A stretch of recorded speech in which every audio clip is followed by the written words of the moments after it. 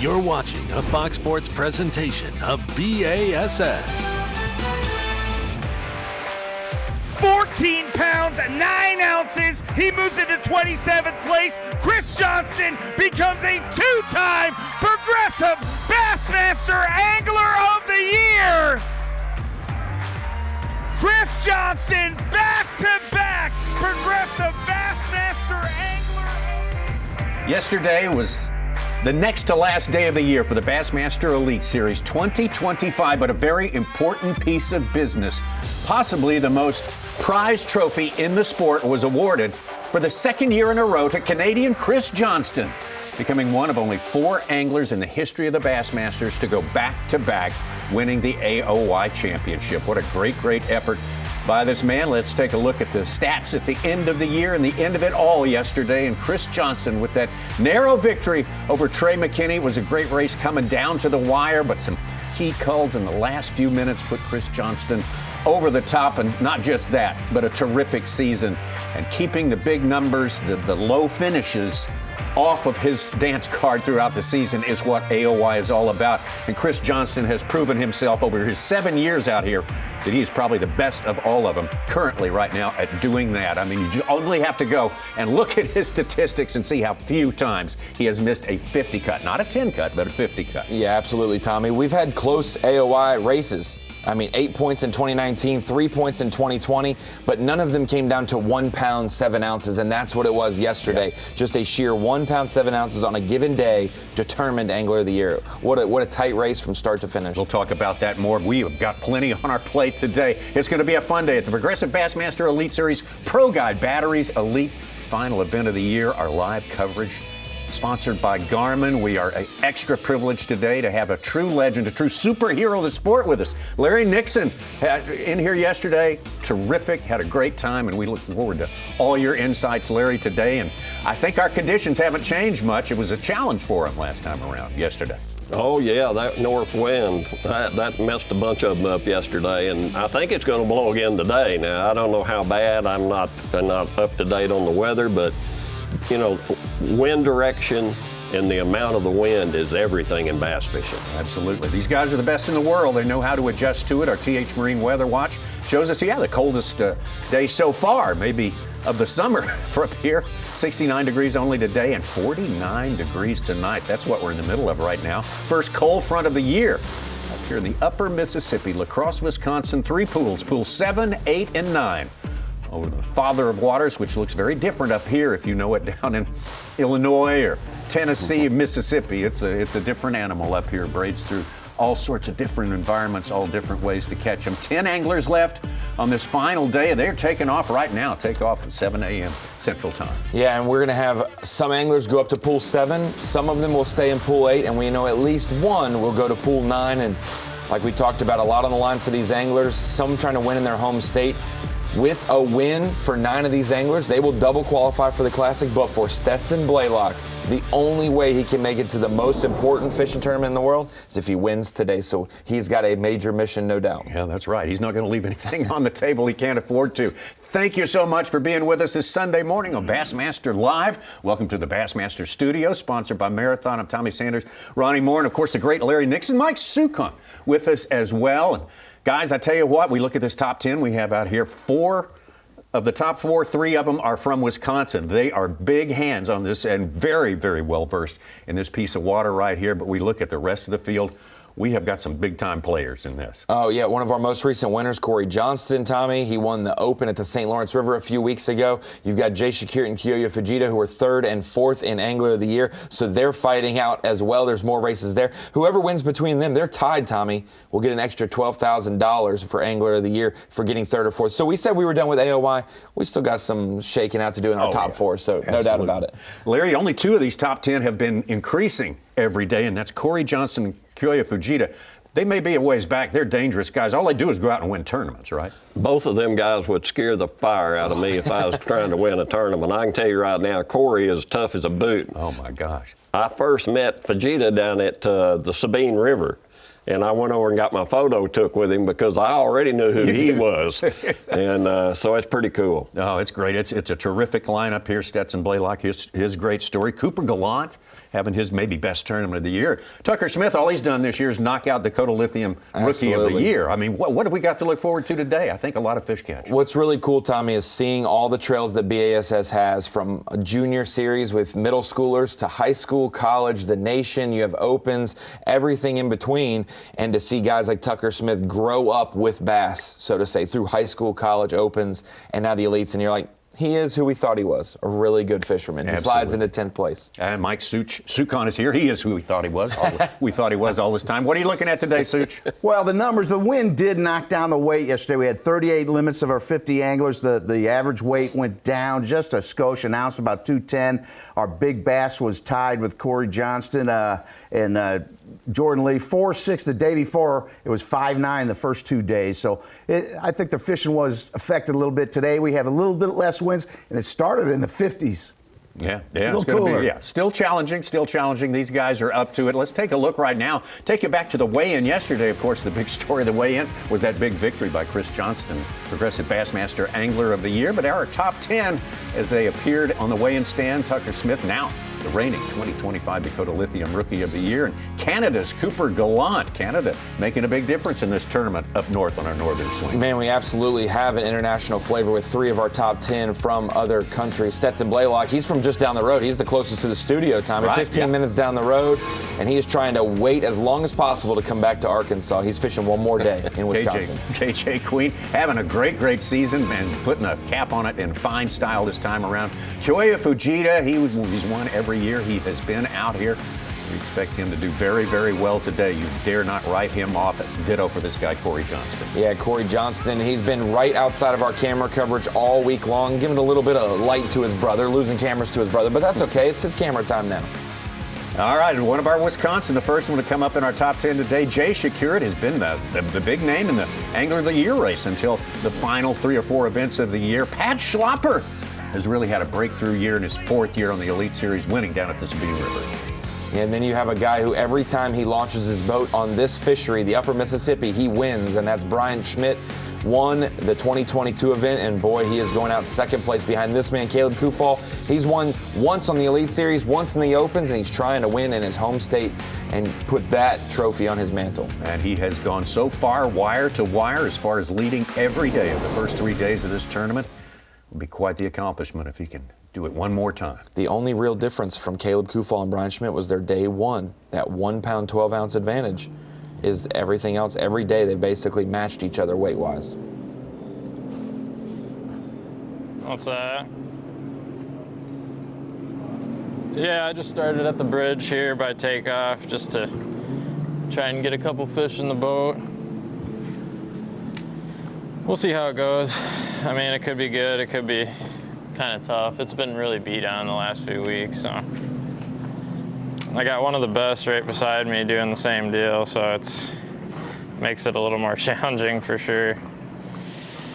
He knows what he's doing, there ain't no doubt.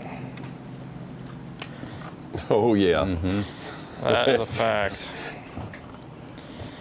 They're just so smart on this bridge. If I could just get one to commit.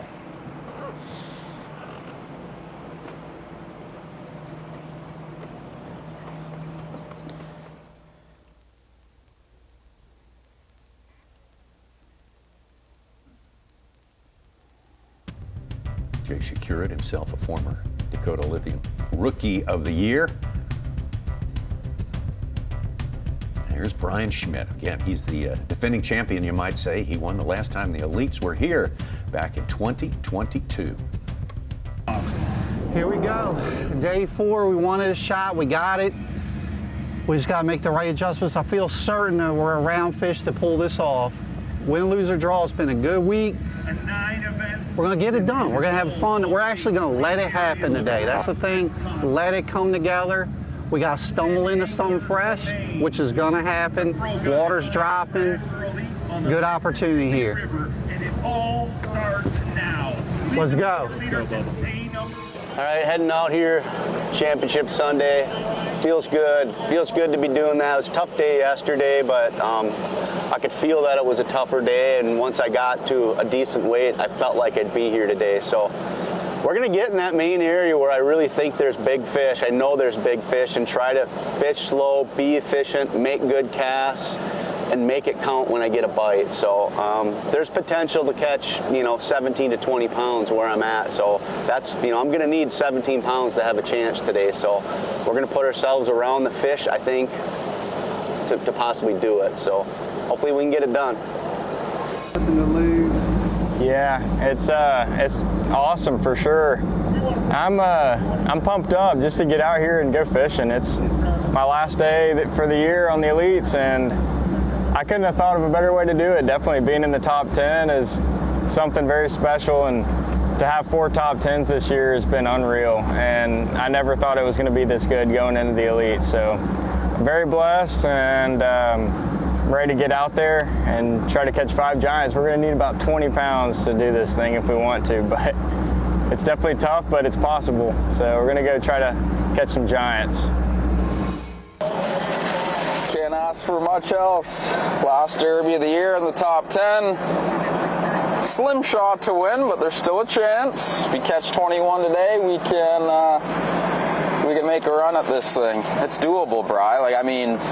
You get 2 giants and 3 other real good ones. I could do it. Like I said, it's a long shot, but anything's possible, and that's kind of the mindset we have going into today, is just grind, and fish to win. We're going to throw that frog all day long. I feel like that's my best chance to get 5 great big ones. The last few days I've only been able to get 1 or 2 big ones a day doing it, but hopefully we can catch 5 today. See you guys in a bit. Just happy to be fishing again. I love frog fishing. There's no better bite than seeing a big one explode on a frog. So it's just going to be a fun day regardless, and we're going to enjoy every second of it because it is the last tournament of the season. Hopefully we can catch a few for you guys. So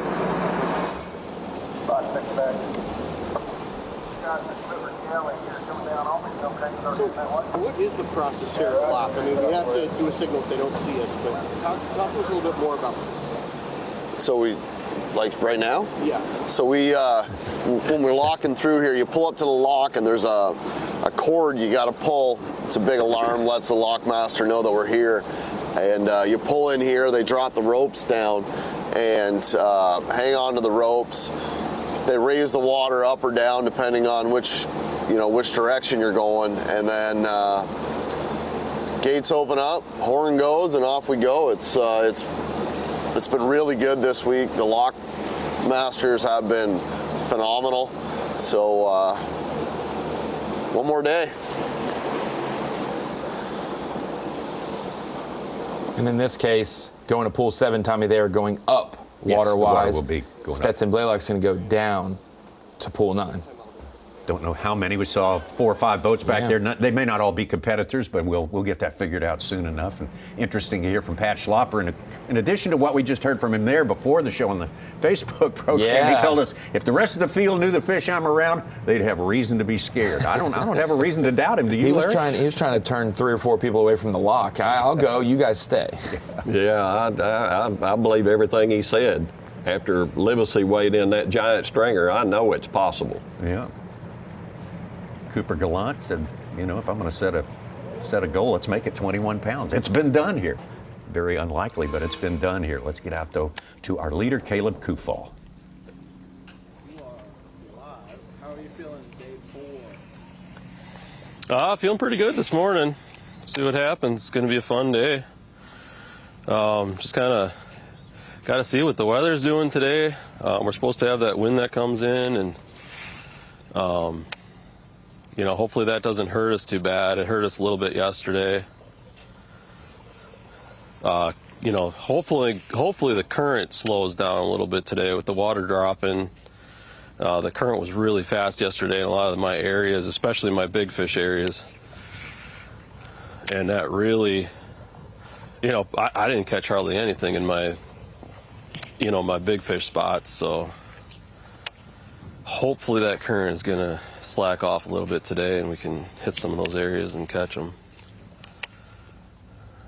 But I've started here every day.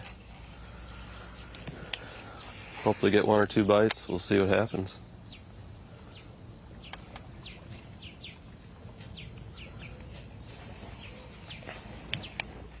We were with Caleb out here day number 2, this spot right here where he started, and man, it did not take him long to get a limit in the boat. No, and it does look like day number 2. Yesterday there was so much current, like you talked about, that northwest wind.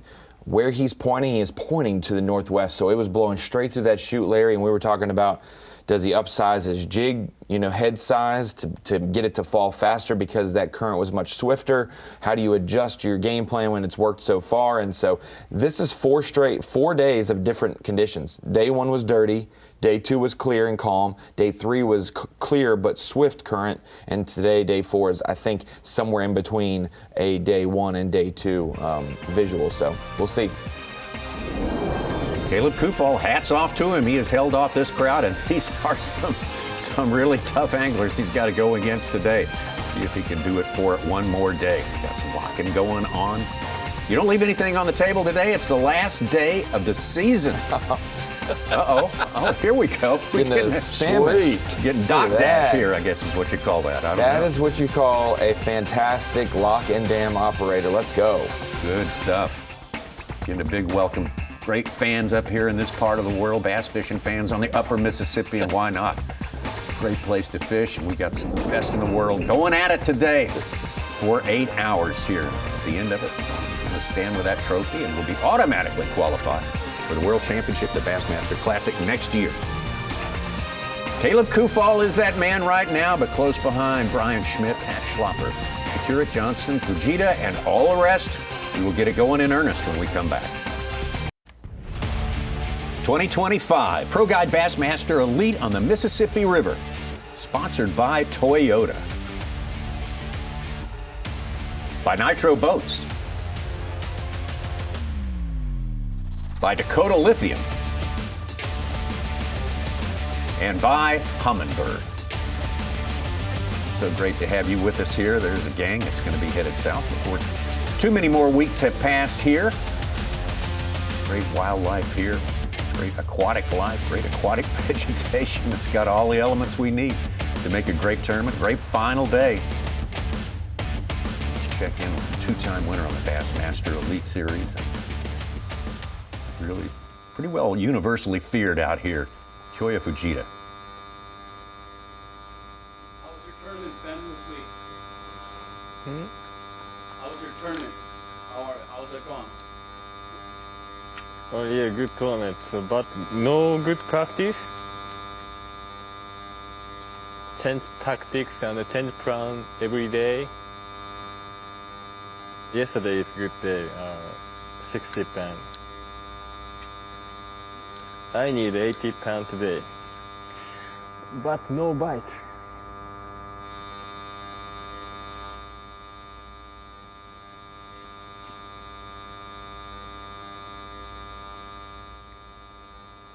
Tommy, he's gone up from 14-14 on day 1. He went up 7 ounces to 15.5 on day 2.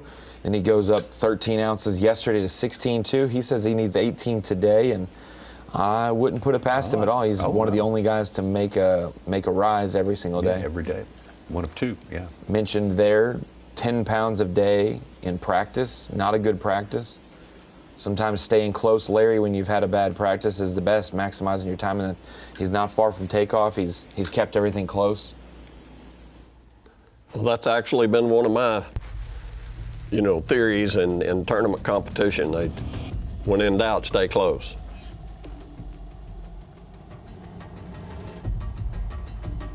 Let's get out to Cooper Gallant. Cooper says, yeah, I'm going for 21 pounds today. That's going to be my shot at it. Why not? It's been done this week. Last derb of the year. We're fishing. We're throwing a frog. One of the funnest things ever to do. Right? I think you can agree with me on that. But yeah, no, man, I feel good. It's fun. Happy to be here. We need 5 giants today. We need 2 giants and 3 big ones. It's a task. It's not easy. We're 5 pounds back, but anything's possible for sure. But regardless, it's going to be a fun day. Hopefully we catch some bass for you guys. And big shout out to everyone back home watching. Friends, family, sponsors, love you guys. It's been a fun year. It's sad it's already over. Well, it's not over yet. We got one more day, but it's been a good year. A lot of ups, a lot of downs. This week obviously has been a huge up. We qualified for the Classic, which was the #1 goal coming into the last 3 events. We had a rough start to the season, but we made her unofficially. Just happy to be here. Mississippi River is a fun place. If you want to come catch some frogfish and catch some big largemouth up north, definitely put the Mississippi River on your bucket list. I think we're going to move spots here, Bri. Just keep running gun from the fish stuff Canadian that looks Cooper good. Gallant. Dave Mercer always reminds us that these Canadian guys don't grow up fishing in Siberia. They fish in environments that look just like this. Cooper Gallant backing it up right there, talking about the fun he's going to have today, throwing that frog. Absolutely. It's an amazing fishery. He's going up, Stetson. Look like Stetson's going up to 7. He was in the lock with them right there on the map, at least. On the map, at least. Thank you, Lockmaster. So we know we at least have Cory Johnston, Pat Schlopper, most definitely KJ Queen. So that's 3 guys, but there's a couple more. Tucker Smith's going up. Yeah. We might have half the field. We might, and then, yeah, we might have 5 of our top 10. You've got Kiyoya and Jay near takeoff. You've got Caleb there. Cooper Gallant, and I think Brian Schmidt will be down there by Cooper Gallant. Mm-hmm.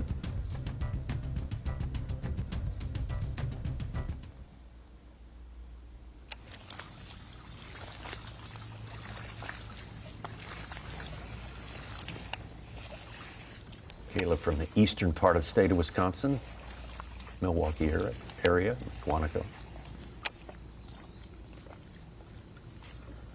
Kind of surprised we hadn't seen him already catch one. As good as he done that second day, and then yesterday was kind of tough on that bank, but I thought maybe today it might pick back up.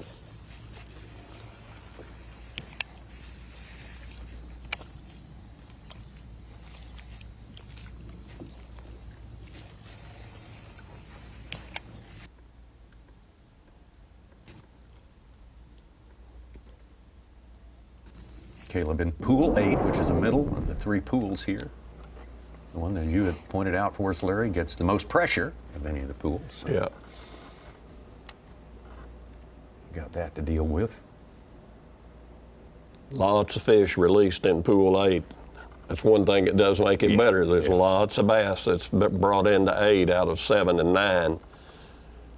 And that's where they wind up spending their time. I mean, they're going to call that home now. They ain't going to go down there and lock through like we do. Right.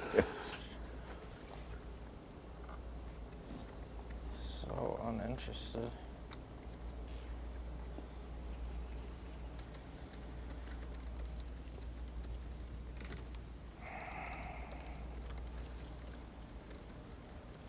You know, it's funny in bass fishing, a lot of days when you get a dead, calm, slick day after a windy blow, they don't bite as good.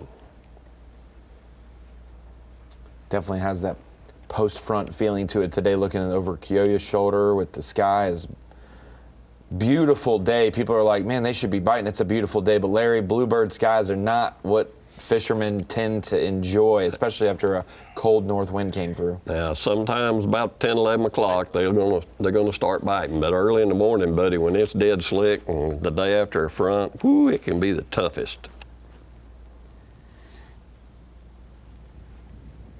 Don't even look like the current's flowing as much as it has been, so every day is new. Got one taker there for Jay Przekurat. He's not going to make the cut, though. They have to be 14 inches in length to qualify as a keeper.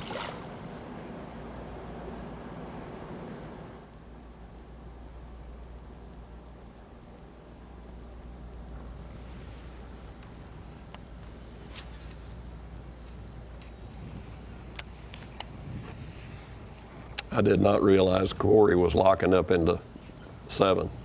All week long. Yeah, he said he was. I See, did not know well, that that's what Chris said on day 2. was I got to make a switch. I'm going to lock up to 7, where an area Cory said that he had great success at. So that's why Chris made that decision, and then nothing netted for him, so he had to come back. Yeah.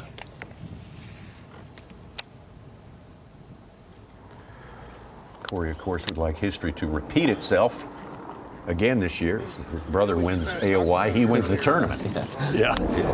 He wouldn't mind that. That'd be quite a boost to the household income. Pool 7, you think? Man, Pool 7's just, I just like it. You know, it's got a lot of, it's a bigger area for me. And I've just had bigger fish in here. You know, it's nothing specific. I just wanted to kind of get away from everybody this week, and I didn't think there'd be as many guys in this pool, which there wasn't. So it was just, I had nothing really to lose this week. So I wanted to find something out of the way, and I I had an absolutely terrible practice.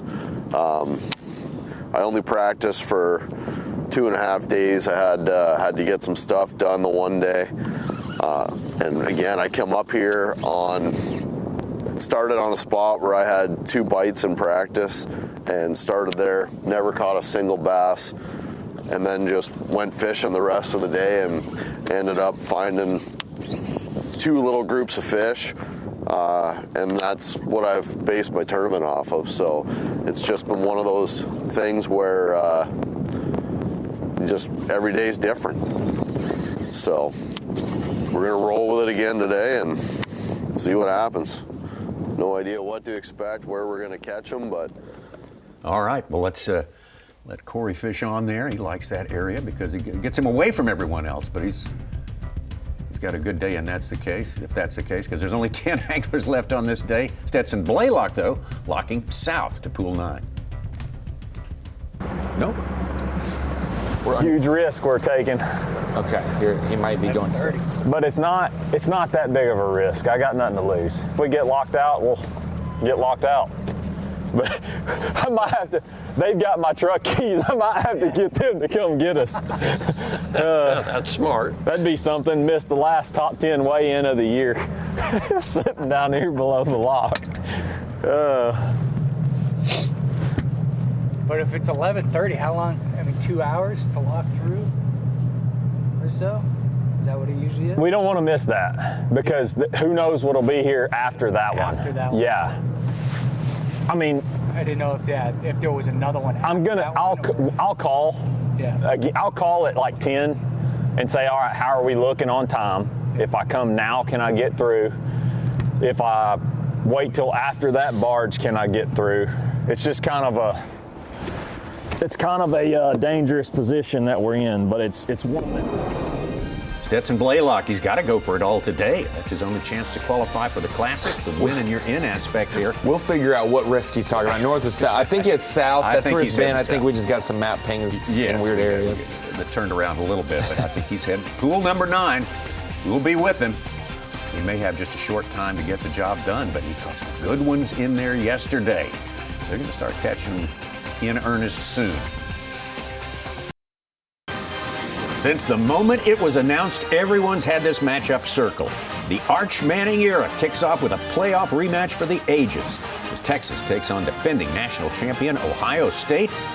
Big Noon Saturday. Coverage begins with Big Noon Kickoff, live from Columbus at 9 a.m. Eastern Saturday on Fox. Well, if it didn't feel like football weather this morning on the upper Mississippi, it will tomorrow morning as the temperatures go down into the 40s tonight, and that gives you a clue to the sort of weather changes we're dealing with. We've had a front moving through and passing through and bringing with it colder temperatures. Some definitely wind yesterday and more expected today. That has not gotten here yet. All sorts of things to deal with. Just another day. Anglers in the Bassmaster Elite Series, they've always got something to adjust to. Let's get out to Pat Schlomper.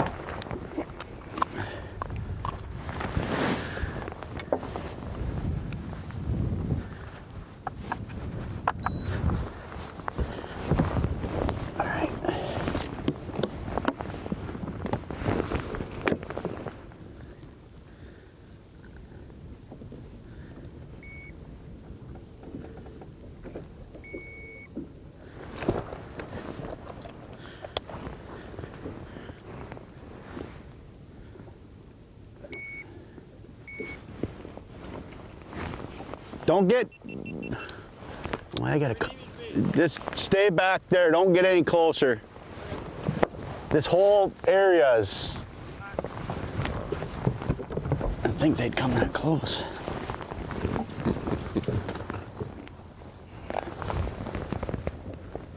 There's another thing you got to deal with. Traffic out of the, you got to direct traffic out on the water, Larry. Oh yeah, there ain't nothing like a bunch of follow boats that really don't understand what you're fishing, and you kind of have to give them a little bit of lessons on where to go and where not to go.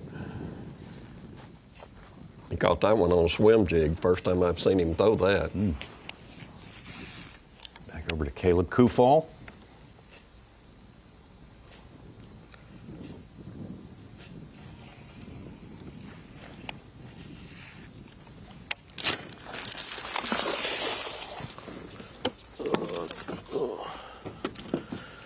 Fish. As soon as it hit the water.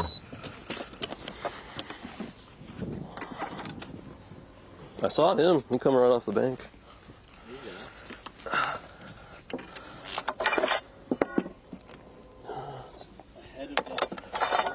Yep. That's the third fish I caught in a little cut deal this week.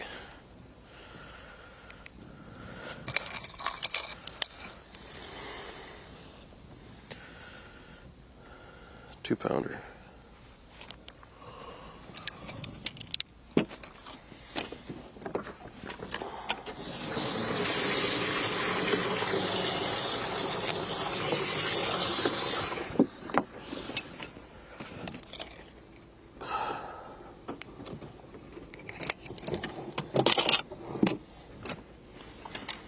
Especially the first 2 days, it's been a numbers game for Caleb Kufall, catching way more bass than anyone else.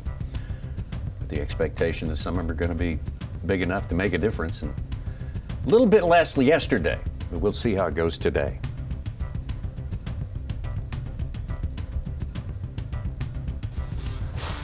Yeah, let's take a look at Dakota Lithium. Bassmaster Rookie of the Year final standings right there, Tucker Smith. Well, not final. He's got a chance to change it today. No, yeah, he started 10th, so he can move up farther away from everyone else. But Emil Wagner jumped up and passed Paul Marks yesterday because Emil got to fish day 3 while Marks and Fothergill were on the outside of the cut. Once again, congratulations to Tucker, the former high school national champ, college national champ. This is the logical next step. And we did get 5 rookies in the Bassmaster Classic. Andrew Loberg sliding into 41st yesterday. Flipped with Evan Kung. He was on the way out after St. Clair and Kung was in. They flipped places and Andrew Loberg gets one of those last Classic spots. After starting the year with 3 finishes worse than 89th place to start his elite season. He was on a fire track from 92nd, I believe, after 4 events to get inside the top 41. Feeling good. I just had a couple blow-ups. I kind of rushed a little guy, tried to boat flip him, but he came off, and then had a pretty nice one blow up on my top water, but just didn't get it good. I've been switching up to the swim bait because this wind's been ripping pretty hard, so it's hard to get them to come up on this top water sometimes with it being windy. The water's a little bit stained, but it seems like if one comes up on this top water, it's usually a pretty good one. But we're just fishing this current break right here. Oh gosh. Oh my gosh. He got it that time. Oh my gosh, dude. Dolphin dive.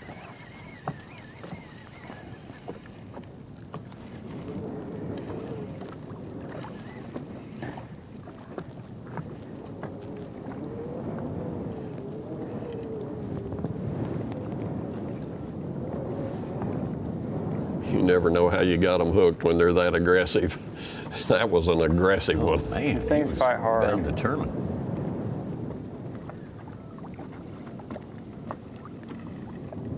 May have been 2 or 3 fighting over it, you know. That's what usually happens.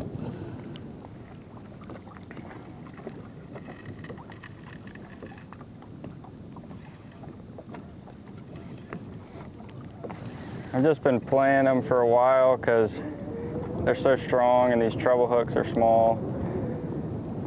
He's got it T-boned, so I'm just gonna take my time with him. Let him fight. Some of the strongest smallmouth I've ever seen.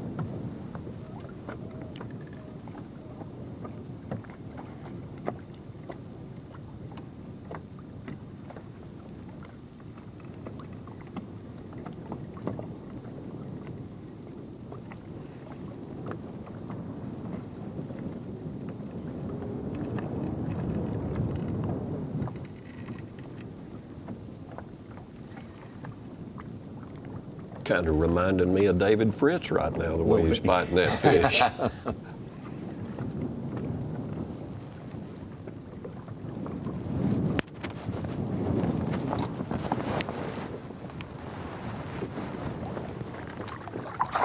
Oh, don't do that, buddy.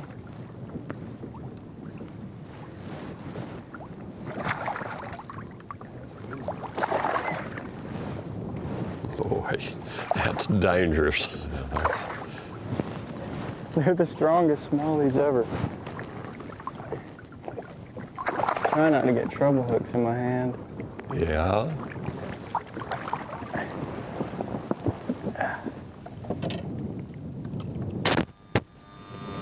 Number one.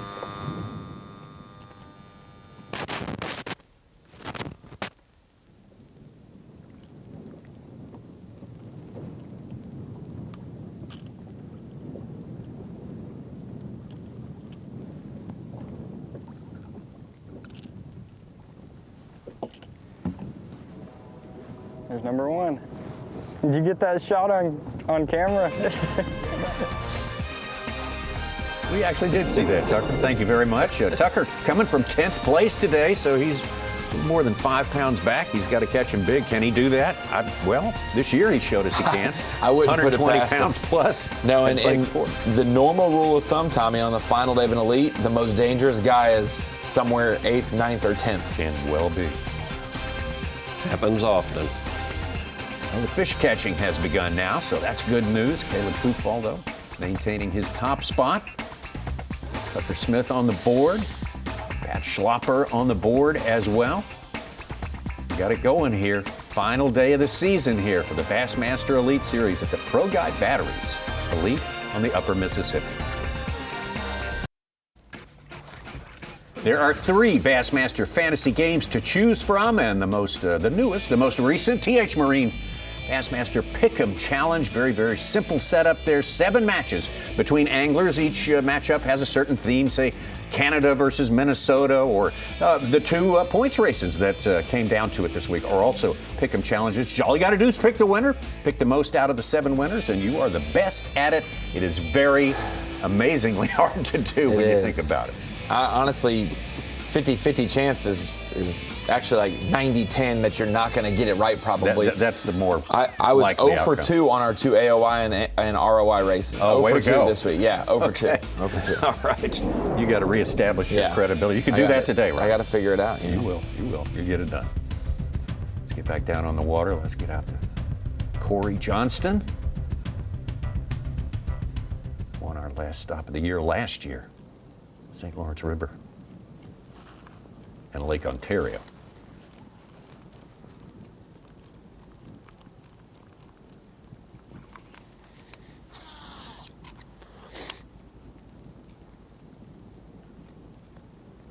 Oh, eat it.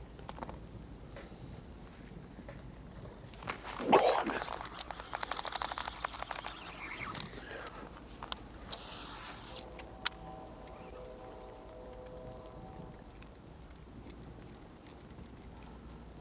Yeah.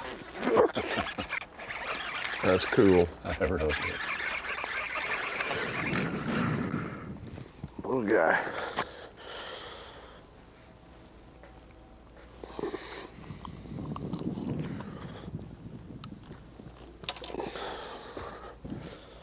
To give him a measure again, 14 inches is the minimum length. 1.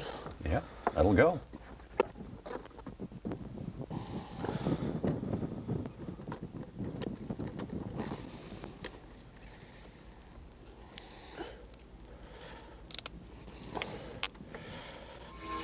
Found a couple of bigger fish up there. 5-0 on day one, and he tied for Phoenix Boat's big bass yesterday with a 4-6.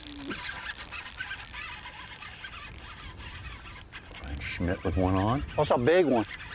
That's a big fish.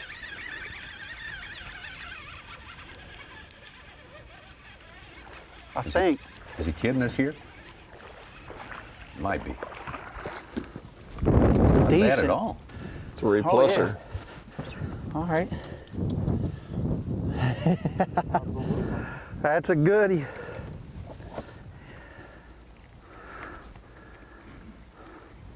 He was not getting away. Hayabusa got him. That's a good one, dude.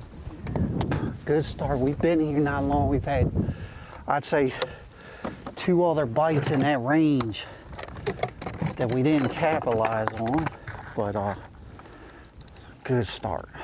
Real good start. He killed it. Kind of fish he needs.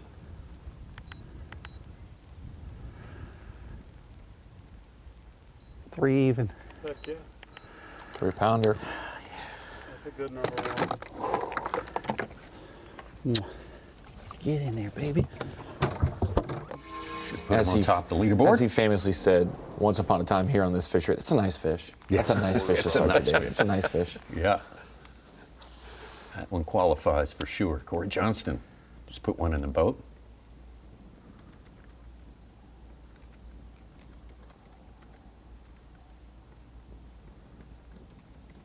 That is definitely a pretty area.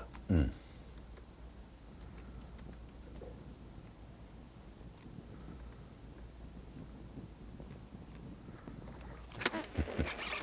It's a better one, I think.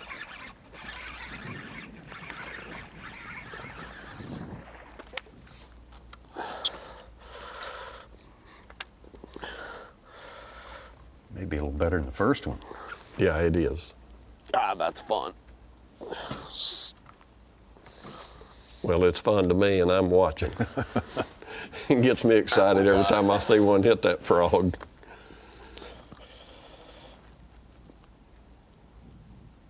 These camera guys are so good. They never miss it seems like. It's always a great shot.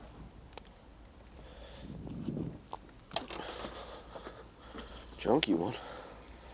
I'd probably jump. If I was on that camera, I'd go, boom. Yeah, you may not qualify as a cameraman, Larry. No, I wouldn't. You're too much into it. I wouldn't qualify. I'm way too much into it. Yeah. Back to Kyoya Fujita, still at his first of the day.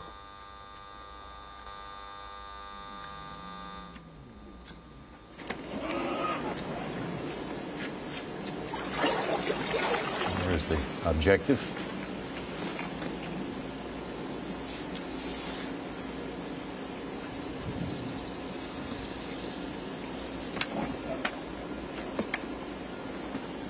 Got his depth set in meters, so it's 4 meters deep there, Tommy. But okay. Definitely a group of 3 or 4 bass, it looks like, along this bridge, you know, abundant tie-up. Yeah. Like they said, these fish have been pressured plenty. This is a very common area, and so it's been tougher every day, but patience does persist. It does have flow through there. You know, every single bridge on any fishery, it's a neck down, pinch down area where water will flow faster, and that just opens the window of time for feeding oftentimes. And these Japanese anglers, let me tell you what, they fish lakes over there, and there may be 700 boats out there. And that's what makes them so good, because they figure out how to catch them in tough conditions. I mean, 4-pound line and a little split shot. Oh, that's the deal. Okay. Other than what he's doing. Number 1.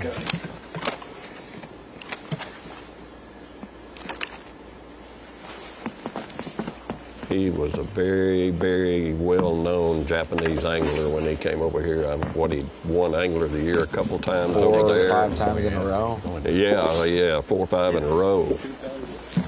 He is a very good fisherman.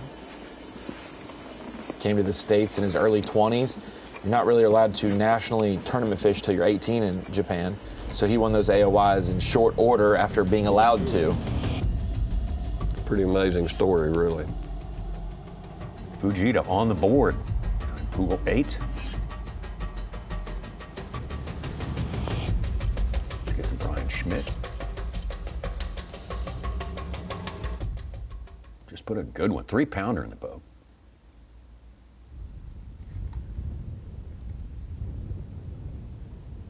The more I watch him, the more I like his style of fishing. He's a very patient angler. Oh, yeah. He does not get in a hurry.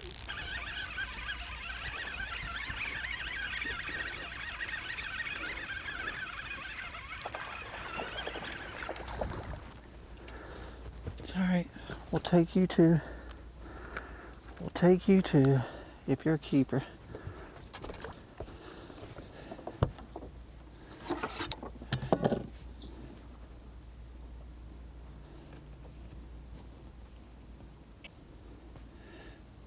Just barely, a little 1-pounder.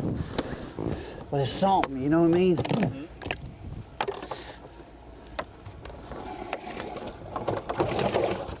Settle down.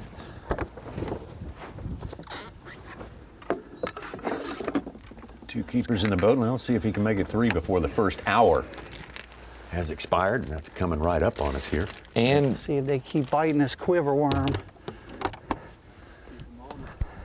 You start to see that breeze come in on the grass. It's not affecting the water yet, but these anglers kind of know this is the calm period. It's about to start getting harder and harder to be efficient in your areas.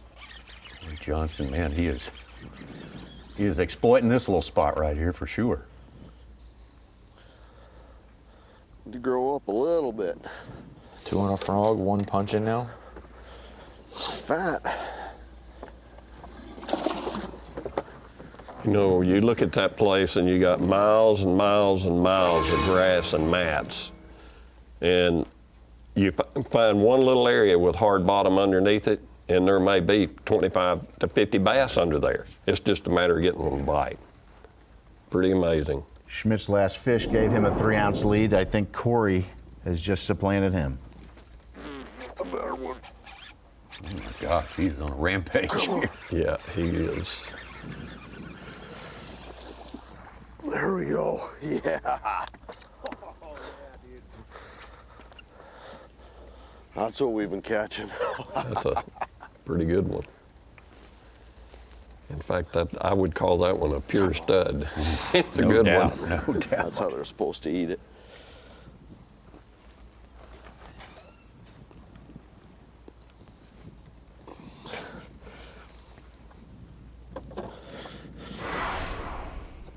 Cory and Kyoya, the 2 anglers who've been upping their production every day here.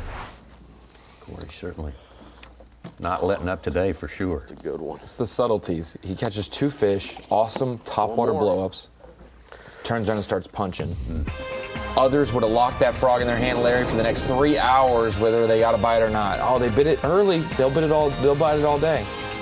Kind of like his brother. He's pretty good. Yeah, not too That's shabby. why he is good. Yes, no doubt. He knew better than to move that boat. Cory now with almost a 3-pound lead ahead of Brian Schmidt and Caleb Kufall. Relegated to 3rd place now, but he's just getting going on today. We're going to head into hour number 2 when we return. Live coverage continuing at the Pro Guide Bassmaster Elite on the Upper Mississippi. Fabulous La Crosse, Wisconsin. Our host city, we love it. Always been coming up here for years. Always have a great time here. College town, nightlife as well. I don't know if there was a Canadian conga line going down one of the entertainment streets here last night. They may be waiting until the whole thing's over with before they start the big celebration here. I haven't heard any reports yet, but no doubt we will. And just a beautiful area surrounding here. A great place to base your Upper Mississippi adventure, whether you're just sightseeing or hiking or, man, the fishing up here, obviously, worth the trip. Thank all our friends. That's our Lowrance bird's eye view of one of many, many incredible scenes we have gotten a look at during the course of our 3 days plus of coverage here. We go into hour number 2 of day 4. Also up there, Pool 7, KJ Queen. Having a great season. Well, what's going on, y'all? We are currently fishing some new water that I haven't fished in the morning time. Just trying to see if we can't find somewhere where they might be some big ones feeding early. Just hadn't run into them yet. I don't know if this wind's kind of got it messed up, blown out. We're trying to get right now, we're trying to see if we can't get a little bit more protected and see if we can't catch them in that little bit more protected area. So we'll see. It's been cold and nasty morning this morning. It's not been the prettiest morning for fish to be biting, and I really haven't seen no fish feeding either. They've been kind of dormant here. So we'll see. We're just gonna keep grinding it out and see if we can't run into them somewhere. We're gonna cover as much water as we can today, and in hopes of, you know, if we find them, they'll be biting, and put them in the boat and we can have a big bag. I know what lives here. There's big fish living in this area. It's just whether or not you can get them to bite. Get them to bite, you can win 100 grand. So we're gonna try to make them suckers bite. KJ, man, been fun to be in the boat with him. We've been in the boat with him a lot this week. He keeps it entertaining, offers us tips, and gives us good insights into why it's fun to be an Elite Series member for sure. To Stetson Blaylock, we saw him here yesterday, Larry. That's correct. Got to blow in there, and hopefully a big school of fish will swim up there and wad up, because it's a good spot to catch a bunch. He's probably just now getting there. Yeah. There was some company there when he arrived yesterday. I don't see anyone in sight yet. We'll see. I had a bite right there. He missed it. Didn't feel like a big one, but can't ever tell.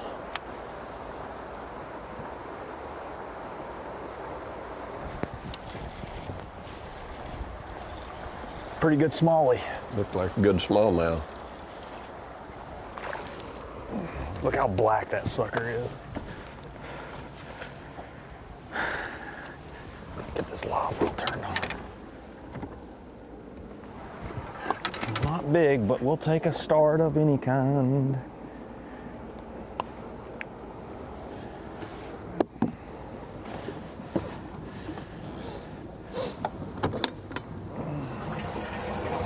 Not even gonna mess with weighing them or anything today, because we need to get them as fast as we can and get out of here. That's a good statement, Stetson, catch them while they're hot. Don't even stop till you got 5. All of our 10 are fighting for a win today, but it will mean a little bit more to that man, Stetson Blaylock, as he needs it to make the Classic. Here in the Bassmaster Studios, I'm at the Pro Guide Screen of Knowledge, and we're talking about the Classic cut line. You have a season-long, 9-event season where every point matters to make the Bassmaster Classic. We have 42 spots available today. If someone wins this event that's already qualified in the top 42, they will knock it down to 43, and that's why this is important. Andrew Loberg, we talked about it. Halfway through the season, he was in the 90s in the points race. He has risen up to 41st. He is in the Bassmaster Classic. Brandon Polinick, he had been towing with that bubble line all week long. Ever since he made the top 10 at Lake St. Clair last event, he jumped up just within range, and he goes in by 1 point over Dakota Ebert yesterday. Ebert now the first man out. He is looking at all 9 anglers, other than Stetson Blaylock, to win today. It will be a win-and-in situation, and it will bump down, double qualify, and get him in there. John Cruz would then be waiting. It's crazy the run some of these anglers make at the end of the season, and how a small one tournament bad finish can hurt you. And for Stetson Blaylock, he is the one angler who has to control his own destiny. He has to go from 8th today to win the tournament to make the Bassmaster Classic. He is on a 6 Classic streak. He wants to make that 7. 59th in AOI, too far away points wise, not enough time left in the year as this is the last day. He does have 2 top 10s this year, but he has 2 100th place finishes. Those are killers. When you're getting single-digit points, you do not want that. You want to be in the top 10s. He has 2 of those, 2 100s, and he's right there. This is probably one of his worst seasons of his career. He has made 6 Classics in a row. He's had a 61st in points one year and a 58th, but those were the first 2 years on the Elite Series for him. So he has been on a big streak since he first got here, and this is really uncharacteristic, but he's got a shot to change that today. He can change it all today, that's for sure. That second 100th at Lake Fork, that's got to be so painful because he used to guide there. Yeah, it's a place he knows well.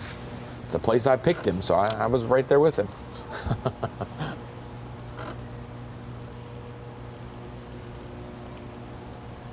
Przekurat still looking to get on the board. Maybe this is it. Yeah. There's a decent one. Not bad to start. It's always a relief to get that first one. I don't care what anybody says. The hardest ones to get are number 1 and number 5. Where they've been getting beat on that bridge. It's kind of skinny, but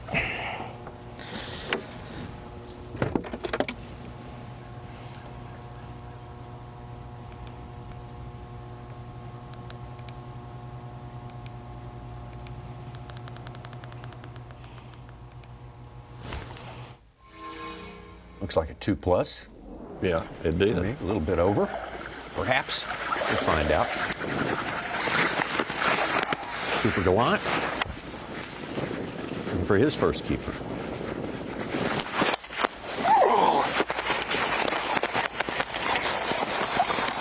I knew I was going to break that rod too. I stepped on it last night.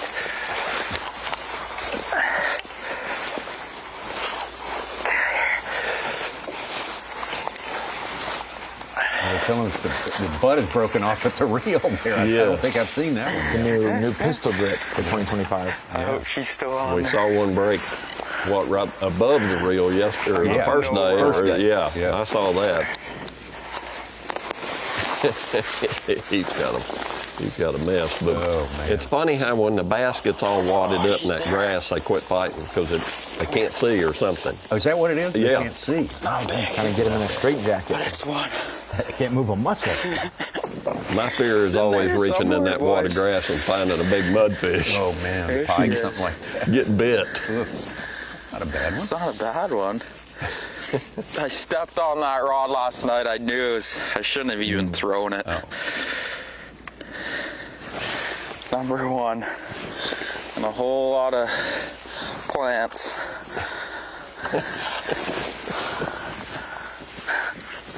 Number 1.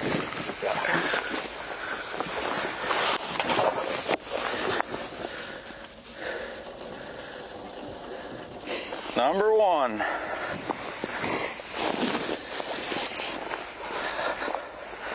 A disaster. I did set the hook hard too. It's amazing. Way too excited right now. Equipment getting so good, you can set the hook as hard as you want 100 times in a row, Tommy.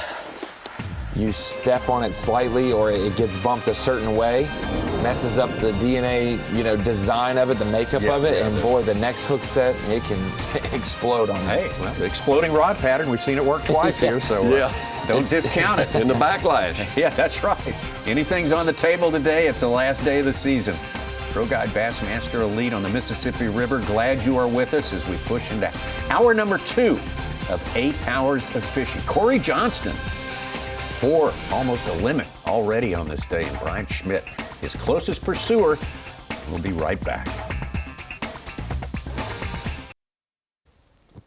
2025 Pro Guide Bassmaster Elite at the Mississippi River is sponsored by Mercury,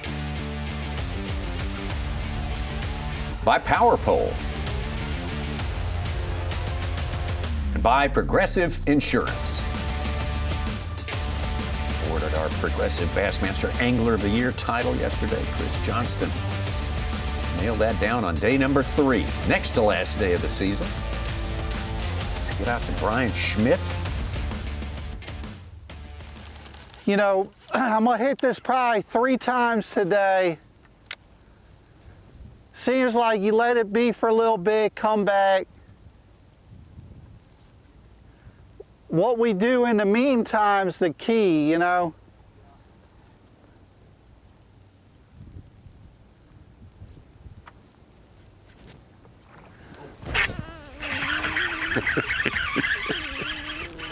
That was awesome.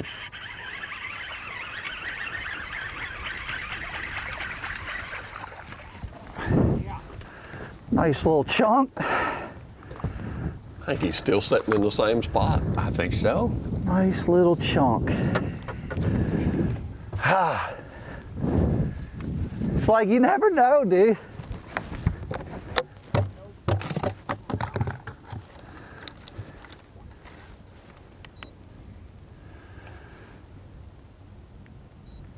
2.5.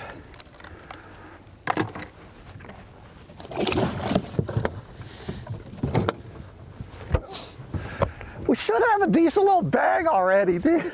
We gotta get our game right. God, dog. Start talking about it and it happens.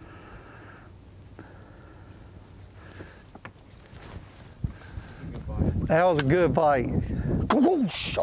That's the last guy you want just to sitting have there a forever. 14-pound You know? initial limit or something like that. A bunch of 2.5s and 3s. That's not the guy you want if you're the leader. You regain the lead by an ounce. It's fun watching his technique here, how slow he gets that thing going. Oh, I'm just loving it. He kind of waits for all the bubbles to go away before he twitches it again.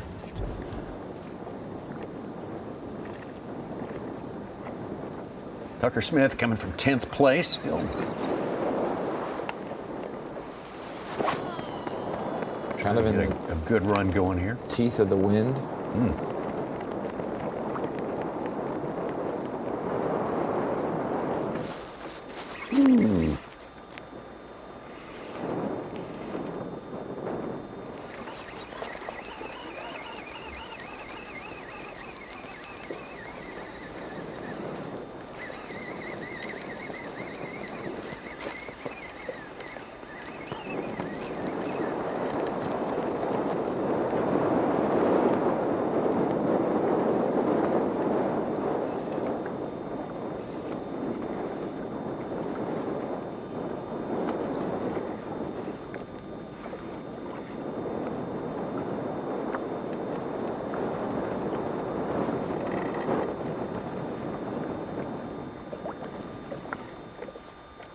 All smallmouth? Yeah.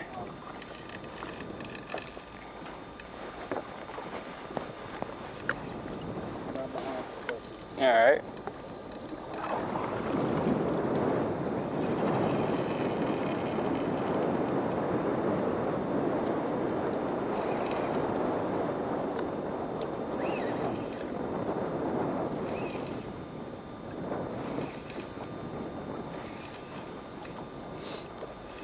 As young as that boy is, I'll tell you what, it takes a lot of cool not to jerk it away from one when they blow it out of the water like that first one did we saw. Mm-hmm.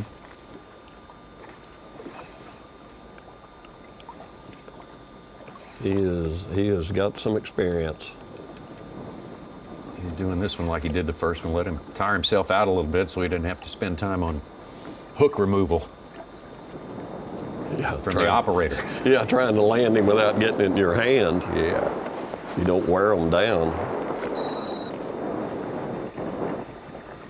Definitely the most variables out of any of our anglers, most of them with big line or a single hook, and for him it's trebles, a smallmouth, and heavy wind that he's trying to land these fish.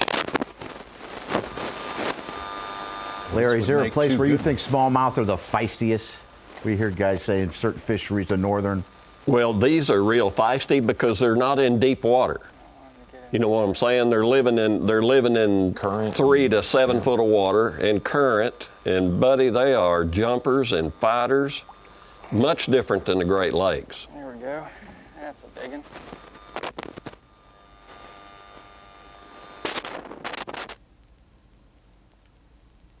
Not too shabby a way to start, Tommy. 10th place. You might as well. I'm just going to go throw a topwater day and have fun. And 2 good smallmouth to start his day. Getting some results. No doubt about it. That's a good one. Dandy. Yeah. Why would they eat the top water better in the wind and the dirty water? I don't know, but they just did. It's weird. Yeah, it's a pretty nice one. Well, once again, Tucker due for kudos from all corners. He's the champion. Dakota Lithium Rookie of the Year Championship. Yeah, my 2025 season's been incredible. Really can't put it into words of how amazing it's been. It's been a lot of fish catches, and it's been better than I even expected, for sure. Lake Fork was life-changing for me. I've always wanted to get one of those blue trophies, and to get one my first year was unbelievable, and I'm really blessed to be able to get one of those. it kind of gave me some momentum. Ended up winning Rookie of the Year. I've had a great event here at the Mississippi River. It's definitely going to go in my room for sure. Right next to the blue trophy for sure.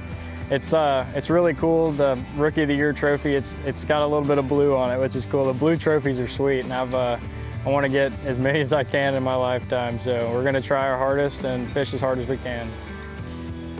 Our Rookie of the Year has kind of changed into a different animal through the years. Such a strong rookie field, it seems, every year for the past 6 or 7 years. And you can measure it by a lot of means.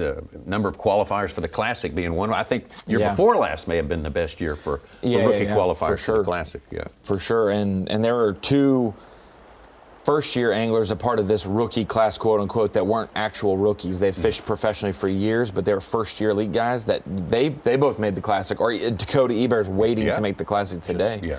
On the doorstep. And so you really had 7 first-year guys, have a chance to make the Classic. But Tucker, you have to be in the top 10 if you're going to win Rookie of the Year in AOY, and he is 9th place. Stetson Blaylock has to win here to qualify for the Classic. He's already got a good one in the boat. Not a big one, though. Dang, I was hoping it'd been a 4-pounder. Wishful hoping, though. They're so good coming out of college now. These rookies are. That's 2, though. Accomplished.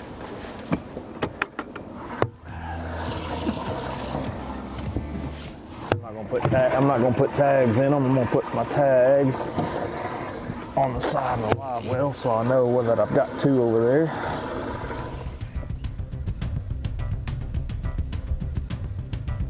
Get Stetson up close to 5 pounds. 2 fish in the boat. He's really up against the clock with the lock today. He pushed it to the last minute yesterday. Today he won't get that opportunity. He'll have to come back earlier. At one time he said there he might squeeze in between the 2 barges. He's going to make a call and check that one out. Wow, yeah. Ooh, that's a gamble. Here's keeper 2 for Caleb Kufall.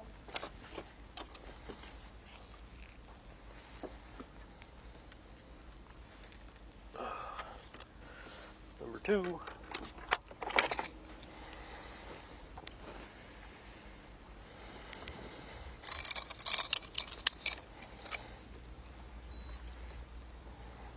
Two and a quarter.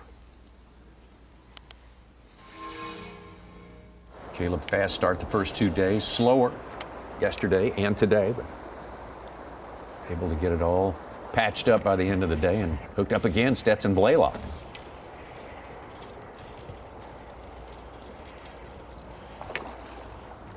Not a big one again, but a keeper. I think. Oh yeah, he's plenty big.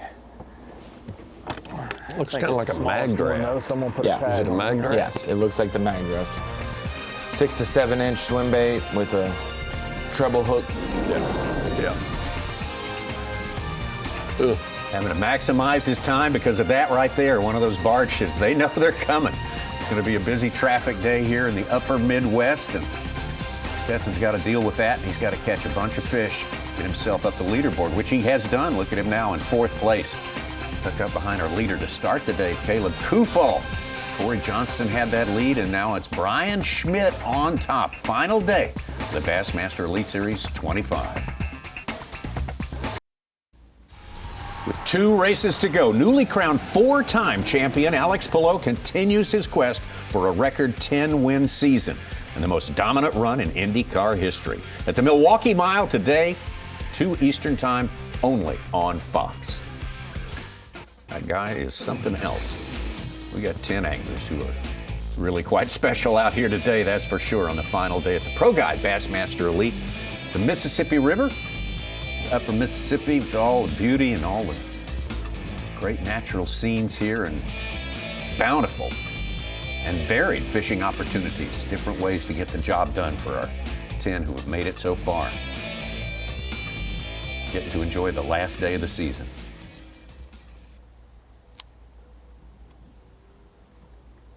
Fastest start of all today was this man, Cory Johnston. Still got 1 more to go for a limit.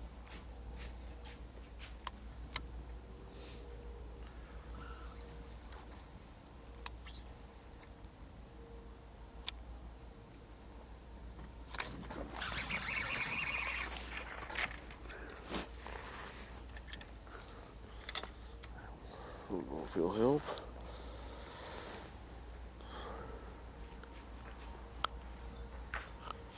Okay.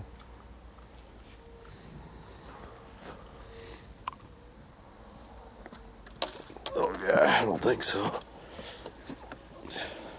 He's acting like he's already got 5 on the live well. Well, he may have. He snuck one in on us there. Wouldn't be the first time A. Johnston did that this week. 2. As you say, Cory Johnston trying to do it like he did at the end of the season last year. His brother wins on the 3rd day, Angler of the Year, and then he wins the tournament. That'd be a good setup right there. We're set up here to have a conversation, Yamaha on the line, with our good buddy, and we're missing him in the studio, but we got a great replacement for you this week, Davey Heighton, the former Larry Nixon. Both of you have 2 Angler of the Year championships, and I want you both to kind of run down the real strength, how good Chris Johnston is. Well, you know, it is obvious. It's evident for us that have been watching him ever since he and his brother came over to the Bassmaster Elite Series. But to win back-to-back Angler of the Year titles, Larry certainly knows, and anyone else that's fished on the Bassmaster Tournament Trail, it's so difficult to win 1 or 2. But to win back-to-back is absolutely incredible, and for it to be so close like it was, and Trey McKinney and Chris fighting it out on this final event, and then you had Jay Przekurat say, hey, I'm still in this thing too after day 1, the way he moved up. So, you know, it's incredible. It just showed what a complete, well-rounded fisherman he is. You think about, you know, what he did here this week, but you have to think about, you know, the St. Johns River, you have to think about the Sabine River, all the different places where you cannot stumble one single time on the Bassmaster Elite Series to be able to win Angler of the Year. Davey, I wanted to talk about a guy who slid into the Classic yesterday, a great tournament, barely coming up short of the top 10. Andrew Loberg, rookie on the Elite Series, but fished a long time before getting here. He drops a 102nd, an 88th, and an 87th, his first 3 Elite events. He said he was fishing for his 5th keeper before he ever caught his first keeper. He was fishing way too fast and nervous, but boy, these last 6 events after those 3 have been great for him. Talk about that jump into the Elites against your heroes. You fish too fast, you have so much going on. He was able to settle in and make the Classic after all that. Yeah, it's absolutely incredible, his second half of the season. I've gotten to know Andrew a little bit around Lake Guntersville, and it was really surprising to see him off to such a slow start. But I can relate to that. We heard Robert G. talk about last year on the first day of the first event. He felt like he was going to throw up. He was around all his heroes.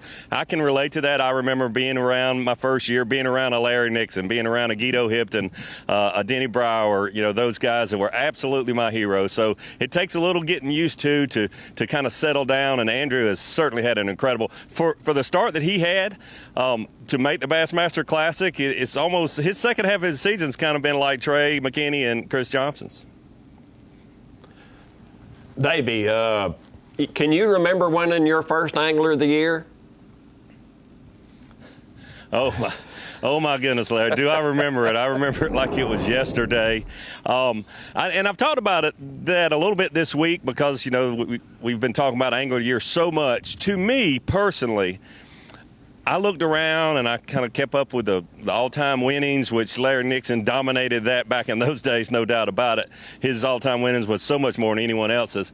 But I kind of felt like as an angler, you're sort of year to year with your sponsors and just with your career and being a professional angler until you do something like win a Bassmaster Angler of the Year or win a Bassmaster Classic. So I was a nervous wreck my first AOI, the last event, and going into it, and there was so much online, and I was really thinking about being able to support my family, chasing my dream, and to I guess say notch that in your stock of your accomplishments meant everything to me for many reasons, but really the main thing was I felt like you were really, you had kind of legitimize yourself as a professional angler if you won the Bassmaster Angler of the Year. Davey, good stuff. Yes, sir. Yes, sir. That's great, Davey, and there's no doubt about it. The Angler of the Year or the Bassmasters Classic makes your career.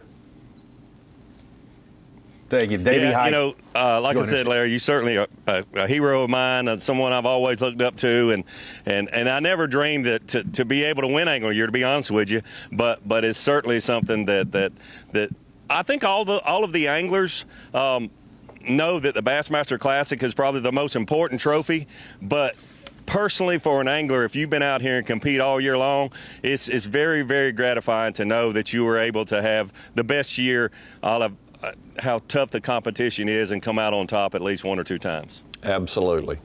A couple of great champions right there, Larry Nixon, Davey Hyten. And Larry, I mean, we pointed this out yesterday.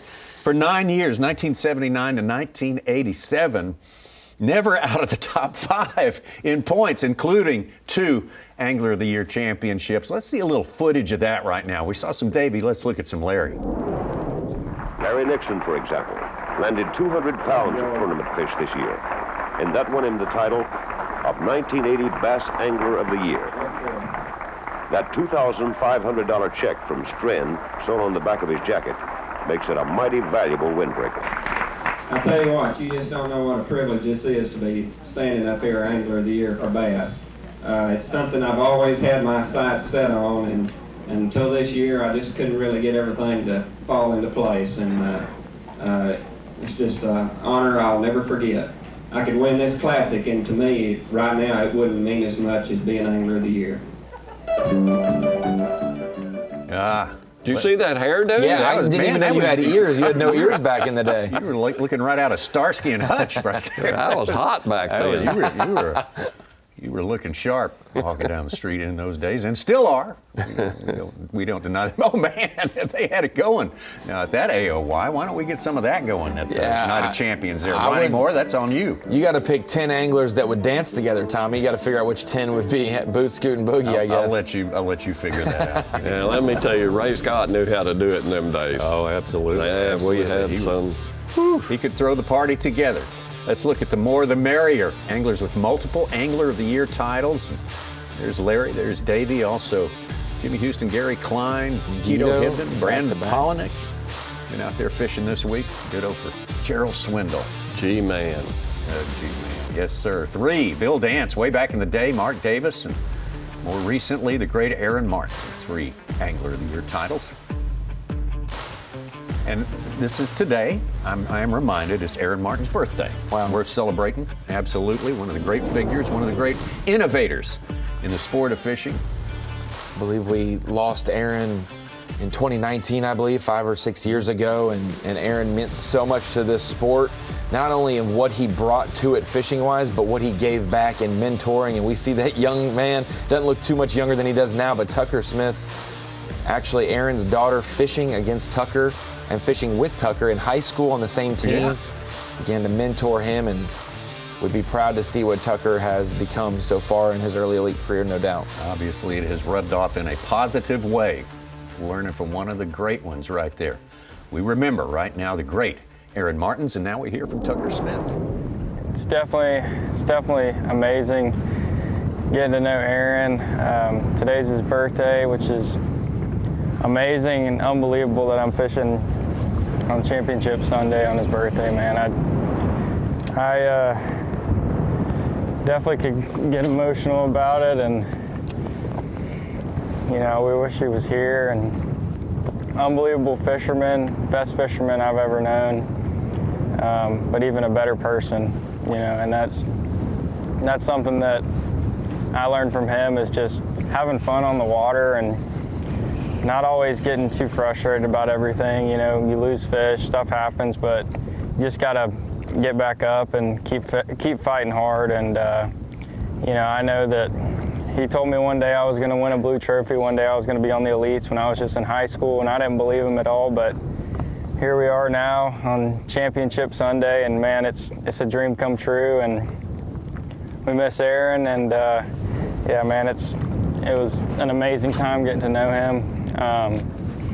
But like I was saying, even when we went fishing when I was really young, early high school, we would get in the boat and he'd be like, you know, where do you want to go? What do you want to do? And I feel like there's not many pros out there that would ask a young kid, you know, where do you want to go? What do you want to do? And that's just the kind of person that he was. you know, just cared about everybody, cared what everybody thought, and you know, wasn't boastful or anything like that, and just a wizard with fishing. Definitely one of the best fishermen in the whole world. You got to think about him a lot. Like, what a great tribute from Tucker Smith there to the great Aaron Martins. Among the many places he excelled was right here in the upper Mississippi. Had a great record here. He's really fascinated by this place and look forward to coming here every time that they. One of the best ever. To equate it to another sport, he was the Phil Mickelson during the Tiger Woods era. Didn't get the love that Tiger got because Aaron fished alongside KVD, but Aaron, absolutely the natural, as they call him, one of the best fishermen to ever grace the Bassmaster Elite Series and Bassmaster Tournament stage. I sure miss him. Yeah, we all wish he was still with us. He certainly has made the bass fishing world a bigger, better place. We're going to take a quick break and be right back with the final day.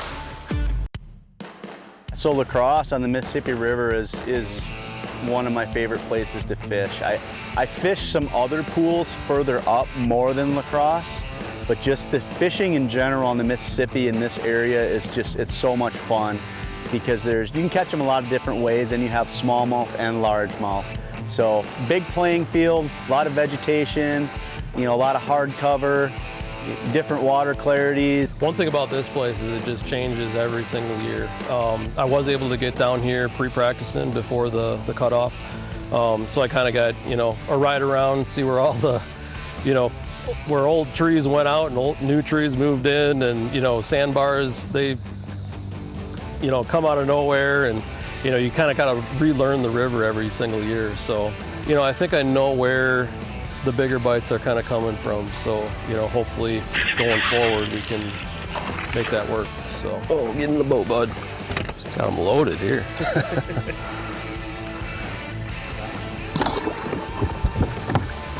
All right. Well, not everywhere we go does the local angle, the local knowledge play big time. I mean, they're also good throughout the Bassmaster Elite Series, but this week has been a little bit different. I mean, we have always had through this tournament in the top 5 or at least the top 10, at least 3 or 4 Wisconsin anglers. Yeah, you kind of almost want it to be a little tougher or a little bit different than normal when it comes to your home fishery, because others don't know how to adjust to it, but you've seen it at all levels and facets that you can make those adjustments. Guys, Pat Schlopper, you talk to anyone from Wisconsin, Minnesota, he's well respected up here.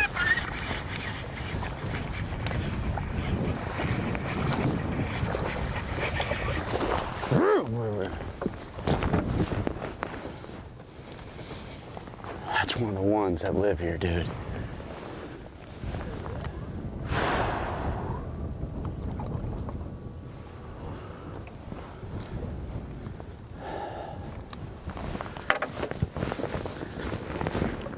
More bites.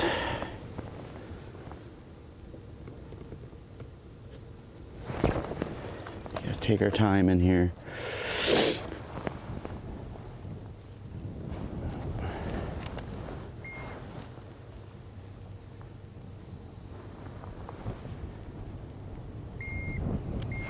$4-pounder, baby. Well, I was guessing. Yeah, that's the kind right there. That's the kind.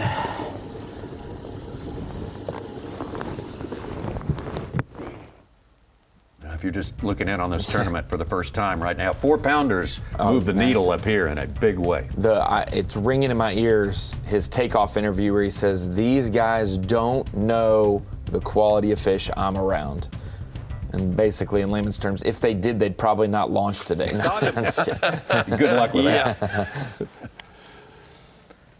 Caleb Kufall.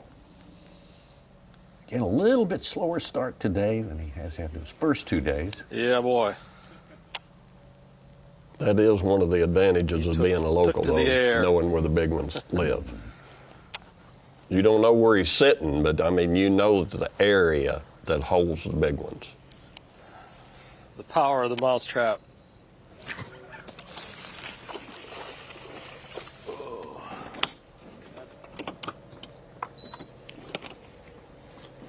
It's a thick one anyway. Number 3. I need bigger ones though.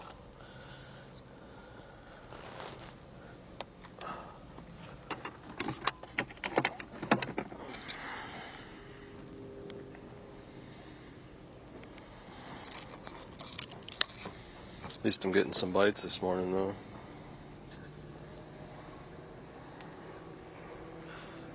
A little under 2 1/4. That one's going to put him right back on top of the leaderboard, but not by much. A single ounce ahead of Tucker Smith. Let's get out to Tucker Smith and see what's going on there.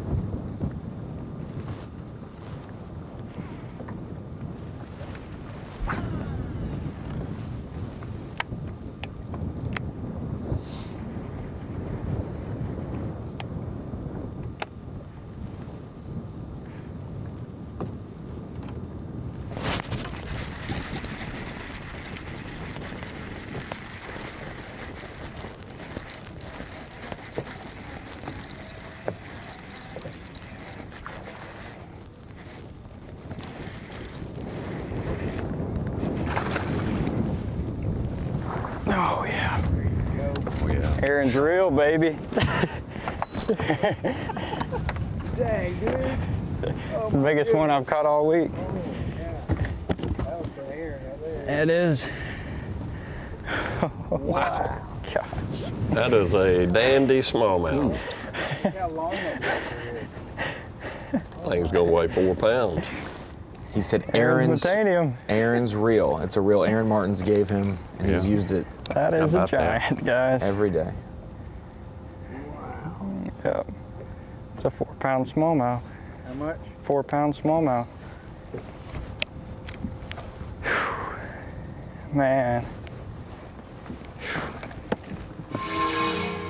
Nice third keeper right here, to be sure, for Tucker Smith, taking him from 10th place over the last 40 minutes or so, all the way near the top.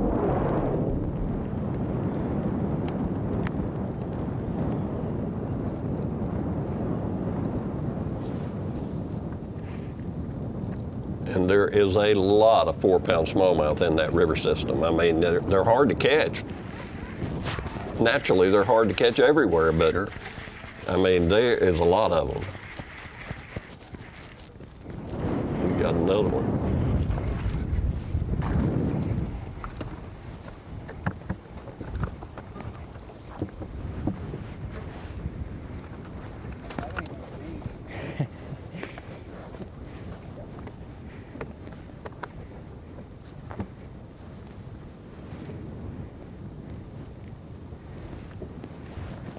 Nowhere near the keeper number 3, but man, Yeah. number 4 is a good mark to hit this early on in the day.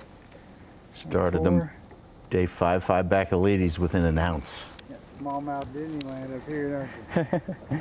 Smallmouth Disneyland.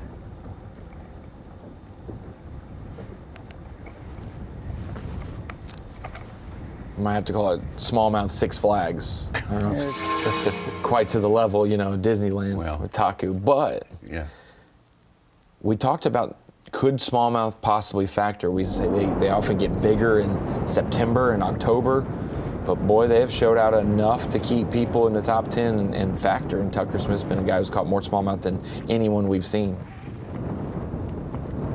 Larry, here enough. Let's just catch here real quick. I got a question for you about those smallmouth.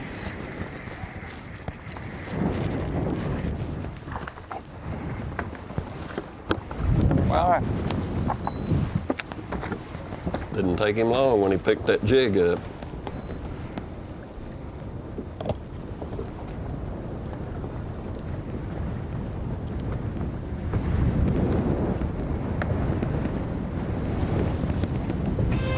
Well, that's how fast it can happen. A 2-ounce lead now. The man on top coming all the way from 10th place. Tucker Smith on this day. Good fish catching going on here. Everyone's last shot at glory. Final day, Bassmaster Elite, Pro Guide Bassmaster Elite on the upper Mississippi River. We got plenty more on the way. Well, since the moment it was announced, everybody's had this matchup circled. The Arch Manning era kicks off with a playoff rematch for the ages as Texas takes on defending national champion Ohio State on Big Noon Saturday. Coverage begins with Big Noon kickoff live from Columbus at 9 a.m. Eastern Saturday on Fox.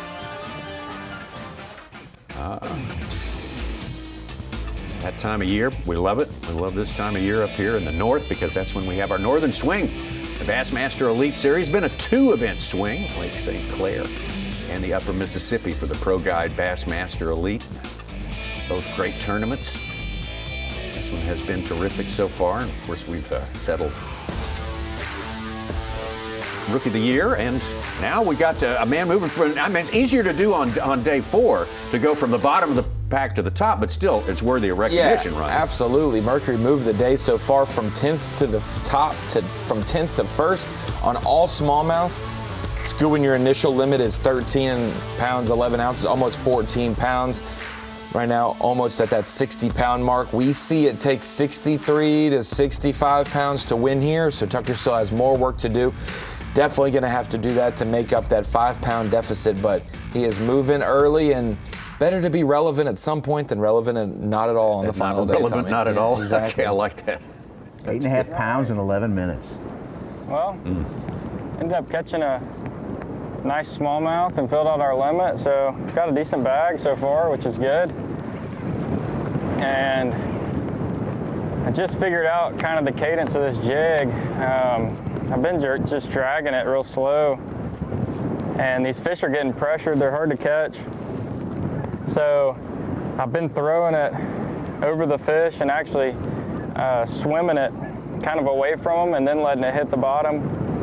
And then as soon as it hits the bottom and you drag it a couple of times, seems like they're biting it a little bit better. I just tried it on that the last couple fish, and it seemed to work. So I'm gonna try to do that a few more times, try to catch another couple good ones. But we've got some frog holes I'm excited to hit.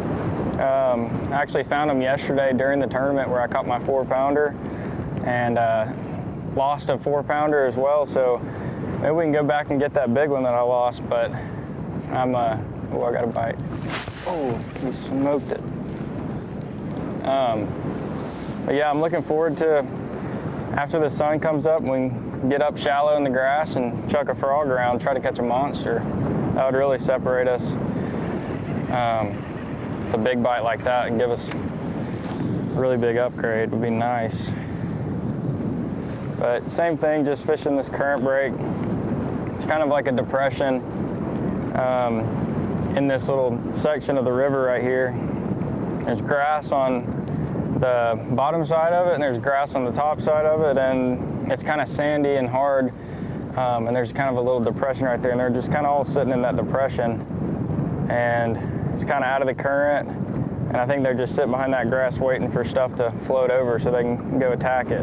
But I was catching them on a topwater, but that topwater is so windy now I can't really throw it. So I'm chucking this jig around and see if we can catch a couple nice ones before we go frogging.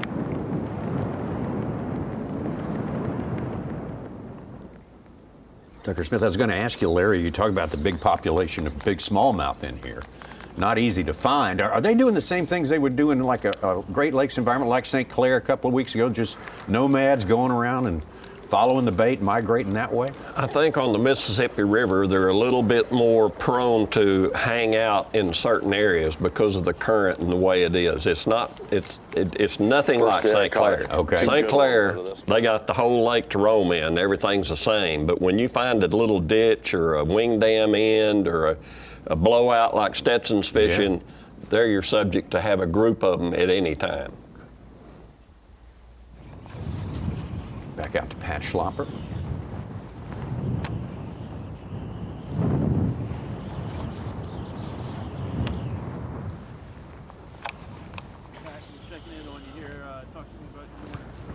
Well, it was pretty slow, and then we got into kind of my key zone, and I just went on a pretty good flurry, and I caught one real big one and two nice ones. Got some company in here today, so that's kind of throwing me off a bit. But I know what to do. I know we're in an area that's got big ones. I just got to navigate the 50-mile-an-hour winds and make good casts, get them in the boat when they bite. But that was a pretty, I think I caught 4 out of the same mat, which is what I anticipated happening overnight with that cold temps, 2 straight days of north wind. A lot of times that'll, it's pushed a lot of the vegetation around in this area and created some mats that weren't here previously. So that'll move the fish around too. And a lot of them fish that were out roaming on this big flat, if all of a sudden a nice new mat shows up, they'll concentrate under it. And that's what definitely happened on the last little magic one we found. So hopefully we can find a couple more magic ones, because we need some more 4-pounders. But we got a good start. I mean, we got 2 close to 2.5, and then 1 over 4, and then 2 1/4. So it's not a bad start, but if we want to win, we need some more 4-pounders. And I feel like we'll get some more opportunities, especially if KJ leaves, which he's been in here, but I ain't seen him all that much. But it just makes it a little harder to move around the way I want to move around when he's kind of in the one other zone. But he's been fishing there. It ain't like he just showed up today. So he's been keeping his space. He's a good dude. I just would like my chances of winning a little better if I had it to myself, but we still got a chance. Pat Schlopper, as we've said many times, great second half of his season. This is his 5th cut in a row after just going through the first 4 events with 1 cut early on. One big deal we've been talking about is that wind. On the Deep Dive app, which I've got pulled up here, you can see in Pool 7 going up to the Onalaska pool. All of the orange, you've got the wind direction coming in from the west and the northwest today. That's what happened yesterday. It was a little bit more straight down like this, but these areas that guys like KJ Queen, guys like Tucker Smith, Pat Schlopper are dealing with. This is what the wind was around takeoff time, okay? 4 o'clock, 5 o'clock this morning, 6 o'clock. Now we're getting to current conditions and you start to see a whole lot more red. That means they're a lot less protected, a lot more wind impact, and they talked about it. Cory said this earlier, I like this area. It's a lot more open. It's a lot more spread out. I can get in a region and fish around instead of the cuts and turns down in Pool 8. And so when you look at some of these areas, you'll see Tucker Smith's wind change a little bit. You'll see Pat Schlopper when he gets behind the mat, how that wind changes. All of these little wing dams, you can see them here, I'll circle them. All these little wing dams or little islands will protect and make some of these places a little bit calmer, but for the most part, they are in the teeth of the wind today in Pool 7, make the fishing a little bit more difficult to be efficient. We saw him go from frogging and some like jerk shad type conditions for topwater to now having to punch, using a swim jig, a chatterbait as well. And so a lot of these anglers that are in the teeth of the wind are now adjusting their baits, not the location. Meanwhile, guys like Cooper Gallant, you see all of those areas. It's going to be much calmer. Thank goodness that it was calm when we came to him, because I would have been contradicted, Tommy. But based on the Deep Dive ad, you can plan your day wind-wise, water clarity, stream flow, all of that. Saved it at the last minute. I did. I was so worried it was going to be blowing in his area, but just enough breeze, but pretty protected.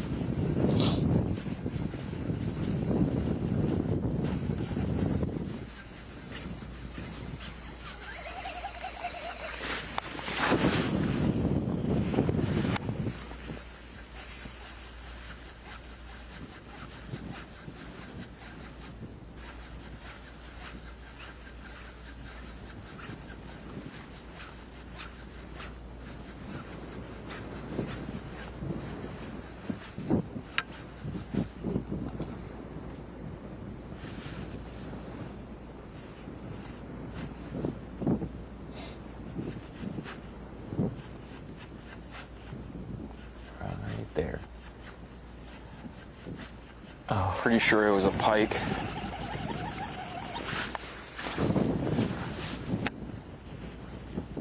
I'd hate to hook it, but I'd have to throw back and see. Gotta check it, gotta check it. Yeah. Ooh, that didn't look like no pike to me. Like a bass, didn't it?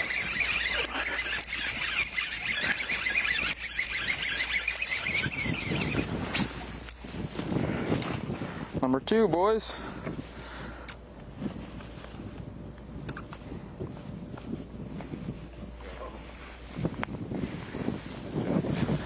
That was fun. Looked like a pike the way she came out.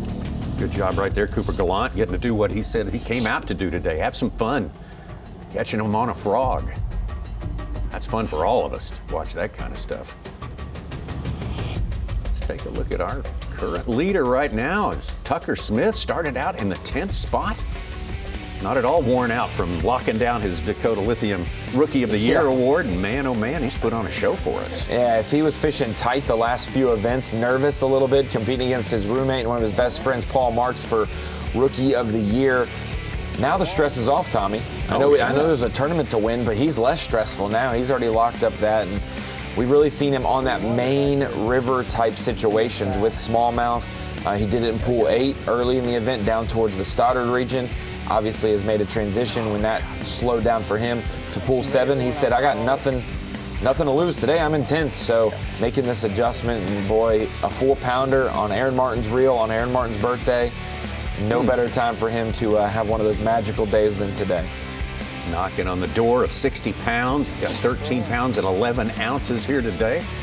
Far outpacing the field on this day. And boy, this young man coming up in a short, young career, he's adaptable.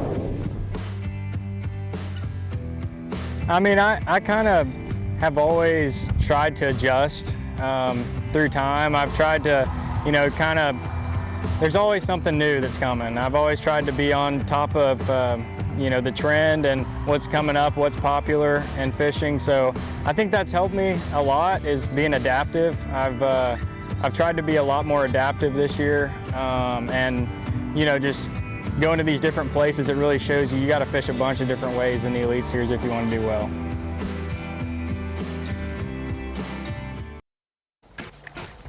Been a super fun season for Rapala Bassmaster fantasy fishing. Of course, it's too late to get on the 2025 version, but the 26 edition with the Bassmaster Elite Series will be cranking up next February in the state of Alabama, as a matter of fact. Not too early to start thinking about how you're going to lay out your season and the 5 anglers you're going to pick for each different event, coming from the different levels of achievement in points.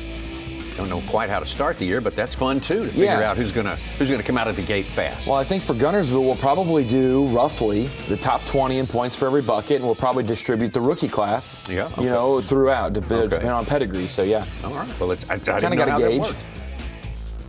All right. Well, our live coverage today, the Pro Guide Bassmaster Elite, is sponsored by Garmin. We have seen some incredible shots here. This is a very picturesque place, a beautiful part of the country, and also some pretty good fishing up here. Tucker Smith will tell you that. He has come from 10th place all the way to up to the top on this final day, looking for his 2nd win of the season. But he's got a lot of work to go between now and then. Przekurat, another year, another good run at the title. Progressive Bassmaster Angler of the Year. He's going to get it one of these days, as a lot of people predict.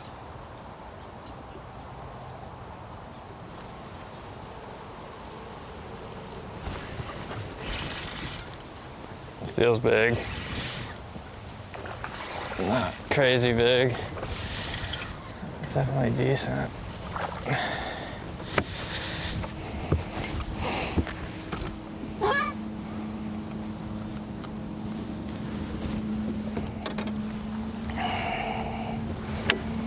A little active point here. There's current running through it.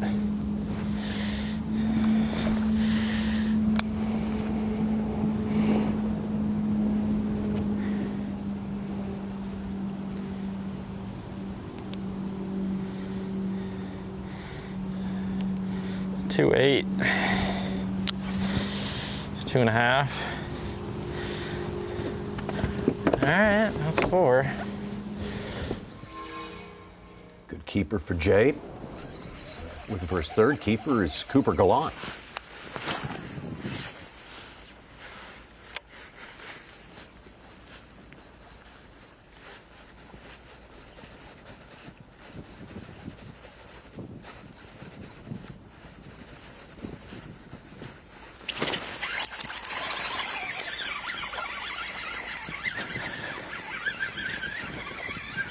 That's why I like throwing the 3-power instead. You slingshot them out of the water. I went to the 4. Another keeper, it's long.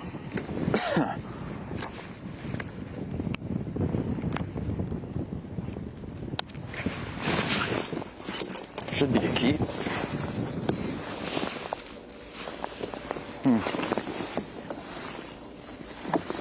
Bump board must have flew out or something. Got another one, but as you can see, the numbers are gone because I've been catching a lot of 12 inchers this year. Wore them all off.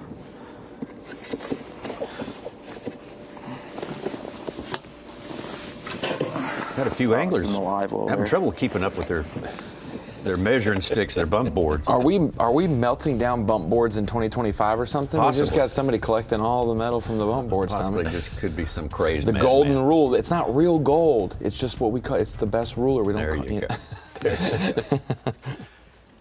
Back to Caleb Kufall. Caleb started the day with the lead, as he has days 2 and 3.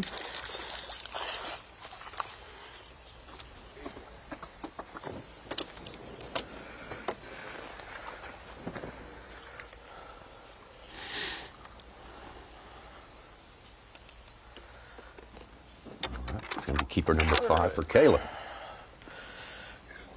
It's 2 1/4 pounders. 2 1/4. Gives us a limit though. The limit and the lead. Back by 2 pounds and 2 ounces ahead of Tucker Schmidt. Strong when you can start with the lead every day. You've got a leg up on the competition. Caleb Kufall. All that really counts, though, is the way it stacks up at the end of the day. That weigh-in will be coming at 3 p.m. this afternoon, local time, Central Time. But we got plenty of fishing between now and then, with Kufall in the lead and Tucker Schmidt in second place.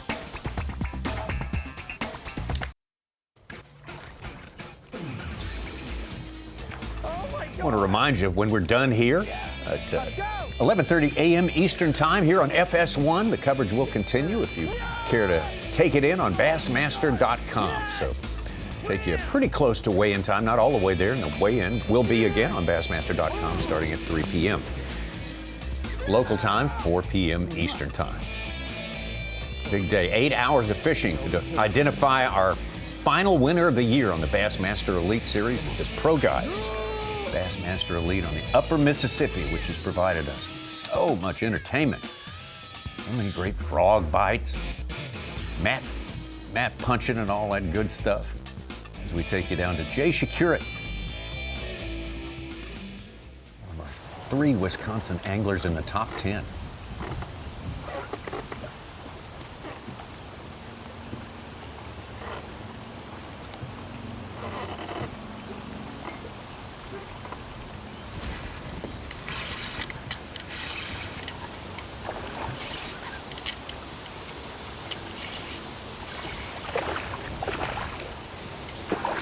That's a good one. There we go. I thought at first I was fighting it. I'm like,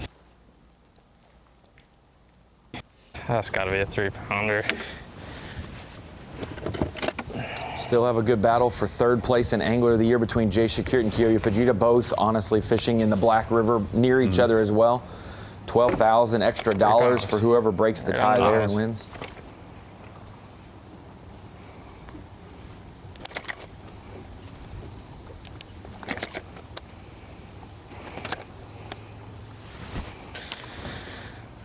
£3. Good one to round out his limit there. Jay said found some nice current flowing around that little point there. Let's get back out to Tucker Schmidt had the lead for a while now. He is currently sitting in third.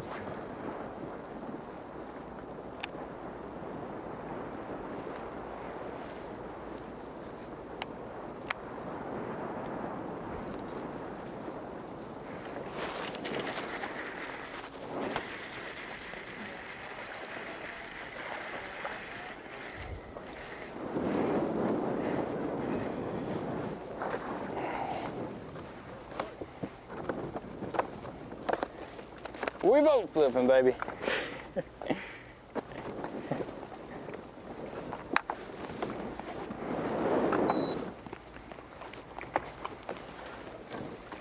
Thanks.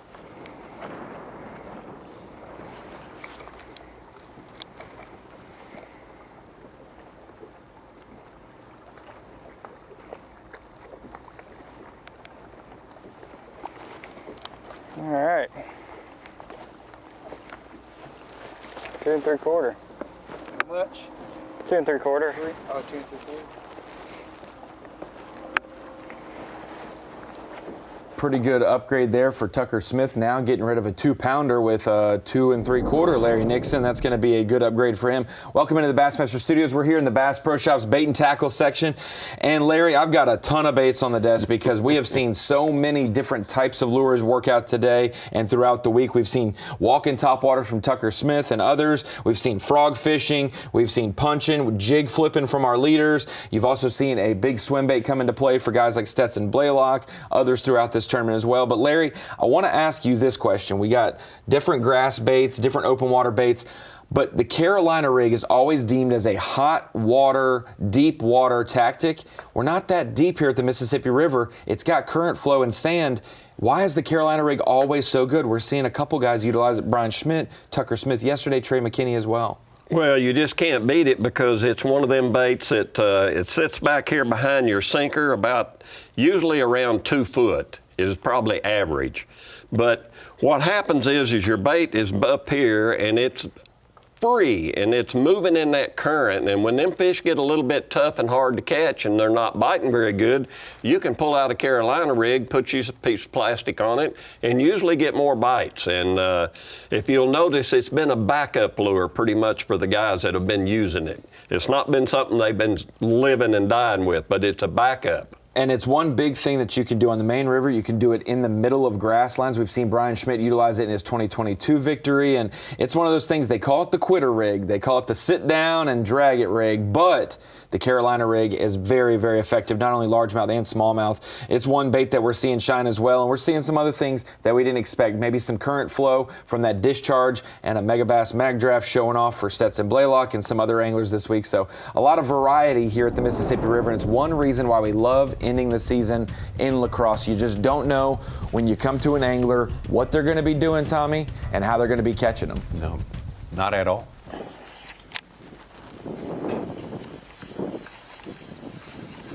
I've always said, when in doubt,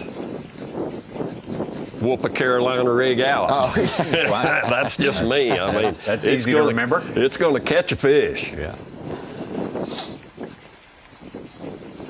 A lot of people don't like it, but, and you know, one of the guys was throwing a miniature Carolina rig, a little, what we call a split shot rig. Yeah.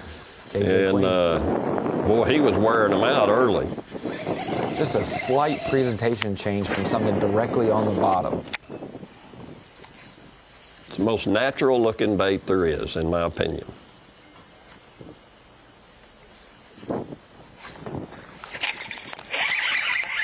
That's a better one.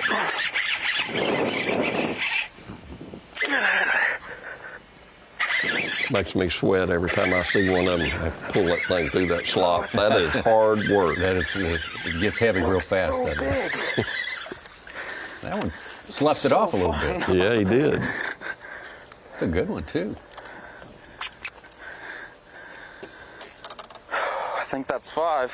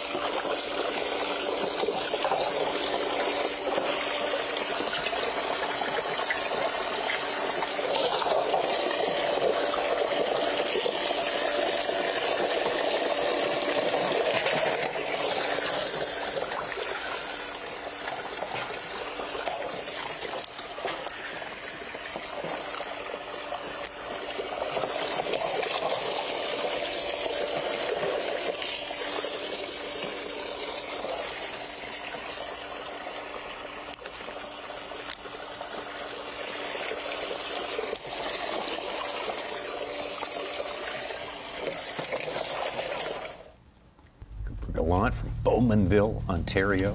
Fished his third season out of here with the Bassmaster Elite Series.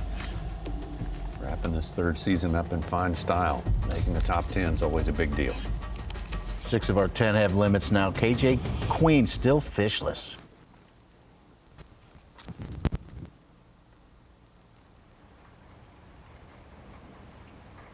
Just don't know if I can force feed them today or not with this top water. I don't know if they're gonna come on up, commit.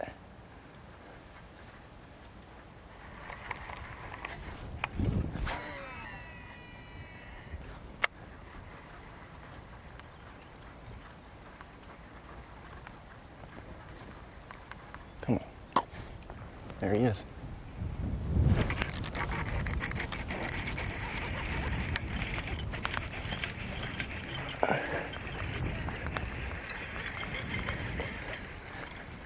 Goodness gracious.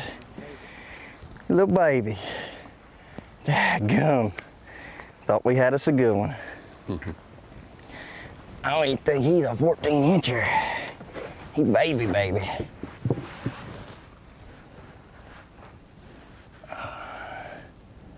Oh, he's a gnat's fart though.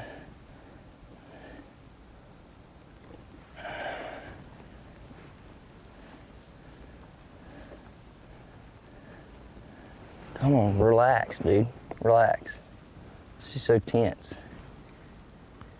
Close that mouth.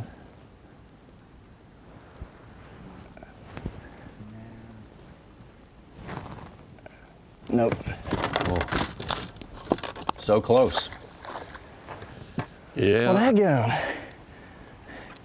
That thing come out there and bowled on it. I thought it was a big one. I was like, here we go. It's all right. Got the monkey off her back. Gonna be good now.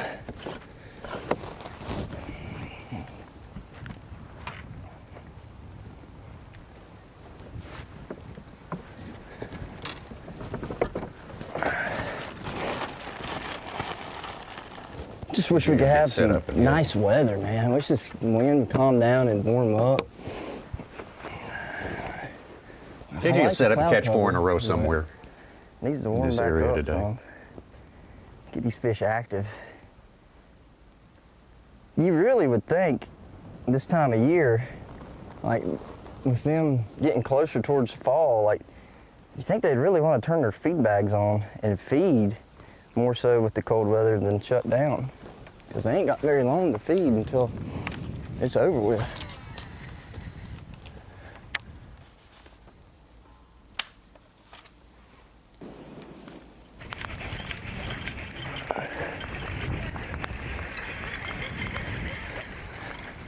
Goodness gracious. Little baby. Daggum. Thought we had us a good one. I don't even think he's a 14-incher. He baby.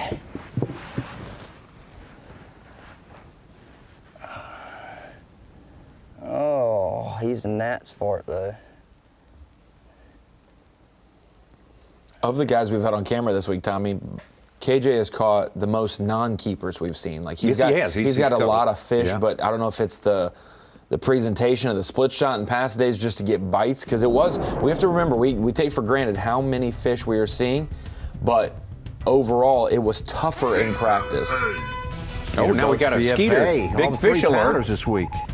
Uh-oh. This is all our 3-pounders and above for the week. So that's the big fish we're concentrating on. Pool 9, now we're into pool 8. How they're spread out where they were found, put in the boat. A lot less down in Stoddard than I'd imagined, but pool 7 used a whole lot more this week. Absolutely. Up through 8, through La Crosse. South of the airport, we enter into pool 7. Some good fish caught out of there. We've seen a lot of them on Bassmaster Live this week. The Newport Bassmaster Kayak Series. Getting close to wrapping up another year. It's been great growth for that segment of tournament fishing, a great gateway into tournament fishing for a lot of folks getting into a kayak. Fishing tournaments, you can hit the QR code there and find out more about it. Of course, be aware, we've got one more big tournament left this year, the Toledo Bend event, September 27th and 28 there in Hemphill, Texas. They're on the border between Texas and Louisiana. Great big Bass Lake. They will have a heck of a time there. Let's get back out on the upper Mississippi River, border between Minnesota and Wisconsin. And Elephant, Wisconsin's Pat Schlopper.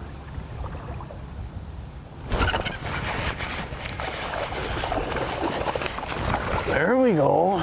That's a good one. Yeah. Boy. It's one of them right there, boy. Woo. You see me manhandle that thing? That's a 3-something, isn't it? That is a good one. Kind of a long, skinny one, isn't it? But he's a good one. That's already got a 4 in the boat. Oh yeah, 3.5. 2-pound upgrade. 3 more bites. We need 3 more bites. We need 3 more bites. That's what we come up here for, baby. Oh, sorry, you chubbling, sorry. So number 5 is going.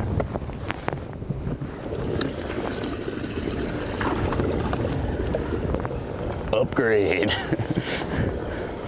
I'm taking 2 pounds, Tommy, so it's just under 12 to almost 14 now. That's strong. That's strong. Puts him in the first. Nice. We got 2. We got 2. We got 5, but in my mind, we got 2. He started 214 out behind Kufall. Now he's 6 ounces ahead. The lead for Pat Schlopper. He threatened it. There's a lot of guys who've said, you better watch out for me, and we never hear from him the rest of the day. He said, watch out, and we're watching. Absolutely. Have the weigh-ins there at the Loggers baseball field, and all the reports down from there is that the locals, the Wisconsin folks, are really coming out to support these Wisconsin guys who showed out exceptionally well for the home state on the upper Mississippi here.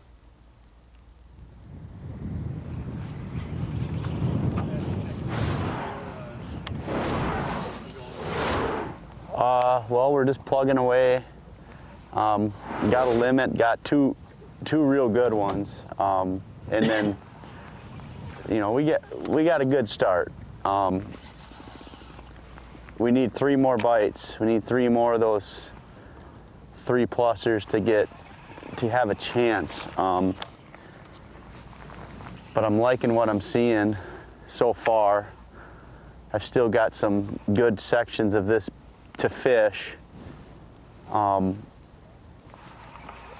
I know they're in here. I got to trick them and get them in the boat. We got a 1 over 4, we got a 3.5, a couple 2.5s, and one a little over 2 pounds. So we got a great start. You know, I feel like I need to have 17 pounds to have a chance. And we got 2 of the bites we need to get to that weight. We just need 3 more, so keep my head down, make as many good pitches as I can, and try to execute if I get a bite. So I know what lives right here. I just got to trick 3 more of them.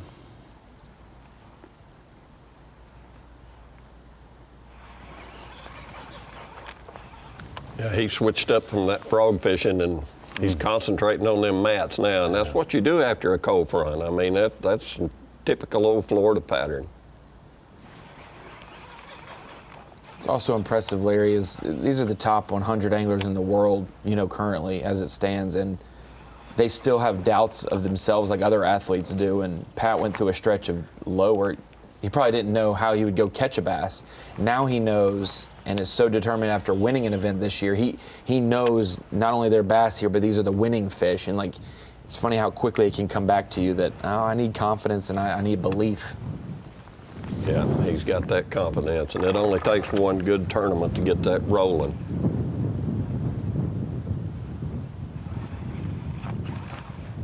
He's on some familiar water, so he knows when he's in an area that's got big ones. places always had a reputation for big fish in that pool right there, number 7. That's just got to deal with that lock. All the guys, as we look back at the start of our show today, talked about more traffic today on the river, making the lock calculations a little more difficult to do. Sure don't want to get locked out on the last day.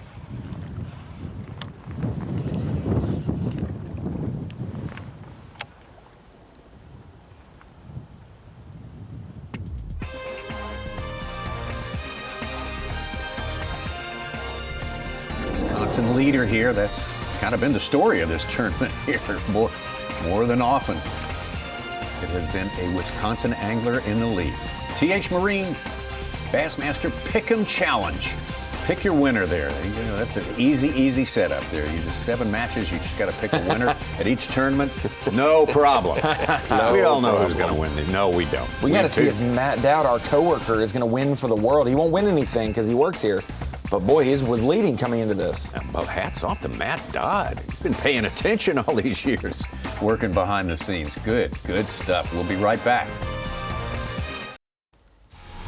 With 2 races to go, newly crowned 4-time champion Alex Palou continues his quest for a record 10-win season and the most dominant run in IndyCar history at the Milwaukee Mile today at 2 Eastern Time, only on Fox. Incredible run right there. We are running through the hours here. We are on the verge of going into our 3rd hour of fishing this morning. If he takes the title in Milwaukee today, Tommy, he might have to get a raclette like some of the guys in our production truck are echoing about. We were just in Milwaukee. That's right, we were. We enjoyed that trip up there. Pat Schlopper, the man on top. Actually, we'll be going into our 4th hour here in a little bit. Caleb Kufall, Tucker Schmidt, Jay Przekurat. Cory Johnston hanging in there, had a quick start there. And Brian Schmidt started the day in 2nd place. Had a good start for himself as well and held the lead for a while, but has been kind of silent for the last hour and a half or so.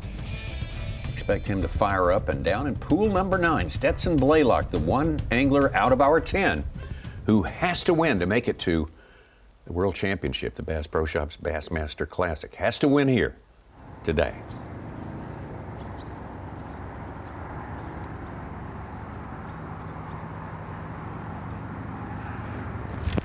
No!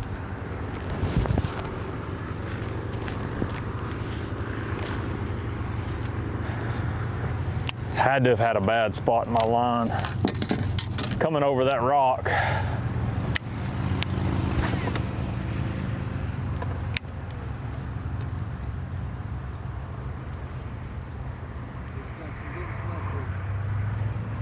Oh, well, we locked down. Went to our little starting spot, got 3 keepers, moved out here to the smallmouth stuff and caught a small one, and I just had one on right there and it got me in the rock. It's been slow. I kind of figured it would be. I was kind of, my game plan was try to kind of get down here and catch a quality limit and maybe, 20 pounds. If 20 pounds didn't bite, then get back up early, back up into pool 8, which is what we're still planning on doing. I'm gonna give this smallmouth stuff a little bit longer, and if we don't start catching some 3.5 to 4 pounders, then we're gonna have to make a move to get back up. Because like I said, we're really fishing for one spot at this point, and that's the 1st place. So we're gonna have to catch 20 pounds to have a shot. But it's been slow so far. The quality is just going away on this stuff I'm fishing, and I don't have enough time with the barge traffic to actually go find new water down here. Still got plenty of time to fish. Just got to make the right moves and get some better quality bites.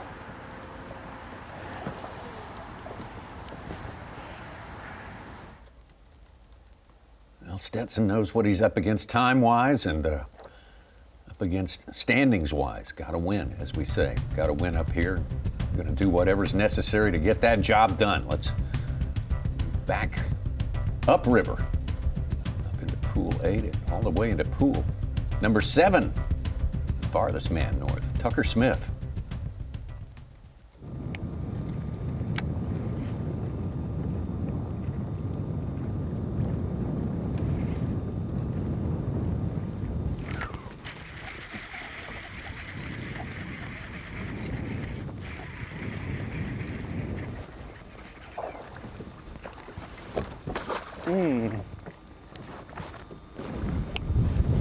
Barely hooked. Yeah, that was a little unfortunate right there. Yeah, kind of hit the boat and hit the road. Might have been an upgrade from his 2-pound, 3-ounce fish. A little bit. I'm going to say that was definitely an upgrade. I weighed it in the air, and it was 2 3/4 or better. Is that certified, or is that? Sometimes they weigh a little more in the air, but not always. Well, I just lost a nice one, but I don't think it would have helped me too much. Right now, I'm just casting this jig out there, and I'm about to go throw a frog here in a minute, try to catch a big one. These fish are not really biting too good anymore. Getting a bite here and there, but I think my best shot to really climb up that leaderboard is catching some big largemouth, and that smallmouth I caught, that's the biggest one I've caught on this place all week, so definitely some big ones here, but pounded on it for the last few days, so they're getting tougher to catch.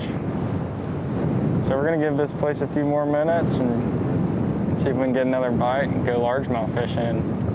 We can always come back here for a little bit if we can't get nothing going in the grass. Let them reset a little bit and then come back. But they're just nipping this jig, like kind of barely getting it. But that's what happens when you are casting at the same place for a minute and lose a couple. They start getting a little smarter.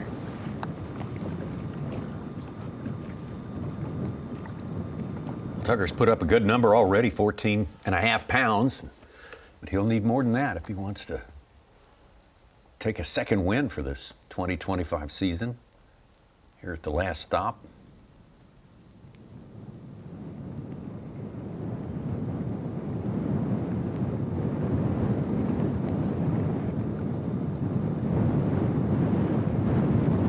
He's definitely going to have a couple of bigger largemouth.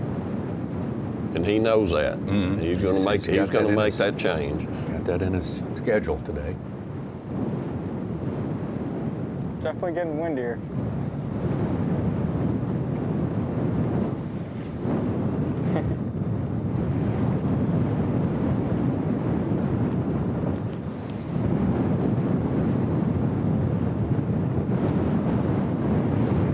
Yeah, I think I've got like a 2-pounder I can get rid of, so catch a 4-pounder, another one, then it's gonna be a really big help.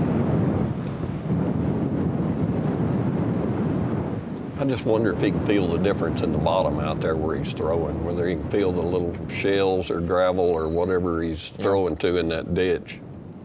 I'm sure the wind kind of complicates that a little bit. Oh yeah. Usually you can feel something different on the bottom when you find a little sweet area like that. Gets a little spongy and soft to a more hard. Correct. Like you said, these bass hate silt. So yes, it's really windy, but a hard bottom place with shell or rock won't have silt intrusion like those soft bottom areas. That's right, it blows on through there. Well, there are 4 of our top 10. There's one thing notable about our top 10 that has happened all year long through the season. It does not contain one Cory Johnston. Cory Johnston achieved what he achieved yesterday, winning Progressive Bassmaster Angler of the Year without making a single top 10 cut. But you look at his record through the 7 years of fishing, and you see another key to his success.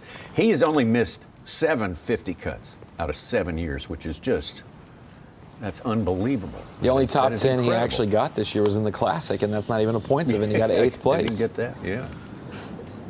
Yeah, he's on a dry streak, Tommy. This is how numbers can lie. Other media outlets might do it, but man, he's got 9 events without a top 10. What's wrong with Cory Johnston? That's what people would be saying. Yeah. But he didn't have a finish worse than 33rd. So nothing's wrong with You Cory look at his whole Johnston. career. He's got 7 missed. I mean, he's had 1 finish in the 70s, a handful in the 60s. The rest of them just missing the cut by 2 or 3 points. That's how you build a monster career. From the 5th event to the 9th event, these last 5 events of the season, 15th, 13th, 11, 11, 19. How crazy is that? And that's also getting paid every tournament. Oh, no doubt. Absolutely, yeah, man. That'll keep you going. That was a key even back in 1981 and 82 and 83. I mean, yeah. Make a check. Yes, sir. And the points will balance out at the end of the year.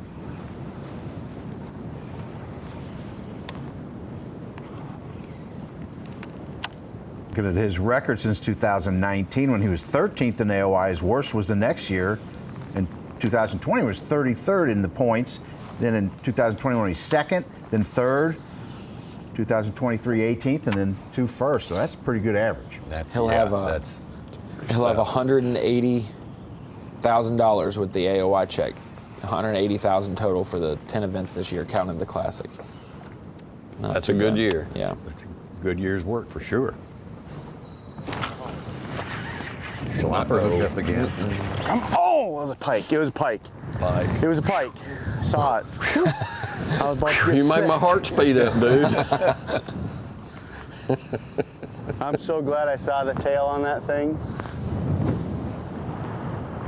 Me too. Flashbacks to yesterday again. That was a pike though.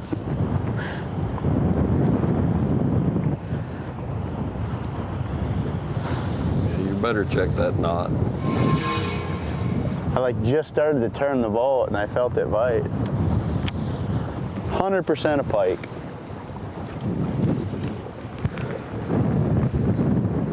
Yep, I agree. I see its hole back in there. Definitely a pike.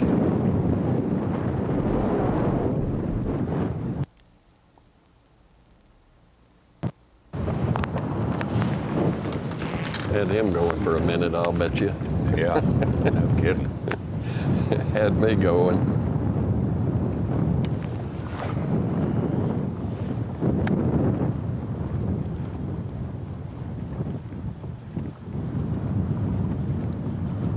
Got his frog back up.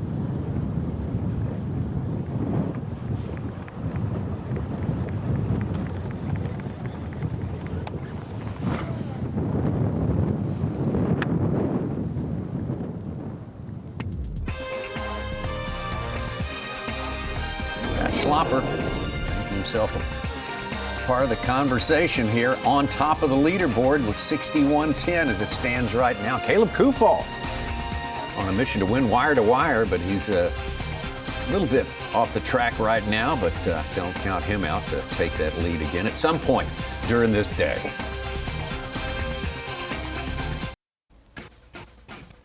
It's the Progressive Bassmaster Elite Series Pro Guide Batteries Bassmaster Elite on the Upper Mississippi, La Crosse, Wisconsin. Our live coverage sponsored by Garmin. This week, this final week of competition. 9 events in the Bassmaster Elite Series for 2025, and this is number 9. There's your leaderboard right now in Wisconsin's Pat Schlapper. A couple of big ones in his live well is taking over the top spot ahead of Caleb Kufall, who has finished each of our previous 3 days in the lead in this tournament, doing everything he can to make it 4 in a row here. And Tucker Smith, who just knocked out an important award here. We'll recap that and all that we've seen today on our Yamaha Midday Report, starting with the aforementioned Tucker Smith, fresh from his, a day or two ago, crowning as Dakota Lithium Rookie of the Year. Biggest mover today, 5-5 back starting the day behind Caleb Kufall. That's a decent margin here on the Mississippi River. Nothing you can't make up, but 5-5 is a decent deficit. Tucker Smith landing some smallmouth on top water this morning before the wind started to get too much. Picks up a jig, catches a 4-pounder. Boy, we have seen this young man from the high school level with 3 championships to the college level through the Opens. Once he got to those higher levels, a lot of second place finishes started showing up. But he broke through this year with a win at Fork, winning Rookie of the Year as well this week, and now trying to make that comeback from 10th to 1st, something we've seen more times than not, Tommy. Yes, we have seen it plenty of times coming out here. It is definitely doable, and Tucker Smith is the man for the job. We'll just see if he can hang in there. He's going to go largemouth fishing, he said later in the day, and if he can land 2 big ones there, who knows what the final result would be. Caleb Kufall starting a little bit slower these past 2 days than he did on the first 2, but able to bring it back in yesterday for sure. That's what he'll have to do today. He's currently only 6 ounces back, so he's still well positioned. They are saying, anglers-wise, that the biggest fish in this chain right now that are biting is pool 7. Yet this guy has led all 3 days from pool 8. He has done so on similar stretches, even as the water went from dirty to clean. The current sped up, it slowed down. He's caught largemouth, he's caught smallmouth. Caleb Kufall with 18-15 day 1 set the tone for this tournament, and from there on out he has just matched his closest competitors with 17 and change, almost 15 pounds. He's gonna have some guys make a move today like this guy though. Yeah, the Wisconsin angler in the top spot there, Pat Schlopper. Wisconsin has played very, very well in this tournament here, and Pat Schlopper has played well in the Bassmaster Elite Series the second half of the season. Kind of 3 levels to keeping this game plan going. Pat Schlapper's taken the riskiest going up to pool 7. It's been tough with this strong wind the last 2 days. And then you've got the Caleb Kufall. He's in pool 8, not too far from takeoff. You have Jay Przekurat, the other Wisconsin angler, right near takeoff. So 3 varying game plans for these Wisconsin anglers, all of them doing very well. And Pat making some key decisions today to start punching more that may lead him to a victory, his 2nd of the year. A 4-pounder and a 3.5-pounder in the live well right now, and sits on top. Not much of a margin though, but let's see if he can continue to upgrade. KJ Queen needs to put some keepers in the live well. It's been a slow start for him today. Oh.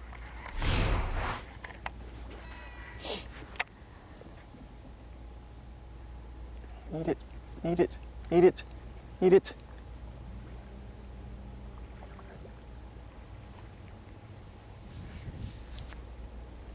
Gosh, dang it. Blow the hole in the grass, but he didn't get the bait. Wanted him to eat it. I could have pulled down sooner.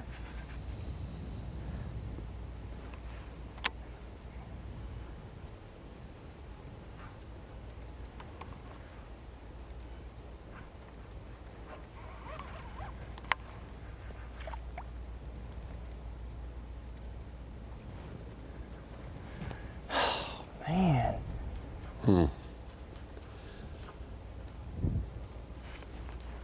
Usually they're hanging around still looking for that bait when they miss it like that.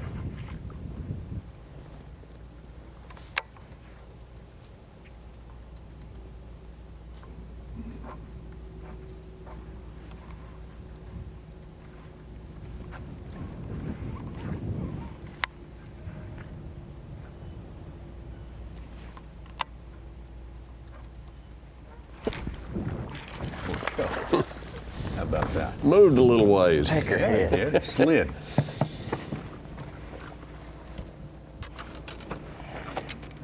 Pretty cool, KJ. Not to give up on him.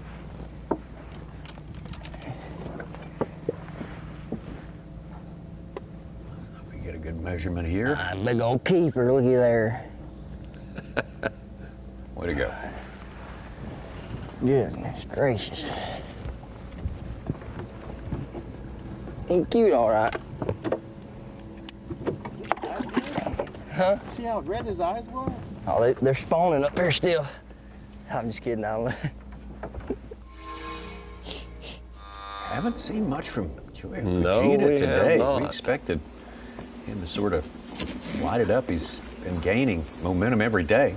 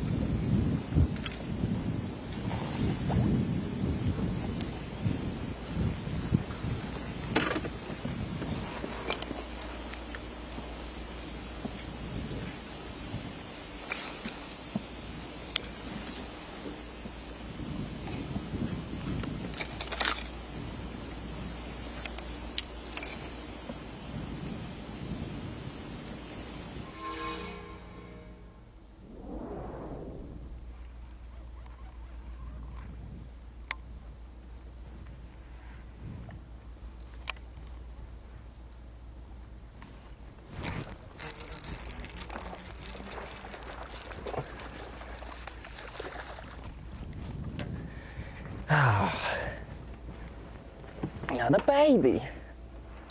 Oh, good Lord. What a cute little guy. Where's your mama? Where's mama? Come on, sit still. Thank you, dear.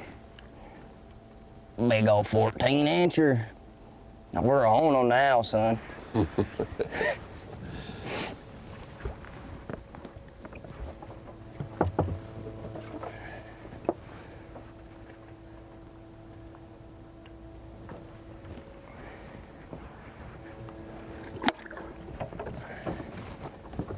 That thing knocked the dog snot out of it, though. I threw it in there, I think, he felt good now when he hit it. I thought I finally had me old biggin. I like his lingo. He keeps it entertaining. KJ Queen. Yeah. He's catching some now. He just needs to catch some big ones.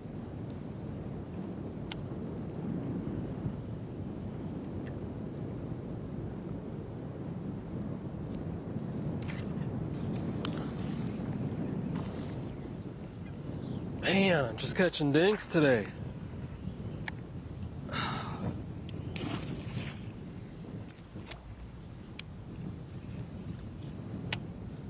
Hit a pair of 4.5 pounders on day one when he almost got 19 pounds. Hasn't found relocated that size fish since.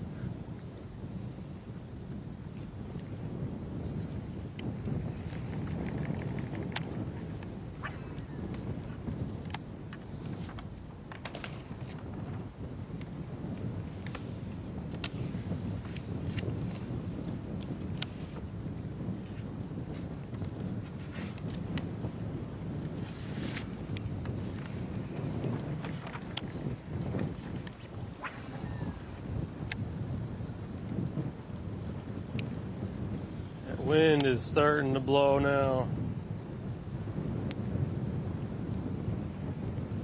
They must be having another front coming through or something for it to be picking up. Yeah, or else it's just kind of spinning up there and kind of moving in and out. I'm not sure.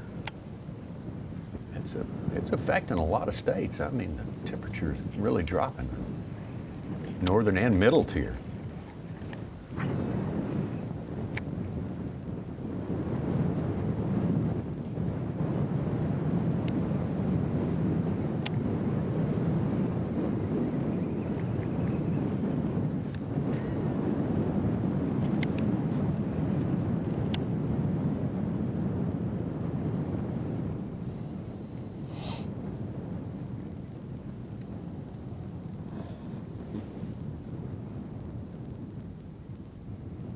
Pat Schlopper's had a great season with a big win way down at the other side of the country on the Sabine River, but great to be back here and doing everything he can to catch him.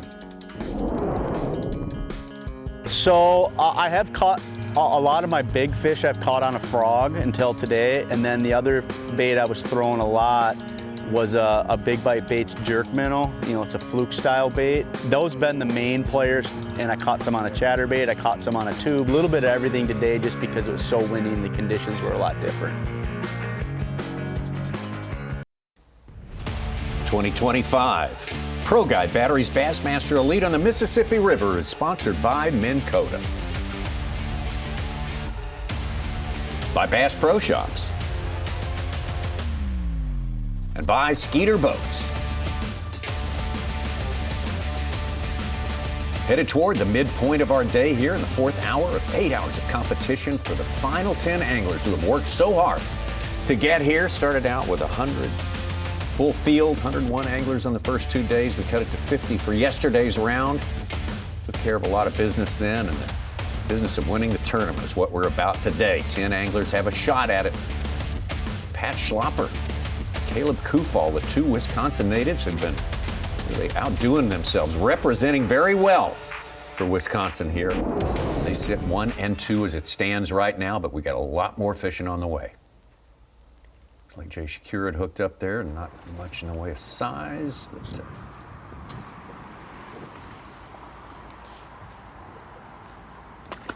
he's our third Wisconsinite in the mix here on Championship Sunday. Tucker's made that move. Oh, yeah, he's going largemouth fishing now. Tucker Smith, a big move in the course of the day from 10th place all the way to first at one point. Now he's in third.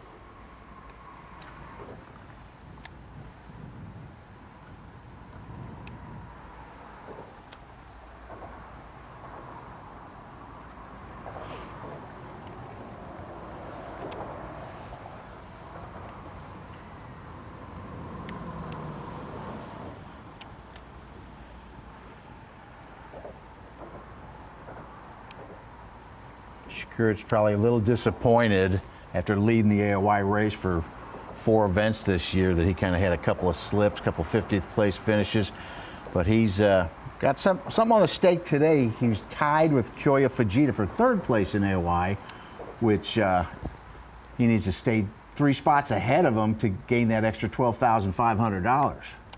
Well, mission accomplished so far. He's 5 spots ahead of him. He wins the tiebreaker, too. So if they're 2 spots away, Jay wins the tiebreaker for weight-wise for the season.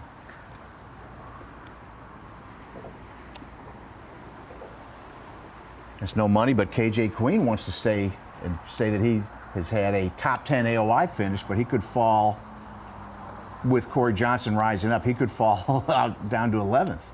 If Cory Johnston were to stay up there and beat him by 4 points. Cory and Brian Schmidt have both been sort of They've been very quiet. Missing in action a little bit here.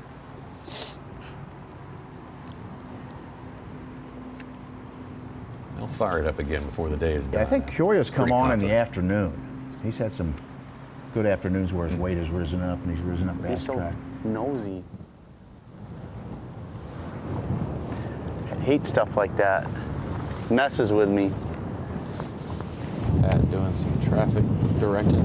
Yeah, I think somebody's kind of trolling where you really don't want them to troll.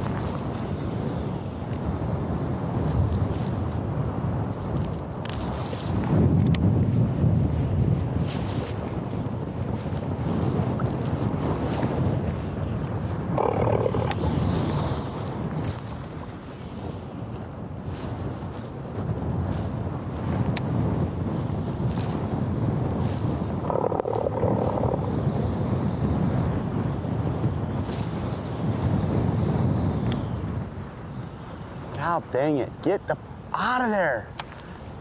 Get. Oh my God, they're plowing right through it.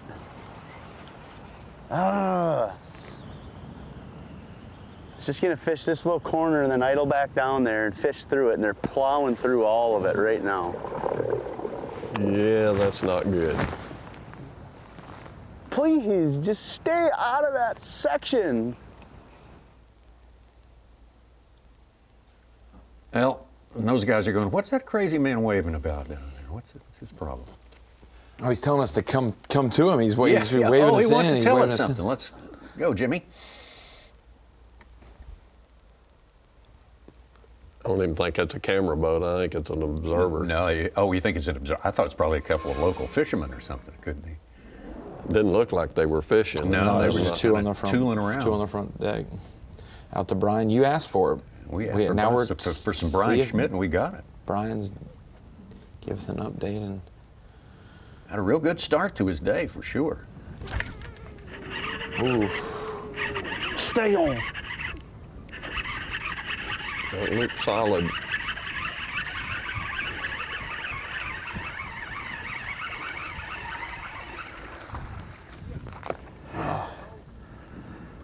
All right.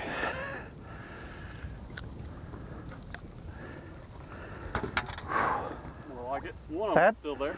That's why they're missing it. He's got one eye. That'll be. There we go. Number 5. 5th keeper. Long time coming on that limit. Actually had a lull. That's only the 7th fish caught in the last hour. Well, I'll keeper. let him have it. 2 even. All right.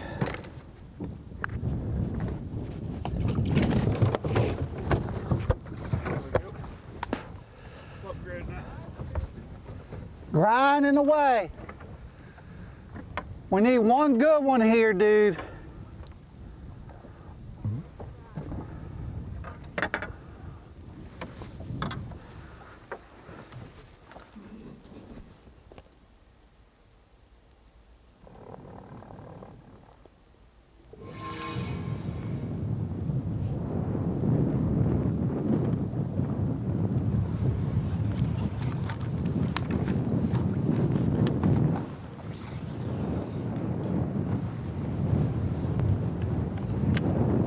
I gotta go down there. It just messes with me. These stupid people just can't. He literally watched me. All right, Pat. Not the first time we've seen that happen. They have to sometimes stop fishing, go have a conversation, and say, hey, if you're wanting to watch, here's a safe place to watch so that you can see me actually do good. Yeah, stay in open water. Don't troll through the middle of my mats. Maybe he'll go have that conversation. We'll keep up with things for you. Who are those two guys? Oh, I think we'll see. They'll more let of that. anybody on the takeoff dock there. Absolutely. How they get access to the boat dock. Very cool. Into the season, all the Bass staff on the dock the first 2 or 3 days of competition, cheering the anglers on as it's their last cast of the year, maybe the last cast of their career with Bass, maybe their last casts of 2025. We had a great place to wrap it up here today, and of course there's more fishing on the way. Second half of the day is yet to come for these 10 anglers who have made it thus far, but we salute all 101 who started and made it all the way through 9 events, starting way down in Florida back in February. We'll be back to try it again next year. We've certainly enjoyed being with you on FS1 for Bassmaster Live in 2025. It's been Absolutely. a great experience. Some big-time, first-time winners like this guy, Pat Schlopper, trying to go 2 in this season. We've seen that multiple times. An angler goes for his first win, and you better watch out. He's the most dangerous man on the planet then. Absolutely. Coverage continues now on Bassmaster.com if you want to elect to continue watching now. Coming up next year on FS1, IndyCar, INXT Racing Milwaukee follows up live for you. So we will bid you farewell and good luck to all these 10 trying to win the last Blue Trophy of the year here on the Upper Mississippi.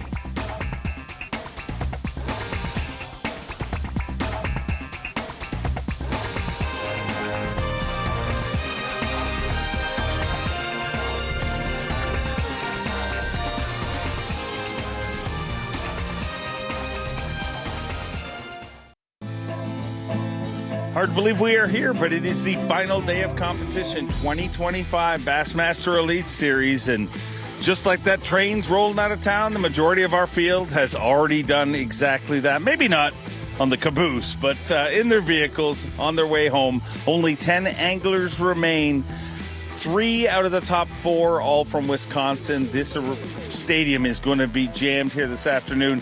And if Pat Schlopper, who is our unofficial leader right now, pulls it off, it is going to be deafening.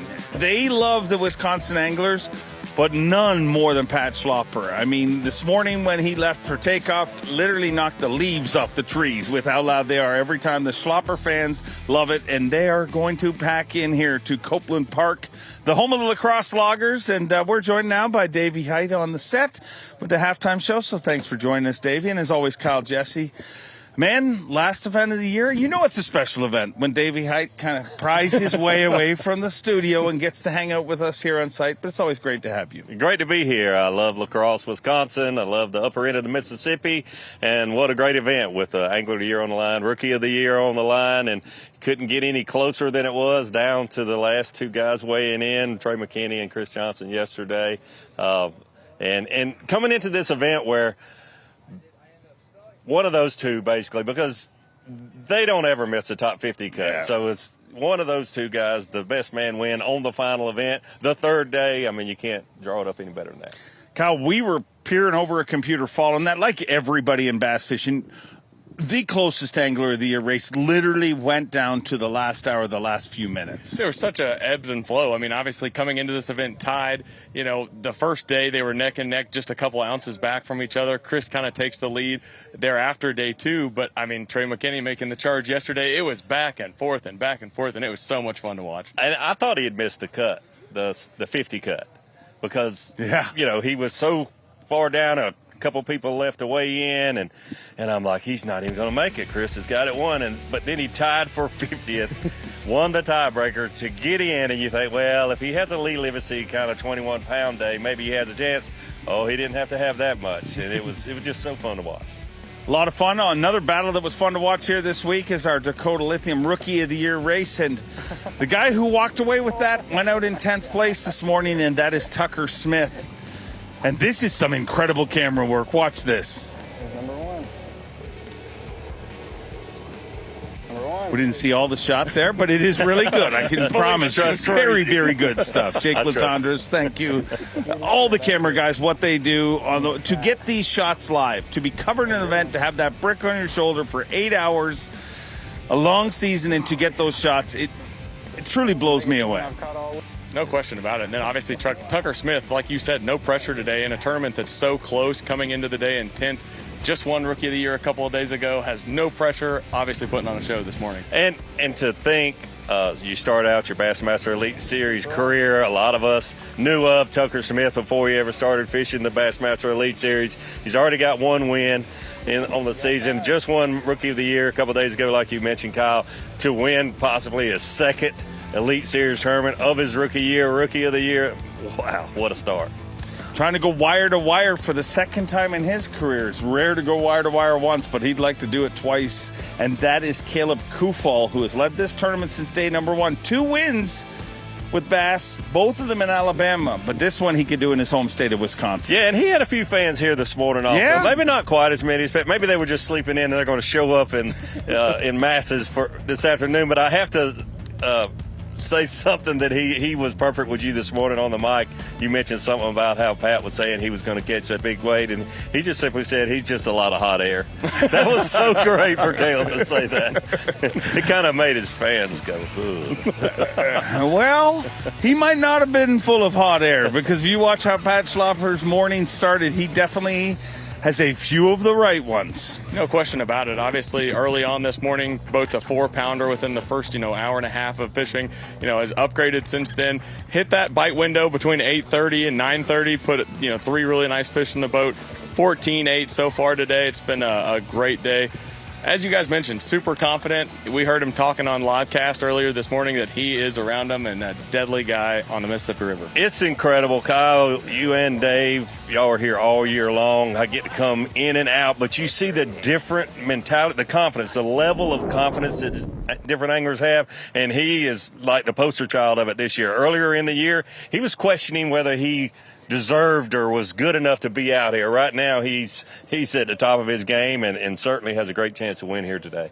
Yeah, and he self-admittedly says it was all in between his ears. It's so easy to get on kind of a negative roll when things are not going your way. But when you turn it around, he's turned it around and went from, after Hartwell saying, man, the only way I'm making the Classic is if I win this event. And now winning this event would just be gravy for him because he's already in the Bassmaster Classic. You've talked about that a lot. I was looking at it this morning on livecast. I mean, there was a 3 Elite Series tournament stretch, made the cut in the first event of the season, 42nd. But after that, a 98th, a 68th, and an 80th. Everything since then has been 32nd or better. Yeah. Pretty impressive. Certainly the way you turn it around. One thing to think about with him today, though, locking up to pool 7. Like you said, didn't have really anything to lose here this week.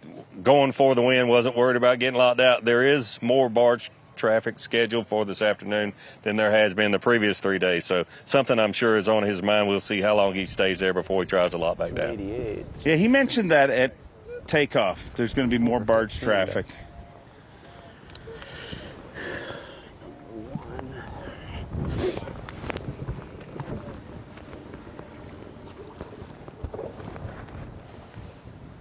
black spot.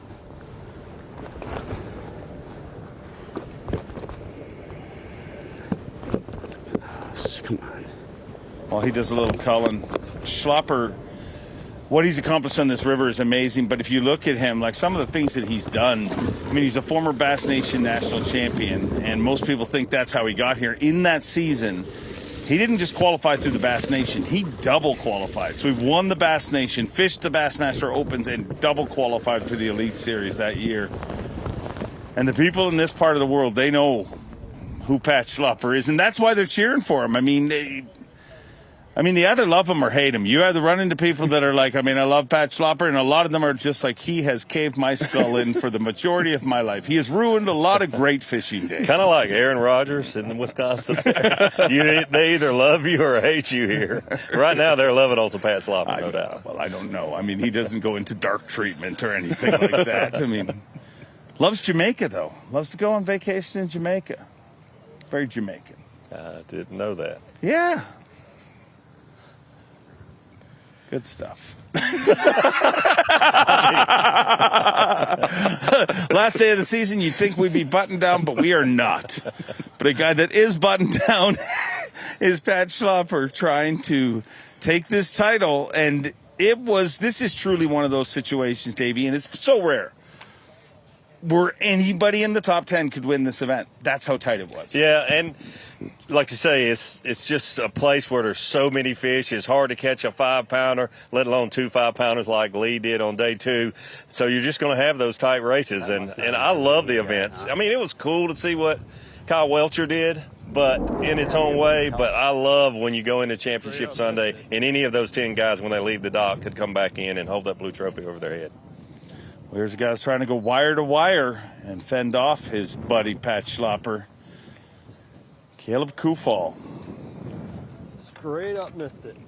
I mean, we've kept such a close eye on, well, hold on. I'm going to get an update here with Caleb Kufall. Did you hear it? Huh? Did you hear it? No, I've got my headphones in. Oh. Freaking producer. What happened? Did it just hit it when it hit Just, the water? yeah, I mean, it was in the grass, and he just blew up on it. Just, oh.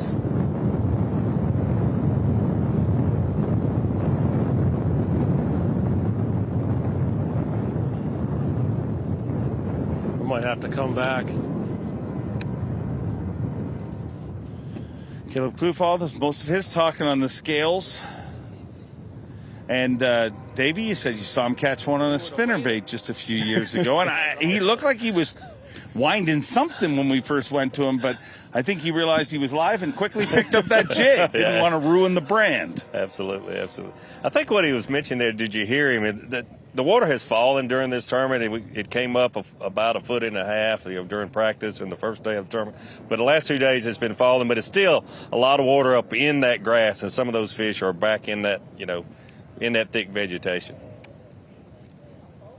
We saw him get on a little bit of a flurry this morning, and most of the bites he was getting, he made a comment that they're super close to the bank. If that water's falling out, they're closer to the bank this morning.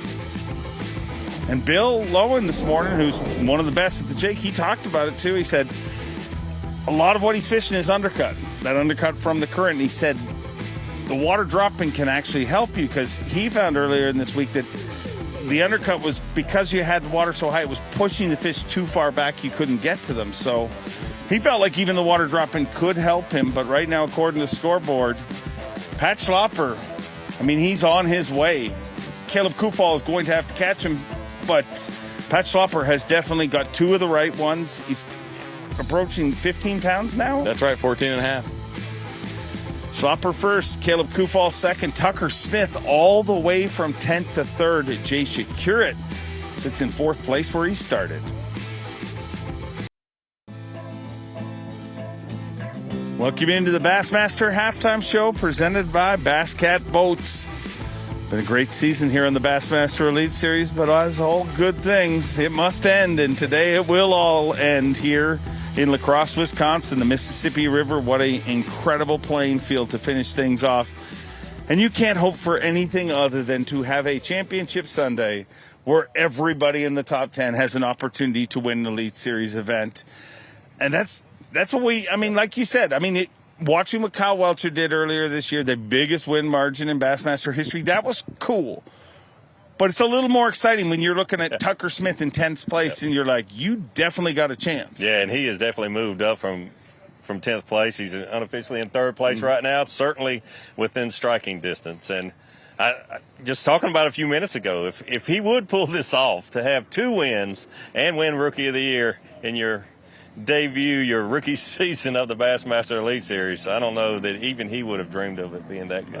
And here's the crazy thing. He won on Mother's Day. He's synonymous. Everybody learns about Tucker Smith from Aaron Martens. It's Aaron Martens' birthday today. Wow. I did not know that. I did not realize that. Wow. Goosebumps. Jay Przekurat.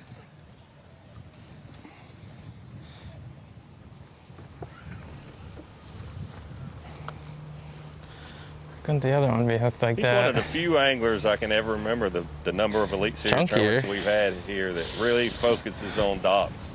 Basically, his entire tournament. You fish one here or there, but usually guys are fishing pads, grass, duckweed, that sort of thing. But he has really been locked in on the boat docks. Two.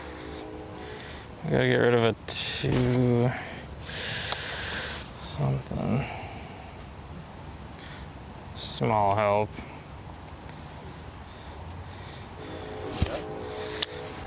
Like 0.2, not even an ounce.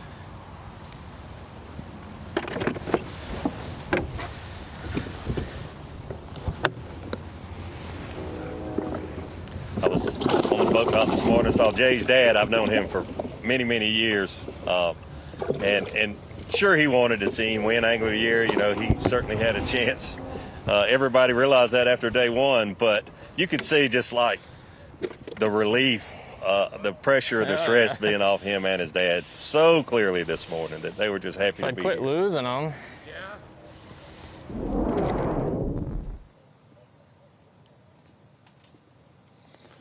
Let's get over to our tournament leader. As of 3 days of competition, Caleb Kufall.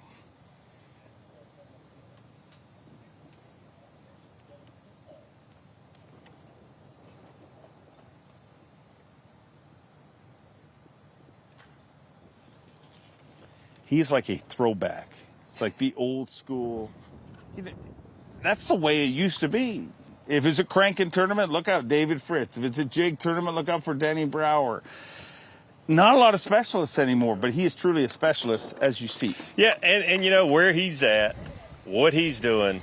The very first time I came up on the upper Mississippi, that general area, the Goose Island area, undercut banks, everybody knows that's a thing that you need to keep honest when you come here. So let's not just say, well, he found something different. Yep. Everybody in the field knew that, hey, I need to check what he's doing, and he's been able to figure out the bait, the banks, the whole presentation, everything. It's not like he's doing something that everybody in the field didn't know about. Which is what he did when he won in Gunnersville. Yes. He was nowhere. Yeah, sneaky. flipping milfoil in Gunnersville, that was a big secret, wasn't it? There was a ton of boats around him. He just did it better that week.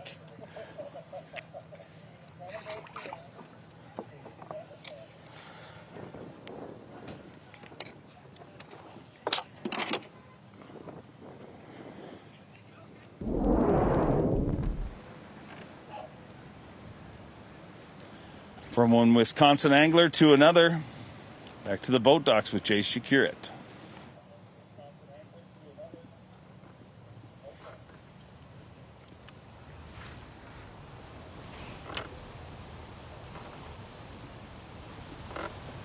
How much do you think, obviously his dad, Jason, they've storied multiple Angler of the Year titles as a walleye pro. How much do you think growing up around this sport, growing up around an incredible tournament angler has helped him? I think tremendously. No doubt about it. But here's something that I've noticed. Gosh, I've just been around the Bassmaster Tournament Trail so many years. I've seen kids grow up, not only mine, but other anglers' kids. It's like they're either all in or they really just don't want to pursue that same dream. Mm-hmm. You don't see much in between with successful anglers' kids. They either want to do it or they realize, well, I can make a living and not have near the stress in my life doing other things. I mean, it's just like kind of you're in or out, and Jay obviously is in, but certainly learned a lot from his dad.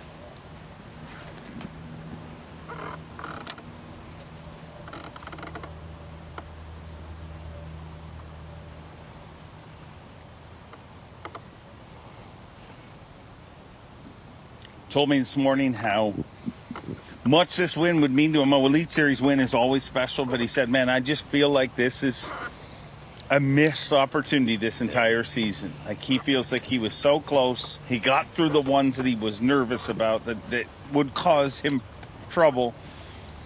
To have St. Clair and Fisheries that, you know, you would expect him to be, it was the defending champ. Like, he won the Open there last year.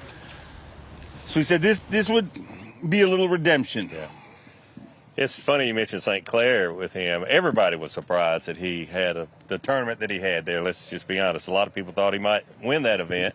But it was very similar to when you talked to Trey McKinney this week and we talked to Cory Johnston. He simply did not find the fish to do real well. You know, he just didn't. I mean, it didn't like run in the ditch on tournament day. He just did not locate the size fish, the quality fish that he needed to do well. And you could see the frustration and the pressure when you just know you don't have a winning car, so to speak, and you're just trying to survive and not crash.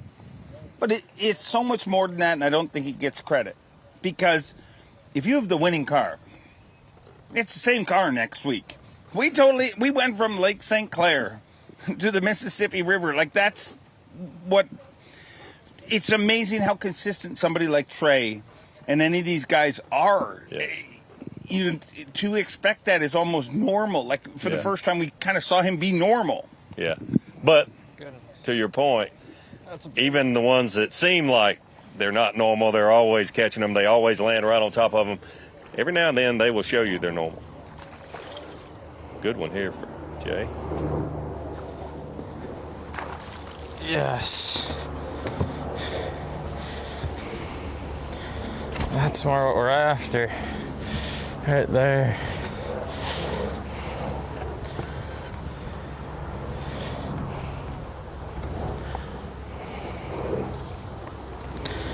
Now we gotta start calling. Yes, sir.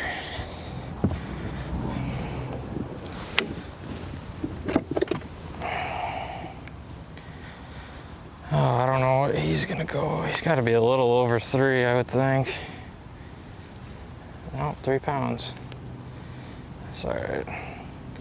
It's between 1, 3, and 4. 1, 3, and 4.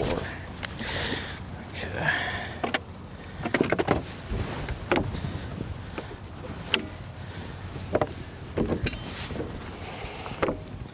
It's going to change things. Yeah, definitely the right one there. That's a nice large one.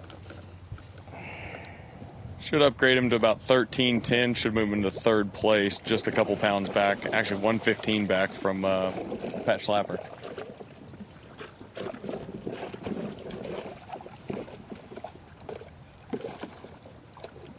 So wild to have 3 out of the top 4 from Wisconsin.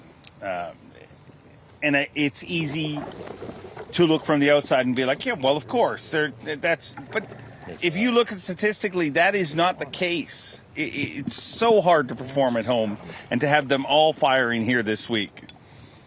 3 and 4.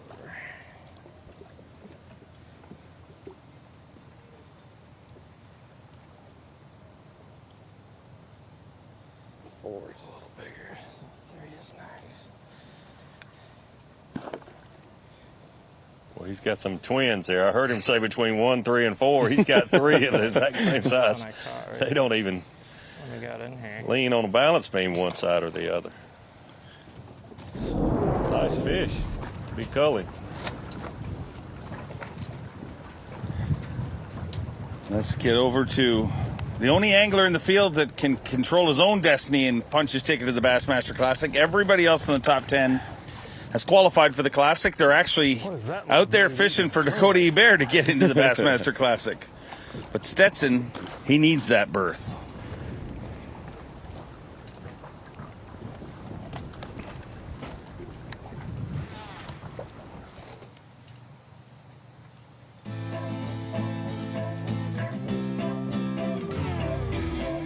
Well, the wind continues to build here, and a very different day here today. I mean, watching the coverage, you probably don't realize how different it feels. I mean, this is the first time everybody's bundled up in sweaters, and this kind of feels like what you would have expected coming into this event. Certainly enjoy the weather, especially this morning, right before I go back to the deep south tomorrow and feel the heat. Top the leaderboard, Pat Schlopper trying to put the heat on our tournament leader, Caleb Kufall, 62 pounds, 6 ounces. Kufall, 61.7, and Jay Przekurat, 1-2-3, all from Wisconsin.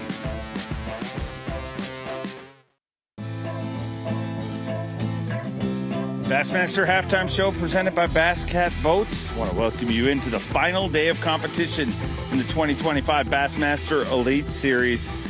Mississippi River has shown out as it always does, but a little different this time around. And there's always pressure, but a lot of pressure this week with our Progressive Bassmaster Angler of the Year being decided. Obviously, that was crowned yesterday. Cory Johnston, back-to-back Angler of the Year, and a guy who has chased him down since he showed up here is Trey McKinney, and I don't think it's a question of if, I think it's a question of when.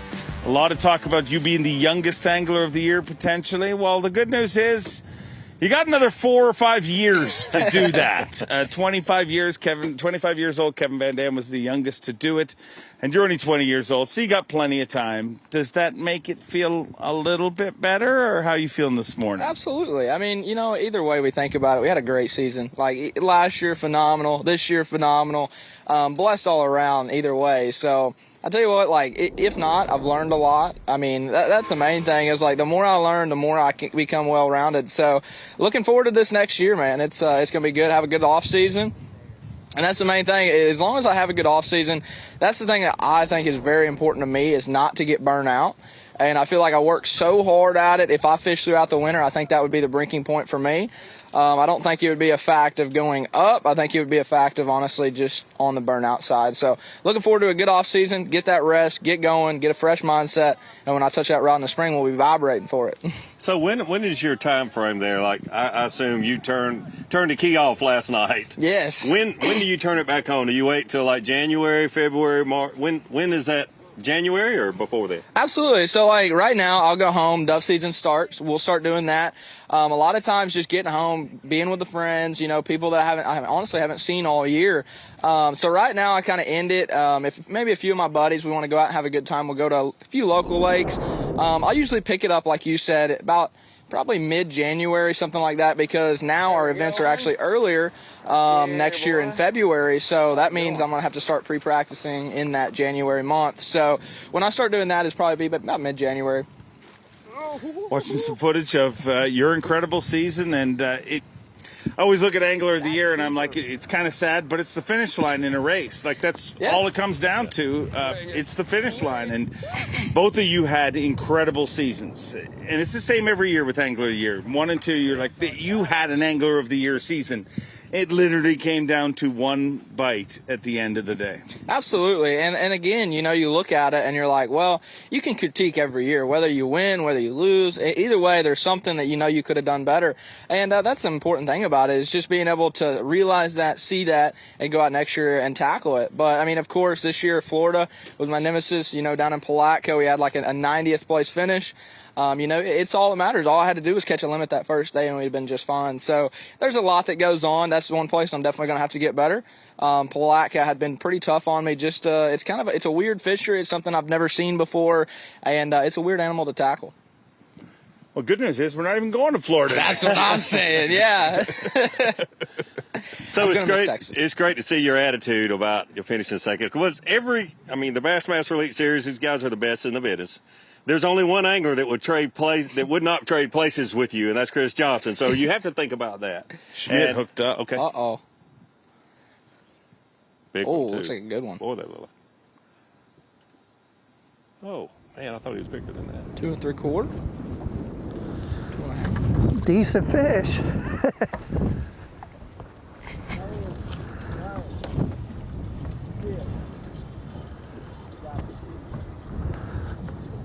He's probably one of the most methodical anglers I've watched fish grass in forever.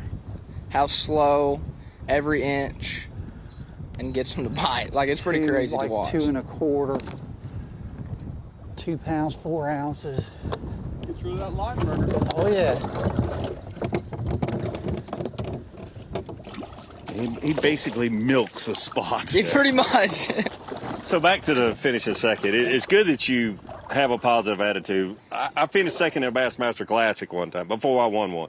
And I honestly felt like somebody stuck a knife in my heart. I mean, it took me weeks to finally realize, hey, that's the best tournament you've ever had in your life. You'll have another shot at it, that sort of thing.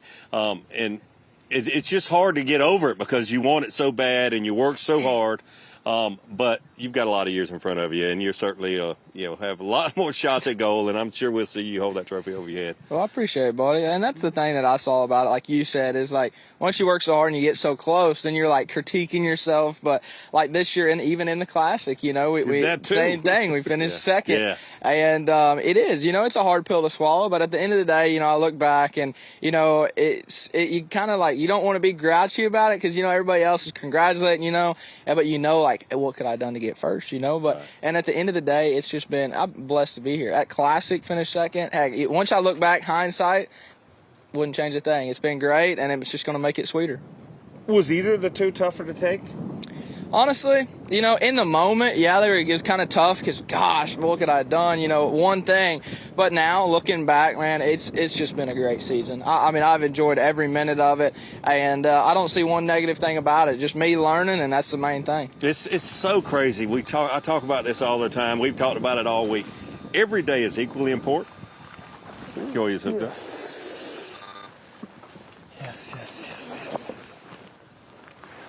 Ooh. Nice one there. Fishing his 5th championship Sunday of the season. You want to talk about a great year. Certainly has had one. But you mentioned, like, the first day at Palatka kind of was your moment that maybe cost you AOI. Yep. And that's like, you can't go back and redo that, but it shows every single, to have a chance to win Angler of the Year, every single day is so important. It is. It's very important. Even like Cory Johnston, I don't know if he even had a top 10 this year. Did not have a top 10 this year, and still, crowned it. And literally, I mean, that was the bridge that we had to crawl over. That beginning of the year, we were down at the bottom, and I mean, we almost made the top 10 and everything, but the Sabine and here, and it was a tough hill to crawl. And it's hard to come back from a day like that. And that's why Angler of the Year is so special to me. Is like literally every hour, every minute, every day matters. Whether it's the final day or the third day or the first day. Yeah, I don't think we could even gather this, but I bet you since Angler of the Year title was created in Bassmaster history, very few times has it been won by someone that did not make a top 10 in the tournament season. Blaylock hooked up. Telling you, man, the grass has really messed this all up today up here.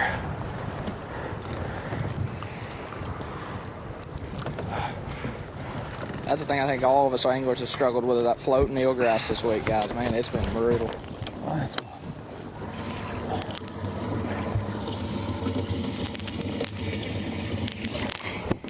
Eelgrass is great habitat, but yeah, when you've got a lot of it, people chop it up, it's all over the surface. Especially like every catch, you're like, man, I know they just smoke a moving bait. Heck, somebody hadn't been able to throw it for a week, because all that eelgrass, but that's like my area. I just had to literally flip it. Nothing else was even a valuable option.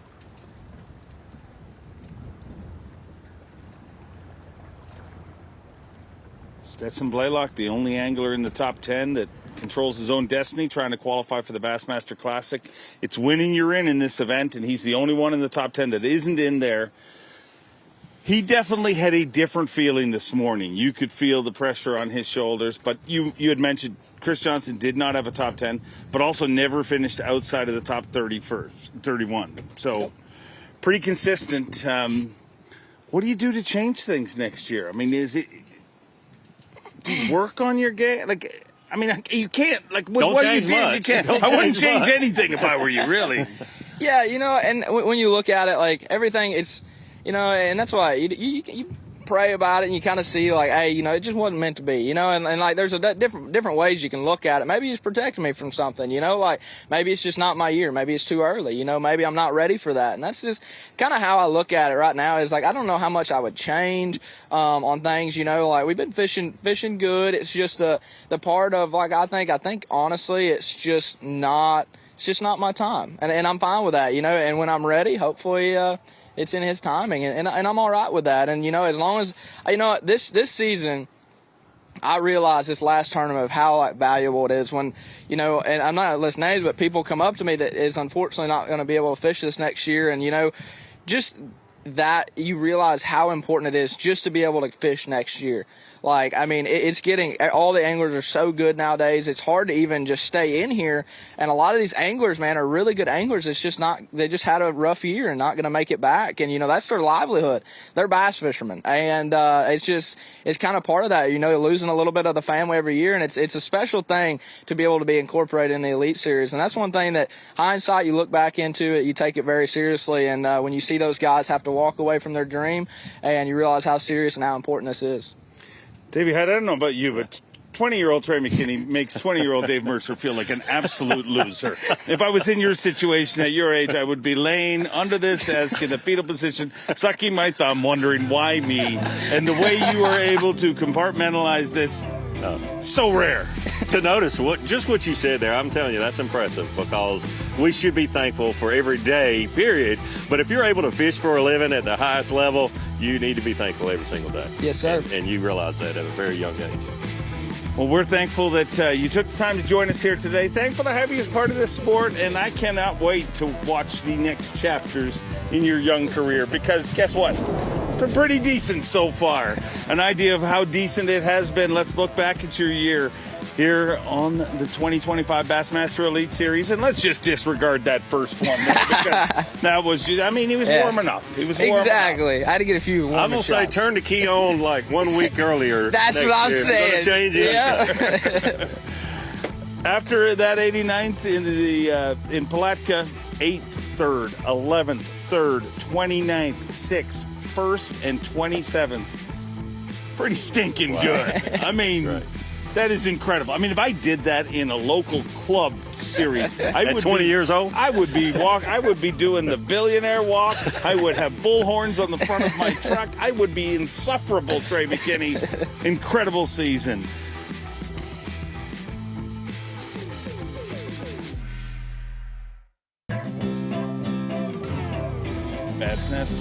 Bassmaster Halftime Show presented by Bass Cat Boats.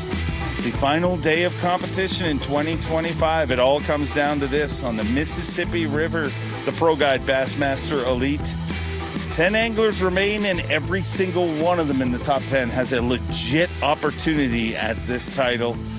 That leaderboard, if you look at it now, looks a little separated, but that's as of right now. If you look at how close they were to start things this morning, and you got a lot of fishing time, but Pat Schlopper has slid his way into the lead by 3 ounces, unofficial 3 ounces, which is unofficial.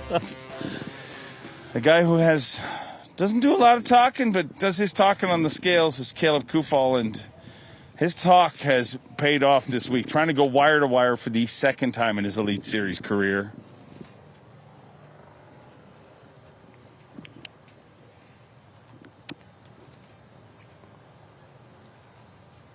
He's dealt with some adversity this week, though. Had normally camps. Had some reason there was 50 to 100 mosquitoes in his camper, and he's actually living in a house this week. So he had to flee his accommodations. Ooh, nice one. There's a good one. Come on, buddy. It's not a giant, but you will help the cause.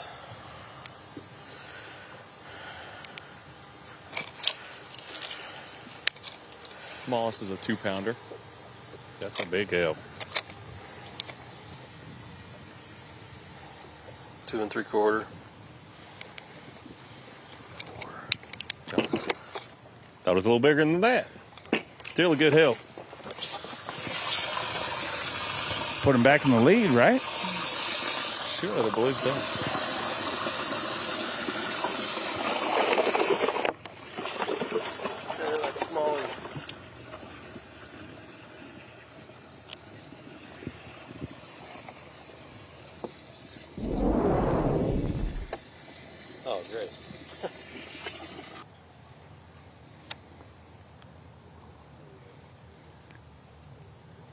good one right there. Boy, he looks bigger than 2 3/4. So stocky though, not very long. Built. If you get a little closer look at it, they are a little deceiving. Looks like Back to the story about the mosquitoes. So Pat Slopper's friends put mosquitoes in his camper? Maybe. He said there was some holes somehow. They all got in there, and look at that bass. It looks like it was stung by a few mosquitoes. A little swole up. Swole up.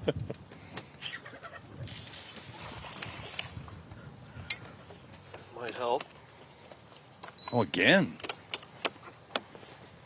I think he's a little bigger than a couple of those other ones.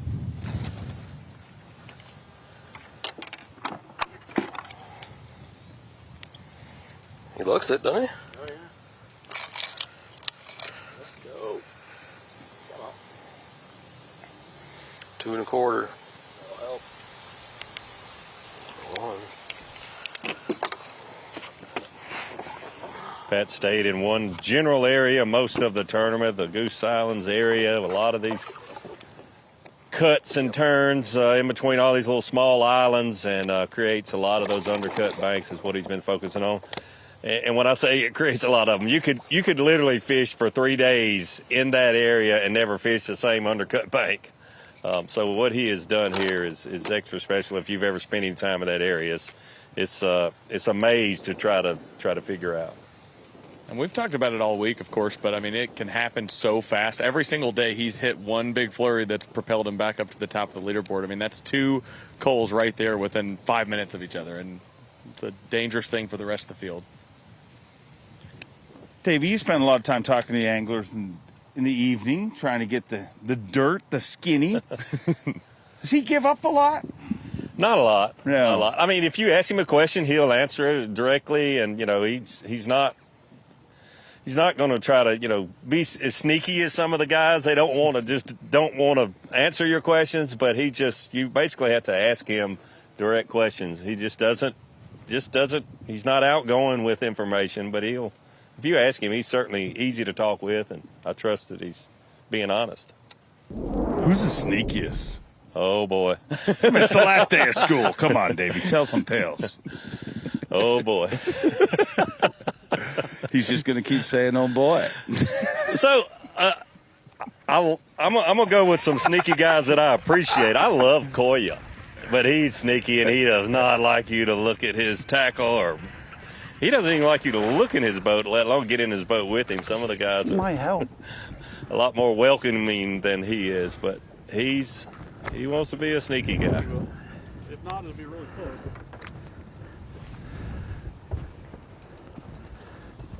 Oh, yeah, he'll help. For sure. Brian Schmidt's a sneaky guy in his own special way. You'll ask him a question, he'll talk to you slowly for about 5 minutes and never answer your question. You know, Davey. What did he just say? 2 1/2.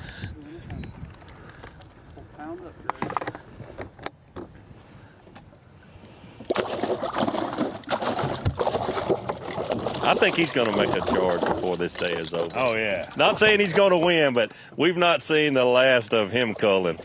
Gosh, he had so much success. He had so much confidence. He goes to one portion of one pool every time he comes here, and so far he's won every time. The 2 big tournaments he's had here in the past. And it's, you know where he's going to be, the general area. Yeah, and you know basically what he's going to be doing. He just figures them bit. out. He's 2 1/2. We need old big.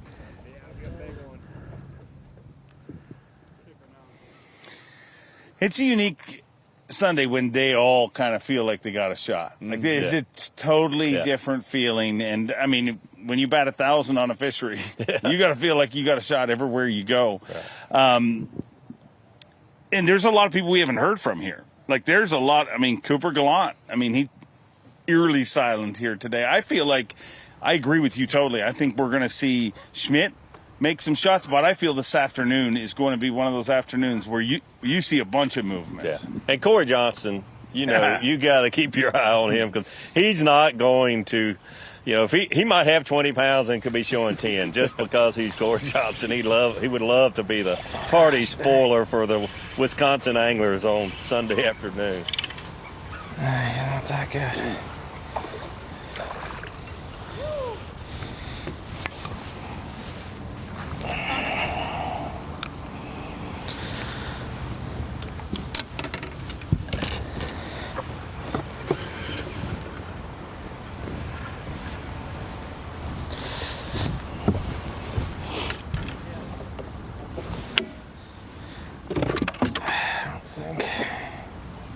Schmidt kind of joked that us, we got he's a little worried if he does pull this off, getting off the stage. Well, if Cory pulls off the Johnston brothers tradition for the second year in a row, where his brother wins Angler of the Year and he wins the final tournament of the year, he may want to have a hard time. I mean, the entire Elite Series may be waiting for him in the monkey bars after school, is what I'm saying.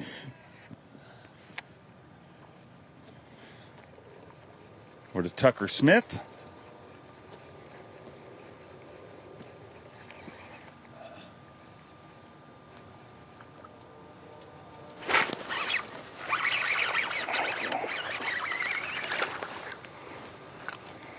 Little bass on a frog.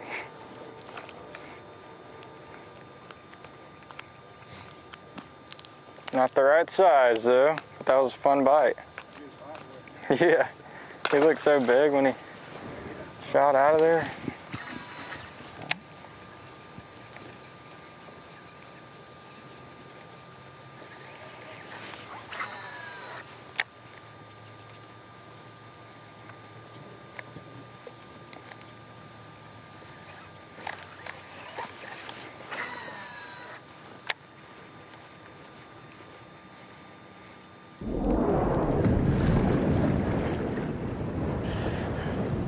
Head over to North Carolina's KJ Queen. Having an incredible season himself. He's certainly another one of those anglers. When he left the dock today, he thought, I can win here today. He certainly had that. They had the right attitude this morning. Kind of been waiting on him to make this move. We saw him get on a big flurry yesterday using a vibrating jig offshore. Looks like the same spot he's in now, but definitely happened quick. On cue. The wind's perfect for what he's doing there now. You're right.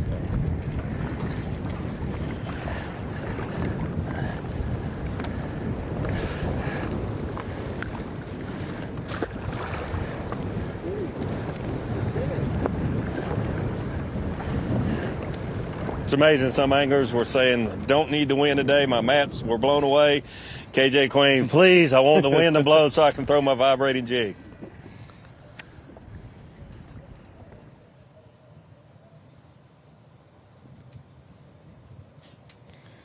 Yeah, dealing with some elements out there, and we've dealt with a lot of stuff throughout the year here in the halftime show. It's been a lot of fun. Kyle, Jesse, we've had a lot of fun here on this set, and it's always great, Davey Height, when you're on the set with us. And we got a lot of fishing ahead of us here this afternoon. I know this is the final day, and it's going to tick away real quickly, but anybody can win this tournament. Who's your call? Who's going to win? I'm going to put you on the spot for once. Role reversal. I know this is low-hanging fruit because he's leading right now. I'm going for Pat Schlopper. He's overcome a lot. This crowd, I mean, I'm going for Schlopper. And my dark horse is a sneaky Cooper Gallant to get his first Elite Series win. And so I went with the low-hanging fruit, but I took a bit of a risk with Coop because we haven't heard anything from him. You? I want to say Brian Schmidt. I know that's not the low-hanging fruit. He's got some ground to make up, but I just, his average is incredible here. Jesse? I'll say Caleb Kufall, obviously coming into the day, leading the event, but that little flurry we just saw him get on, that's scary for the rest of the day. I'm going to go for another one, too. I'm going to throw in a third. Tucker Smith from 10th to 1st. Okay. The protege of Aaron Martin's to pull it off on the late, great Aaron Martin's birthday. He won the last one on Mother's Day with his mother in the crowd. Could he do this? We'll have to follow the action all day long. Tommy Sanders, Such, Ronnie, and Larry Nixon.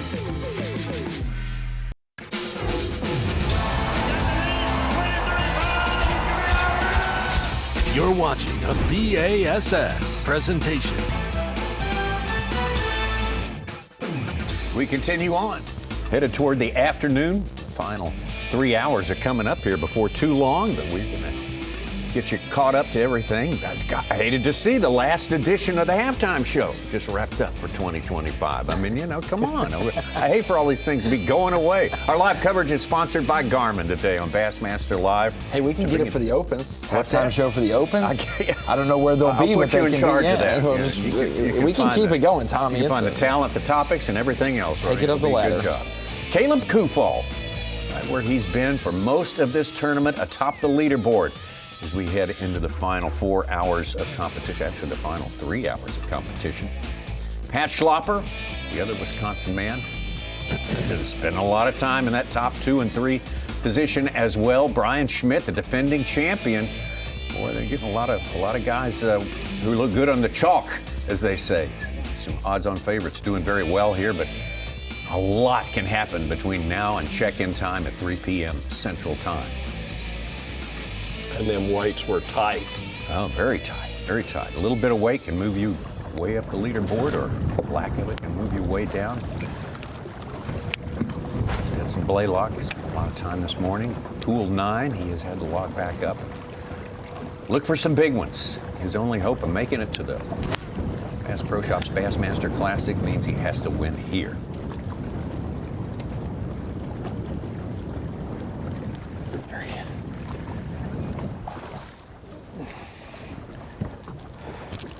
Number 5.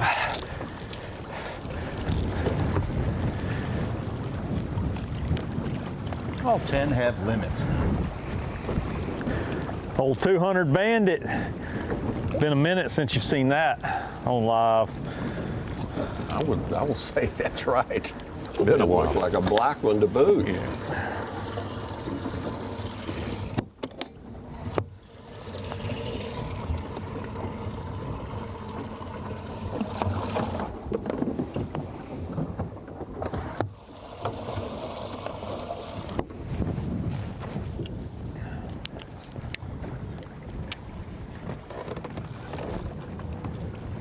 The only man right now in our top 10 who needs to win this event to make the Bassmaster Classic. He's obviously came back into Pool 8 now, still getting it done. Ronnie, have you spoken to him? Will he enter the EQ event? Probably not. I don't know. Too much hunting going on? Well, I don't know about that. I mean, he's got 2 great kids that do sports in the fall, and so being home with family maybe. 1 ounce behind our leaders, Pat Schlopper. Very curious to see who will enter those 3 EQ events to either requalify for the elites or win and get a classic berth. Oh my God, be a bass. Come on.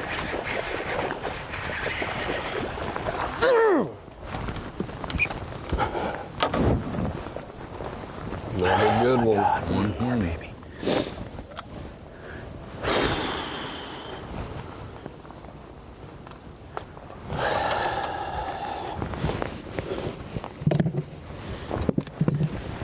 That's going to cull for him. Yeah, 2.5 pounder. Say that's close to 3, Larry. I'd say it's 3 or better. Yes, baby. Oh my God. 3.5. Well, right on. We got 16.5 now. We got to beam number 3 and number 4 quick. I think it's.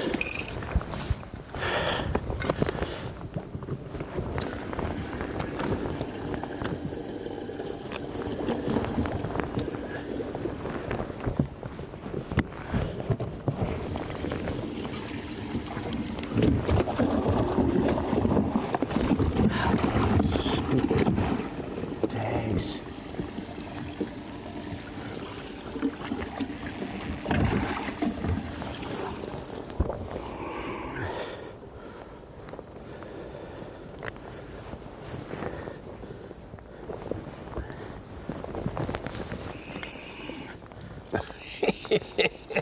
He's getting plumb down in the floor. Yeah. Get down there flat with them. Yeah. That's funny. If they're going to jump out, make it hard.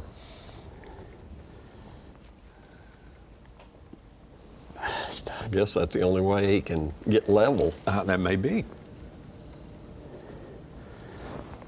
Well, that's close. They're so close. I think this one's a hair bigger.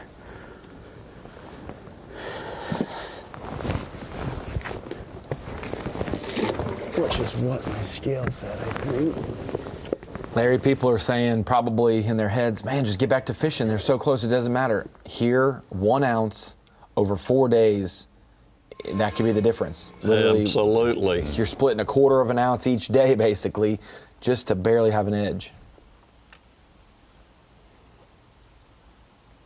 Yeah, a tournament like this one right here, I mean, it could be a tie at the end. right. So you better get every ounce you can get.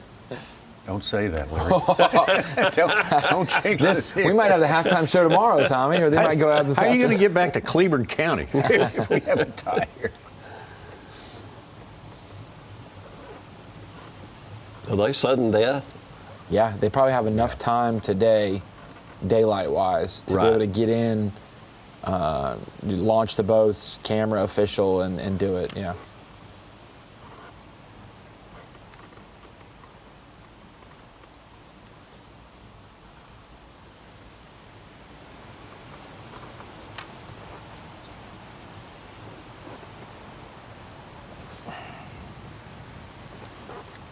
You can see him right there as the slope goes up, right where 30 and 40 is at the top of the screen. You can see right there where they're kind of sitting just off of that drop. And then there's another group of them. He did just move the trolling motor. It might be the same group.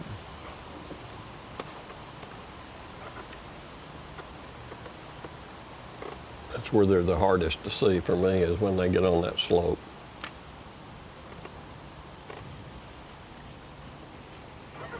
Schlapper taking back the lead with 63 pounds, 10 ounces is the 10th lead change today. Johnston, Schmidt, Johnston, Kufall, Tucker, Smith, Kufall against Schlapper, Kufall, Schlapper.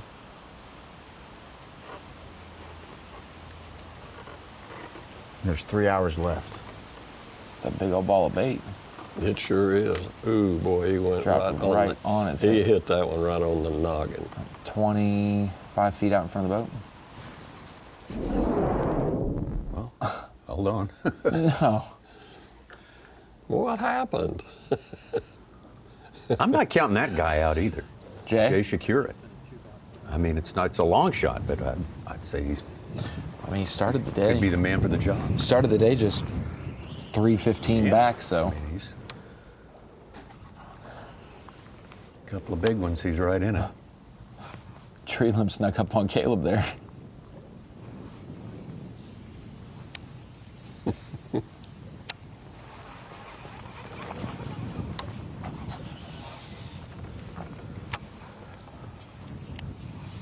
All right, we're going down to the end.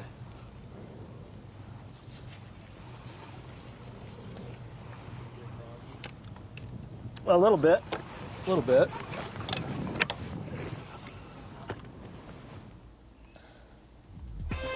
of a move for Caleb Kufall.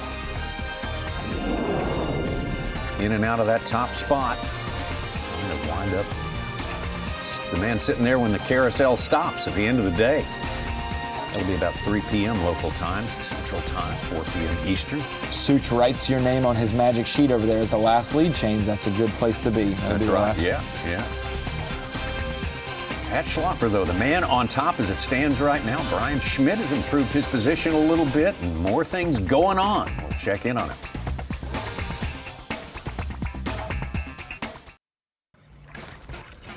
Continuing on, headed towards the afternoon at Central Time here. We are rolling through this final event of the year. Falcon Rods, Bassmaster Drain the Lake Fantasy Fishing Challenge, one of the 3 fantasy games with Bass. And I'll tell you what, it's wrapped up for this year as far as picking the final outcome. But you can get ready for next year. Choose your Elite 8. My shining light. Oh. I saved Schlapper for this week. Excellent. So that's the one. Well done. The one oomph for me. Very good. Let's get back up to Cory Johnston. It's been a little dry spell. little dry spell. 8:30. An hour, more than an hour. 8:30 since his last keeper. Wow. Yeah, Didn't know it was that long. I'm surprised by that.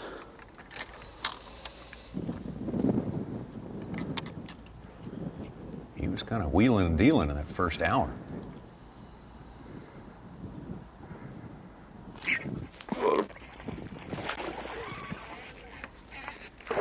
Yeah, baby.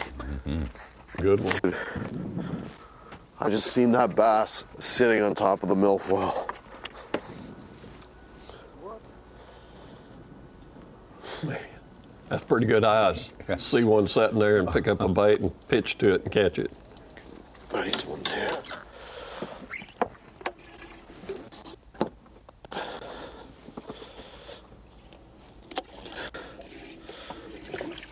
Sure. I can't believe that bass just ate that thing.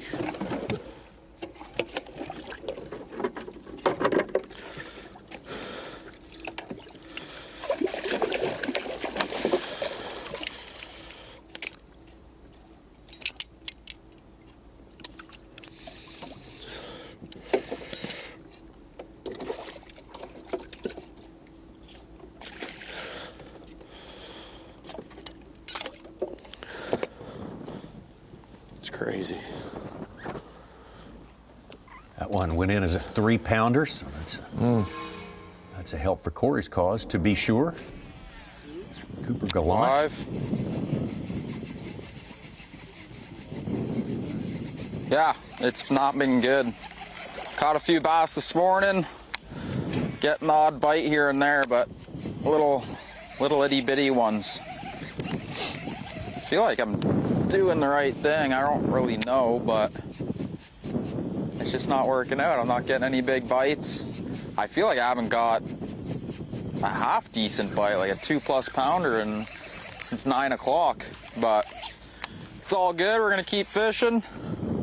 I got a 3.5 pounder here, I think on the first day. So I'm just revisiting it, see if I can get another bite. I did see one. Right when we pulled up, I saw like a 3.5 just cruising on the sand. I started throwing a horny toad around, a few casts. I didn't get bit, but I haven't seen anything else. It's been slow.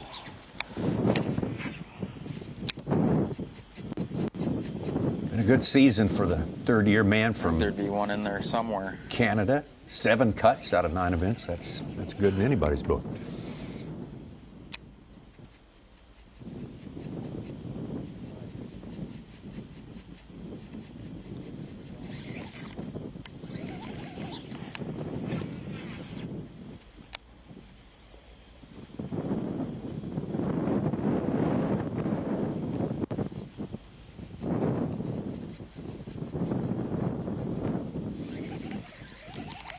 Isn't he from Western Canada?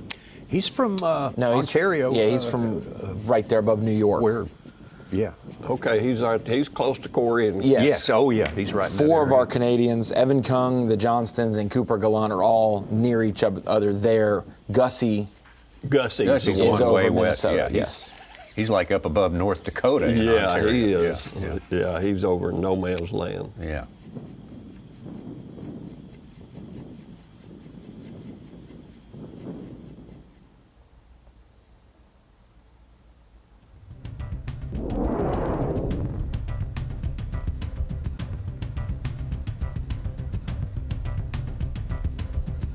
Last one we saw Brian upgrade with was good for the cause. We said, yeah, moved him up into 3rd place. £1.25 behind our leader. 2.25 pounds behind our leader, I should say. That spot looks awful familiar. Yeah, it does, doesn't it? Because he's been fishing there half the time. Yeah, that's a very key spot.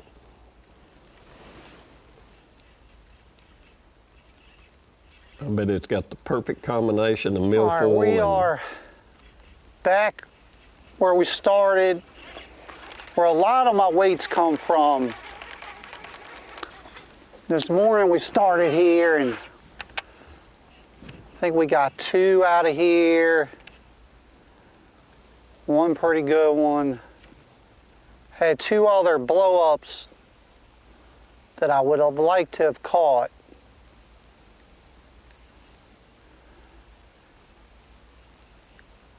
We just got back and we haven't had a bite yet.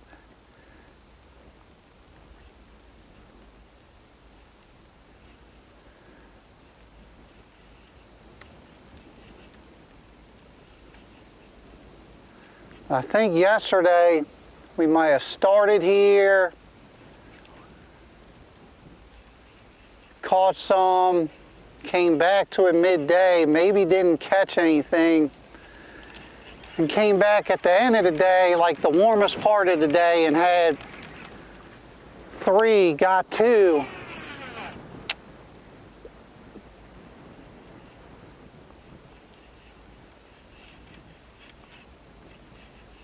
Kufall. Just missed that one. Saw him on this stretch yesterday. This was the only stretch he picked up a frog yesterday.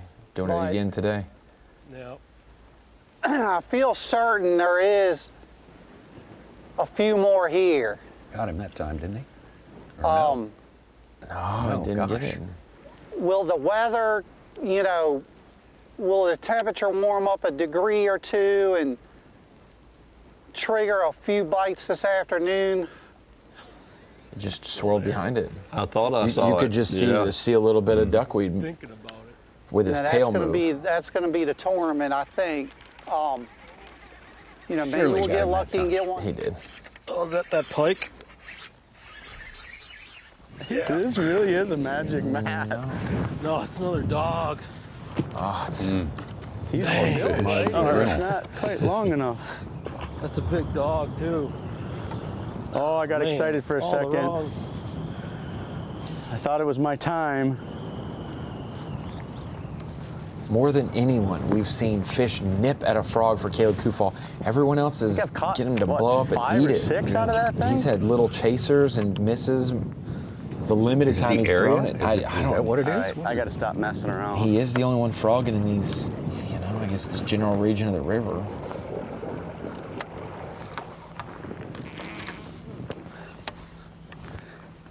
I do wonder though, I mean, it's been every day, a little bit per day he's thrown the frog, and they've all just seemed to like be right behind it. He's not working it dramatically faster than anyone else. It's not thicker than anyone else.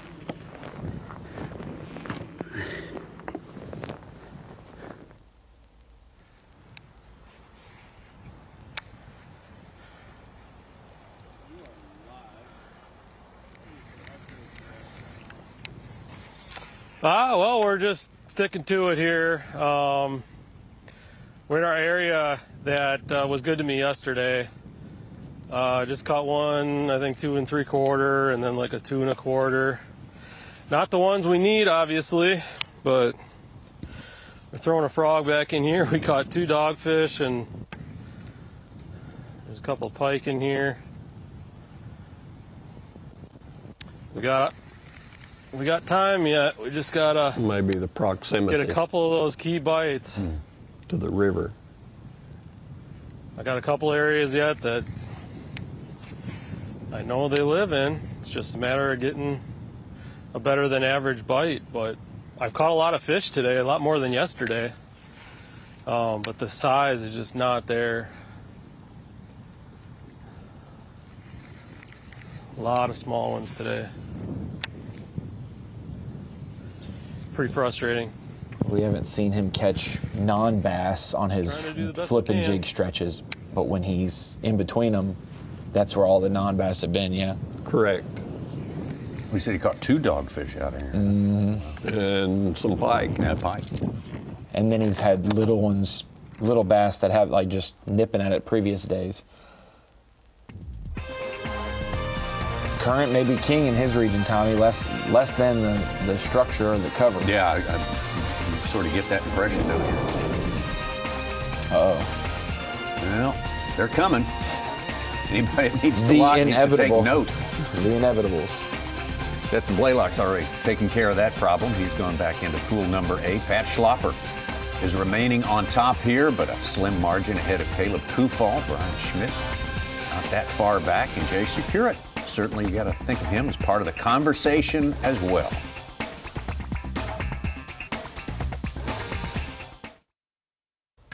Into our last 3 hours of fishing time for these 10 pros out there in the Pro Guide. Battery's Bassmaster Elite on the Mississippi River. Crosse, Wisconsin, a fantastic host city. What a beautiful place. All sorts of little chutes and canals, and ponds, and lakes. I want a frog bridge so bad, Tommy. I don't care if it's a dogfish. I will jack it right now. I'm That's so right. eager. You know, they bite it at their own risk. No doubt about that. What's at the end of that road? He's got Caleb Kufall trying to win this thing wire to wire. Right now, though, he sits a pound, 3 ounces behind Pat Schlopper. Schlopper started in third place. Live. 3 pounds back, and he's on top now.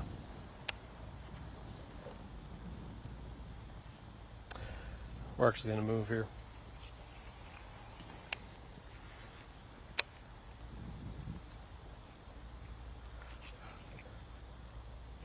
Just caught 2 more.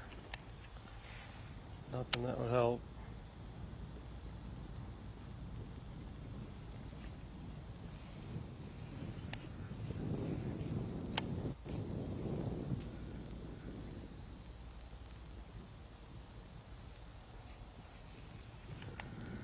Caleb's got 11-11 so far. We're going to go back in this deal a little bit. I'm going to try a smallmouth spot real quick. They haven't been there, but just maybe.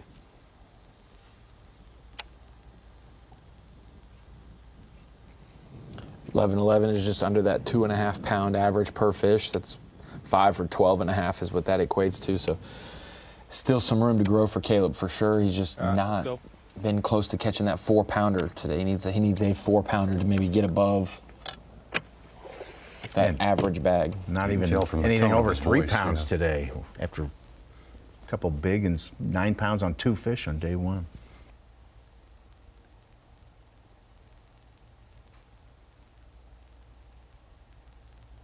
It's going to be tight down to the end. You just can't help but think. He's staying with his game plan.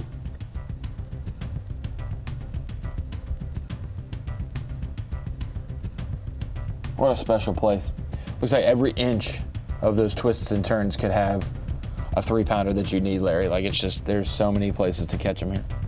Kind of reminds you of Red River south of Shreveport. There you go through mile after mile. It just looks terrific. Yeah. But they're not in every place. Yeah. No. Okay. That's what you were talking about, Ronnie? Locked on. Caught some this morning, but I'm trying to get back into pool 8 just to be safe.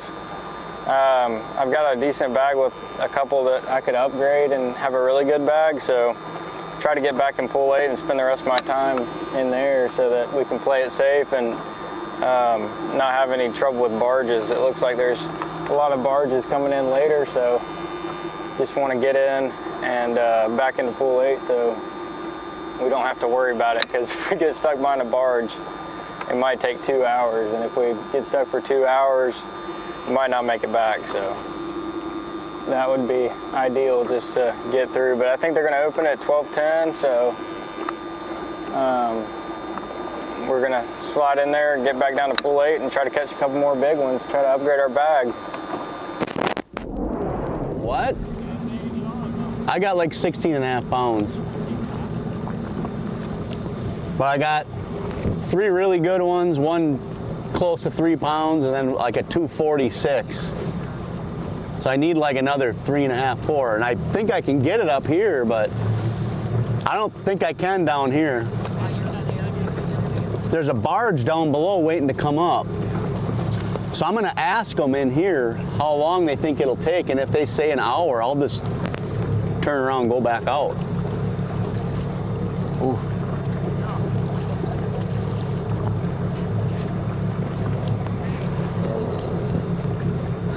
Are you wearing it today? How much cash you got on you? How much cash you got on you? About 4? Not much for you. It's probably $4 grand. Tommy, we just learned 2 things. He's going to risk it. He used to be a really good customer. Has no confidence in pool 8, and he's got him. 16 and a half instead of 15 and 12. That's 3 important points of information. Ton of cash.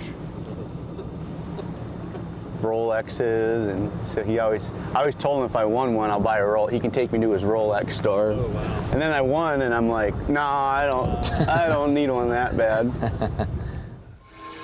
Yeah, he said a 240 something is a small one, which is a 2.5 pounder. So that's at least a 1/4 pound more there. And he said he's got one almost 3. That would make the 1/2 pound for his 2.5 to get up there. Fujita has not strayed far from bridges and abutments and seawalls and revetments today. That's the kind of structure he's keen on. Yes. Maybe 2 under. Yes. Good call.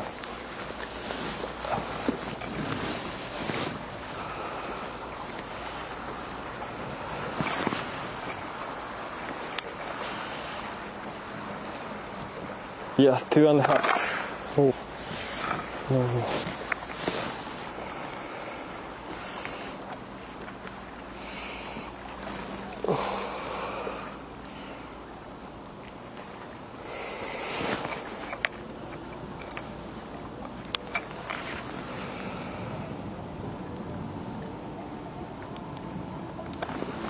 Yes. 2.5. 2.5. Good. Even.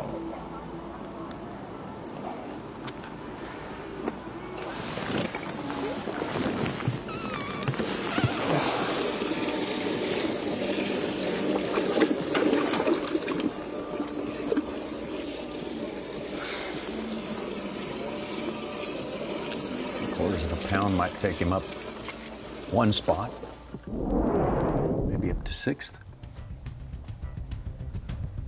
Yeah, this will be the big. This is the tournament decision right here, Tommy. What this lockmaster says to Patch Lockman about the time for the boat that's in pool 8 coming up to pool 7 determines if he stays or goes. Thank you.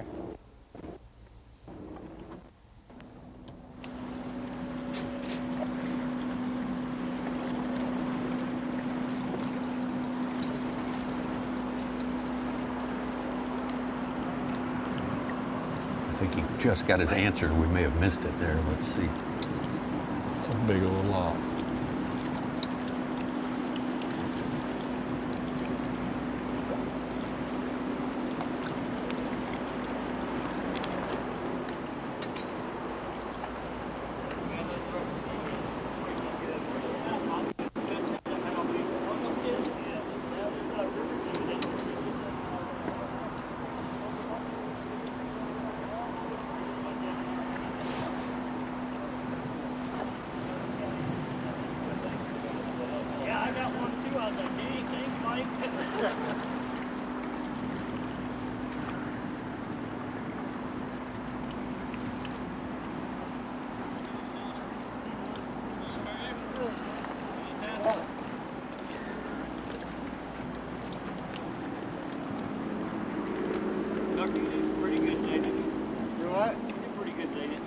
Like 15. Not bad. We're looking for Pat Schlopper in there. That's kind of the burning question, whether he's got the okay to stay up there, or at least in his mind, the okay to stay up there. And Larry, it's not a issue of the size of the lock that allows these anglers to not, or that doesn't allow these anglers to be in here with barges. It's the safety of, if they came free, all the turbulence of that water coming in and out, smaller craft and people getting squashed by the barges. Not necessarily we're space. catching a lot of fish right now. Yeah, there's room. You could get in there with a barge, but Just no, trying to they won't allow it. No Those risk. 3.5 pounders in the boat, or at least 3s. I got 2 3s, and I've caught the heck out of some 2.5s today. So yeah, but overall it's been fun. Fun final day. I'm thinking about leaving and going and making my milk run on the way back down the Black River. And then I'll probably go fish the wing dam that I caught my 3-pound smallie on yesterday.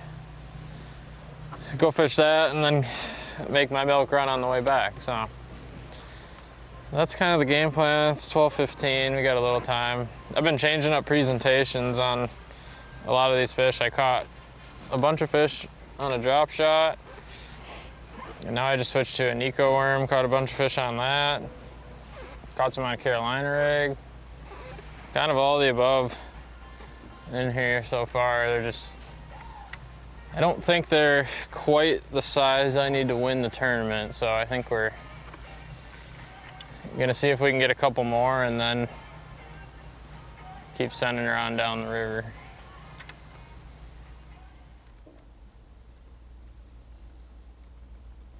Przekurat, not getting too worked up over things. That's his style. Yeah, he doesn't get too worked up over anything. He's very patient and sticks with what he likes to do. Kind of works for him. It works for him very well.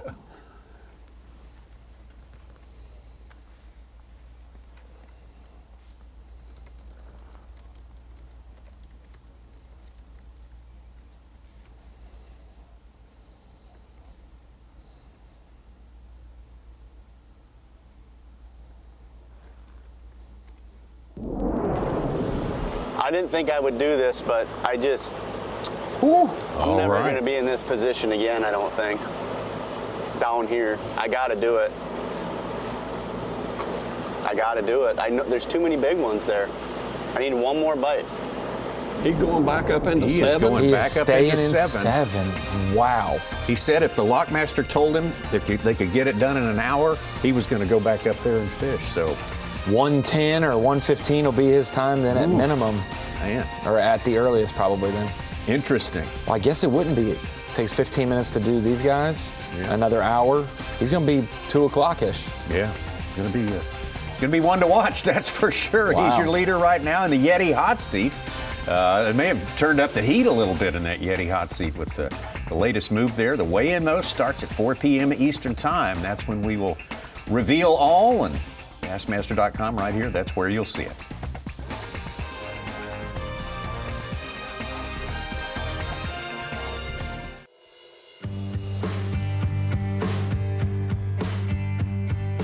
In a tight tournament like this one, getting every fish in the boat that you hook is really important. And, you know, days like today when it's windy, it's hard to do that. You can also have a big swing when you get one of those big ones in the boat. I just felt a bit of relief. Like, as long as I get back, I will make the Bassmaster Classic, which for me, you know, I was in 80-something place earlier in the season, so it seemed unattainable. But I've been fishing pretty well since then, so that kind of took a little bit of the pressure off of me, and then I just started to concentrate back on, I want to win this tournament. That's the kind.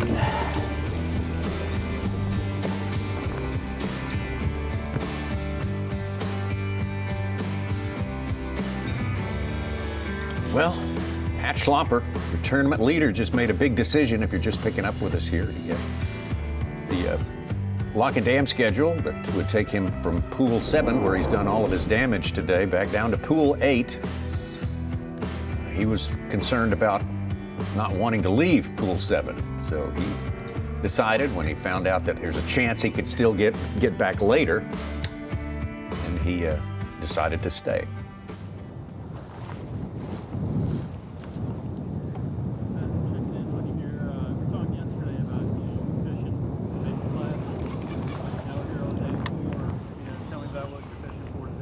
I'm trying to win this thing. I mean, worst case scenario is I fall to 10th if I get locked out, but we just ran to the lock, and it's just a small single toe. So the Lockmaster thought, you know, by 1:30 worst case scenario, so I turned around, and I mean, there's just too many big ones in this area. And I feel like I need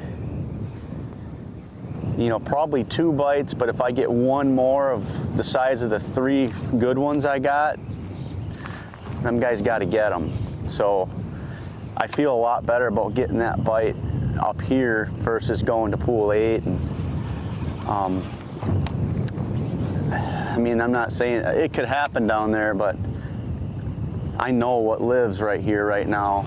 And if you give me another hour with the sun high like this, I just feel like I can get 1 or 2 more of those good bites. So we're trying to win. I mean, it might cost us, but I don't want to have any regrets, and because I don't know if I'll ever be in this position again.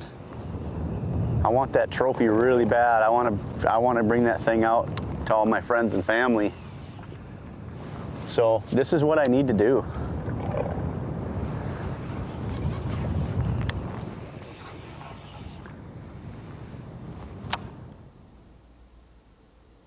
Totally understandable, right, Larry? Yeah. I'm not a big gambler when it comes to things like that. And if you have 16.5 pounds, potentially, if he only catches 13 in pool 8 today, he's already a winner. But if he goes back up there and gets locked out, yeah, he's going to lose it all. Got to get him to weigh in. Got to get him to weigh in. But now, from the information the Lockmaster gave him, it should be small and it should be done by 1:30. That gives him an hour and a half to get back to La Crosse. Yes, that's correct. That's looks good on paper. Yeah, that's just the word of a hopeful person, you know, that can get overruled at any moment. Well, there are just things that can happen in that lock. That tug may get in there and have a mess up, and absolutely, has to takes him another hour to get out of there. Yeah. Oh, that's what's scary. Yes! Yes! Yes! 3 pounder. Oh my gosh. Oh yeah. Oh my gosh. Yes!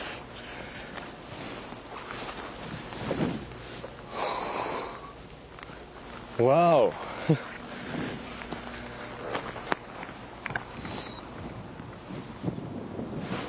Currently in a tie for 6th place. Wow. Moving right up into the top 5.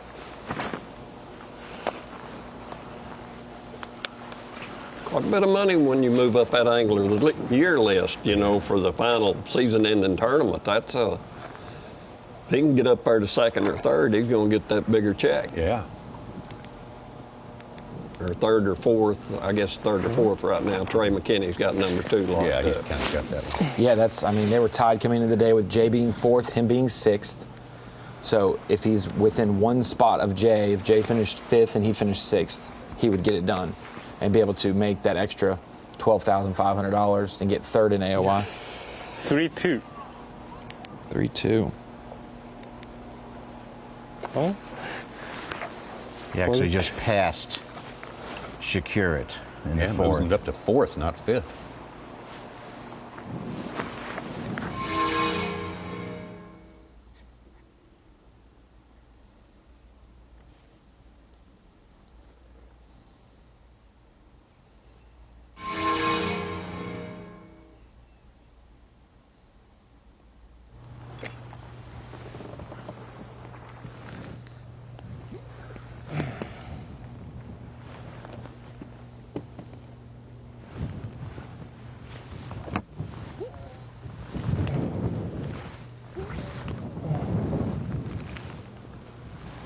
I like him more and more. He keeps his boat clean. You see that? Picking up He's little pieces of grass. Fairly fastidious about that. And when you step on it, it smushes and gets in your carpet.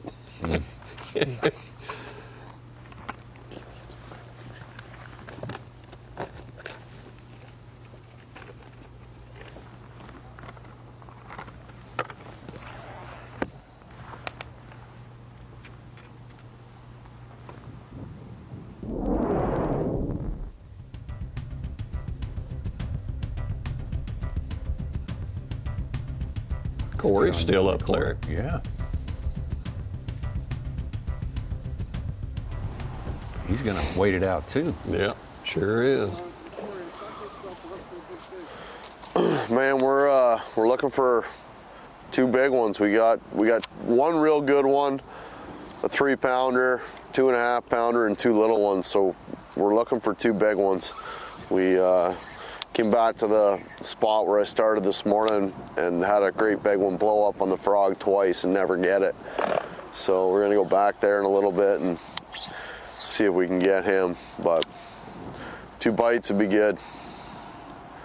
There's few and far between. This heavy wind's blowing a lot of my mats around, and I have one real good mat that's gone now. It was almost a guaranteed for a good fish every time, but yeah, we're just gonna flip around, throw the frog, and see what happens. Hopefully get lucky and get a couple good ones here.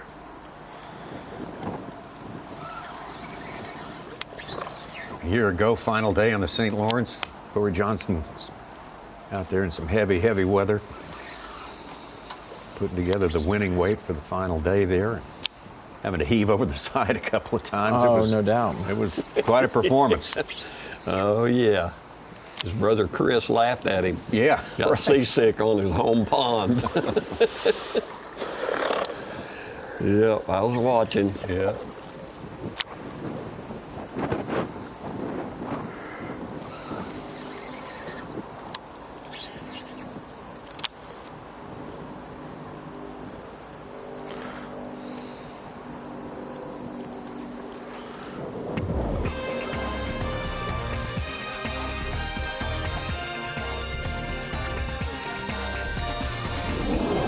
Two and a half hours left fishing time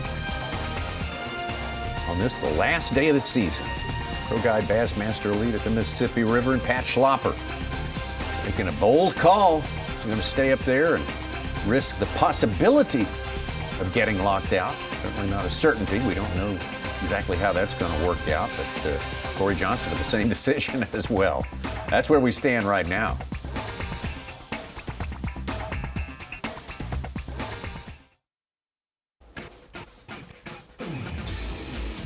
La Crosse, Wisconsin, our fantastic host city here. Sure have enjoyed another trip here, the 6th time for the Bassmaster Elite Series to be here on the upper Mississippi for this tournament, where our live coverage is sponsored by Garmin, this Pro Guide batteries.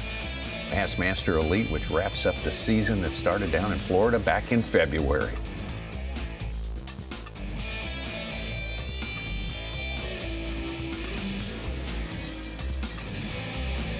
Get up to Pat Schlopper, who's made a decision. In the last few minutes, if you're just joining with us, he had the option to go down to Pool 8 and avoid any potential hang-ups in the lock. But Yeah. he's decided to... It's a 100K decision, Tommy. Yeah. Absolutely. It's a little bit of a gamble. We'll see. We'll see how much of one. That marine vessel traffic app, / website that these anglers are keeping an eye on. This may not be the most riveting screen to look at, but here is Lake Onalaska, Pool 7, and you can see the pulsating Wisconsin barge is the one that is entering Lock 7 right now in the center of your screen from the south, going from 9 to 8 to 7, that direction. That's the one that's coming through now that Pat was checking on. Maybe it'd take an hour or so, checking with the lockmaster, because we talked about Tucker Smith possibly locking back at noon, over an hour and a half ago. But Miss Kathy was in the lock at that time. That's the boat right here coming southbound on the map. The big deal here is it looks like Megan is another barge coming north from Pool 9 through Pool 8 that is probably going to be that 1:30 or 2 o'clock barge that we're worried about. If you get in after Megan, then you're probably not going to be able to lock back through. Meanwhile, later this evening after weigh-in, there's 4 or 5 barges at the bottom of Pool 8 coming up from Pool 9. So like we talked about, Larry, there's one after another, and a domino effect can happen. But it looks like Miss Kathy made it through.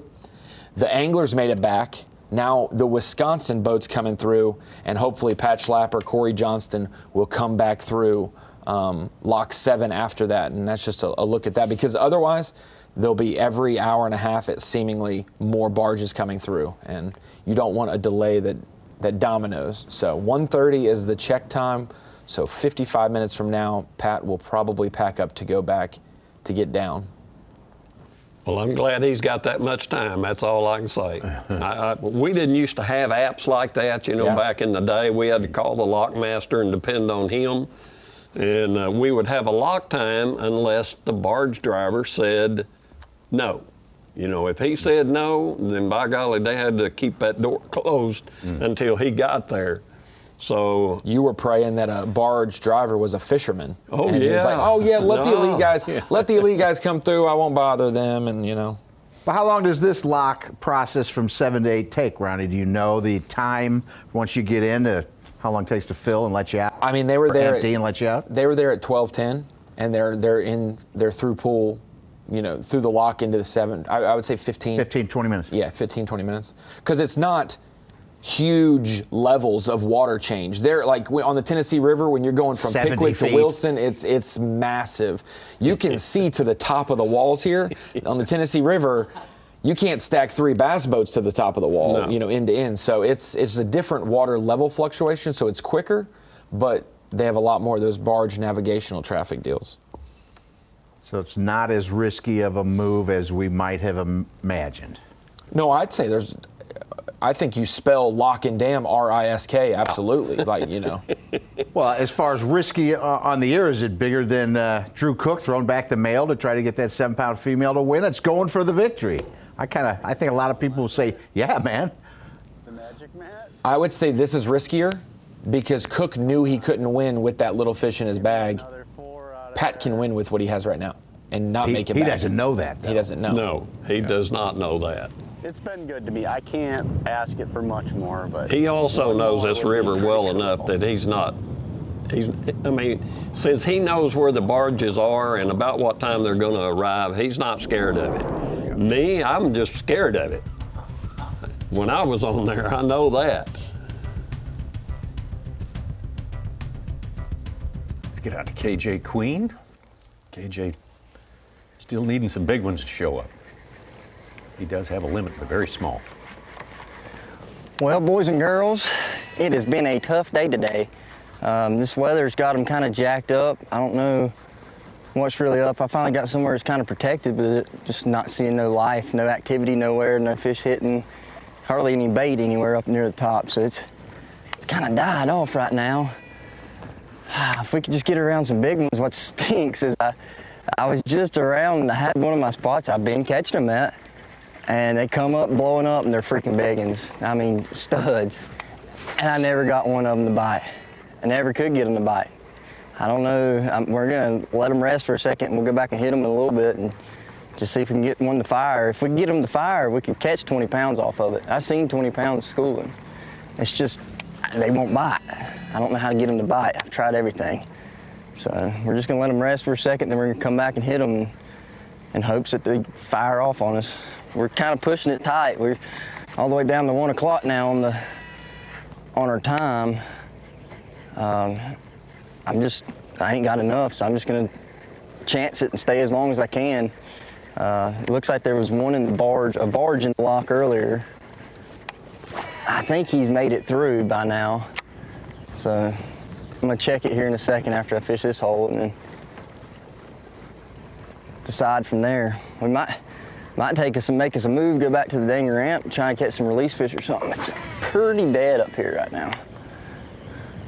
But we'll see. We're just gonna keep at it. Gotta get them big ones.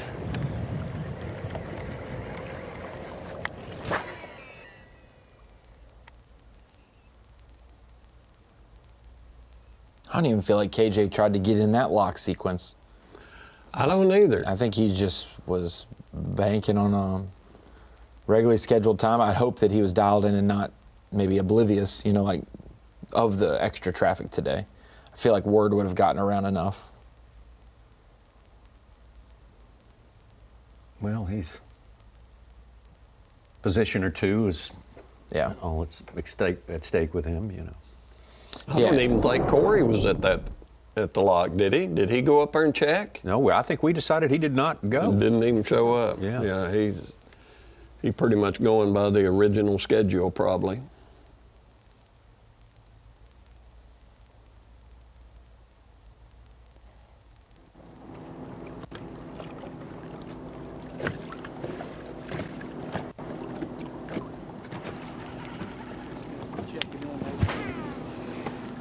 Oh, it's been a tough day. I mean, I got a limit, small limit. I really just didn't have enough knowledge up here to come up here and really dial in anything to get going. And you kind of got to know where you're at right here, around here. You can't just run in and out of this stuff. So I'm looking for some big smallmouth out here on the river. I know that I can, you know, still catch what I need to catch. I just got to get some bites. But it's, you know, I came back a little earlier than I wanted to just because of the barge situation down there. And I'm glad I did, because they were about to get up there to the lock. But I think we're gonna get close to takeoff and finish the day out up there. There's a lot of fish that live right there close to takeoff. They always have, and it might just be, give it a couple hours and maybe we can stumble up on a little current seam or something up there that's got a couple big ones in it and still make a push. But kind of fished about everything that I felt like I could get a bite on, and it's just been slow.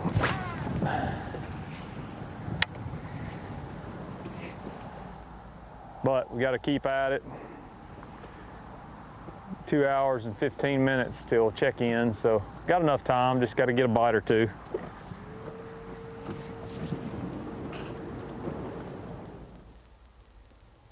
We've seen a big amount of work happen in 2 hours and 16 minutes here over the course of 3.5 days here, so I don't doubt that Stetson can put himself in a much better position over that time.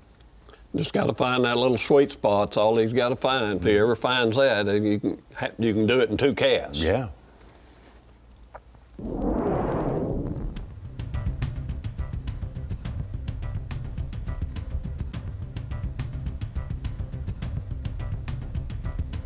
Tucker Smith now in pool number 8. Again, congrats to Tucker on his Dakota Lithium Rookie of the Year title. All right. Clinched day before yesterday.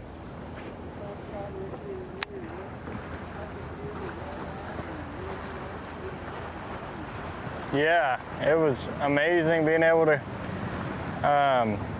be able to win Rookie of the Year. But Paul is an unbelievable fisherman, and the whole house is. Emil, Loberg, all those guys are amazing fishermen. So to be able to win Rookie of the Year is truly an honor against that caliber of fishermen. They're amazing, and something I've been working hard for this year, and it's something that takes a lot of time for sure, and it's not easy at all. I've worked my butt off this year, and I was pretty far behind in the points, and the last 2 tournaments I've got 2 top 10s, so really bounced back after a rough couple events, which is what I needed, and I'm very blessed for sure.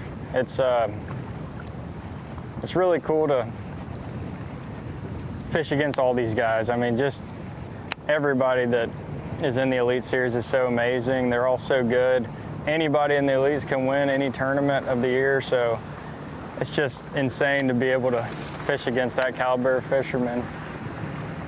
They're all so good. I'm living my dream.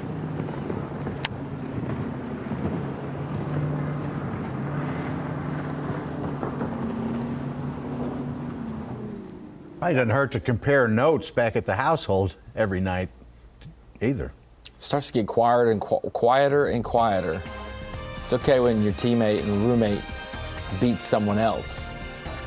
When it's his next goal is you, Tommy. That's why you stopped helping me on live when I'd ask questions. You just be like, we got to go. We got 5, 4, 3, 2. Okay, we're back. There's your final standings. Dakota Lithium Bassmaster Rookie of the Year. Tucker Smith on top. Emil Wagner running into second place there just to get ahead of Paul Marks, who came in very near the top to to start this week. Easton Fothergill, Andrew Loberg, Evan Kung, Bo Browning, and I missed what was the last name of it? Blake Capps. Blake Capps.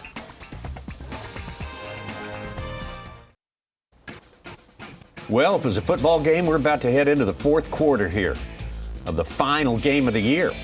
As a matter of fact, the Pro Guide Bassmaster Elite at the Mississippi River is number 9 out of 9 tournaments in this memorable season of 2025. There's your leaderboard right there. Pat Schlapper, Caleb Kufall, the ones at the top. Hey, and Tommy, basically football-wise, Pat Schlapper, 4th and 5 at the 50, starting the fourth quarter, decided not to punt. He decided to go for it, try to get a first down in the game. And that's what he's looking for that now. New breed of football risk takers there for sure. Oh, we have had fun. It has been an eventful tournament and an eventful final day. Welcome back into the Bassmaster studio, sponsored by Marathon.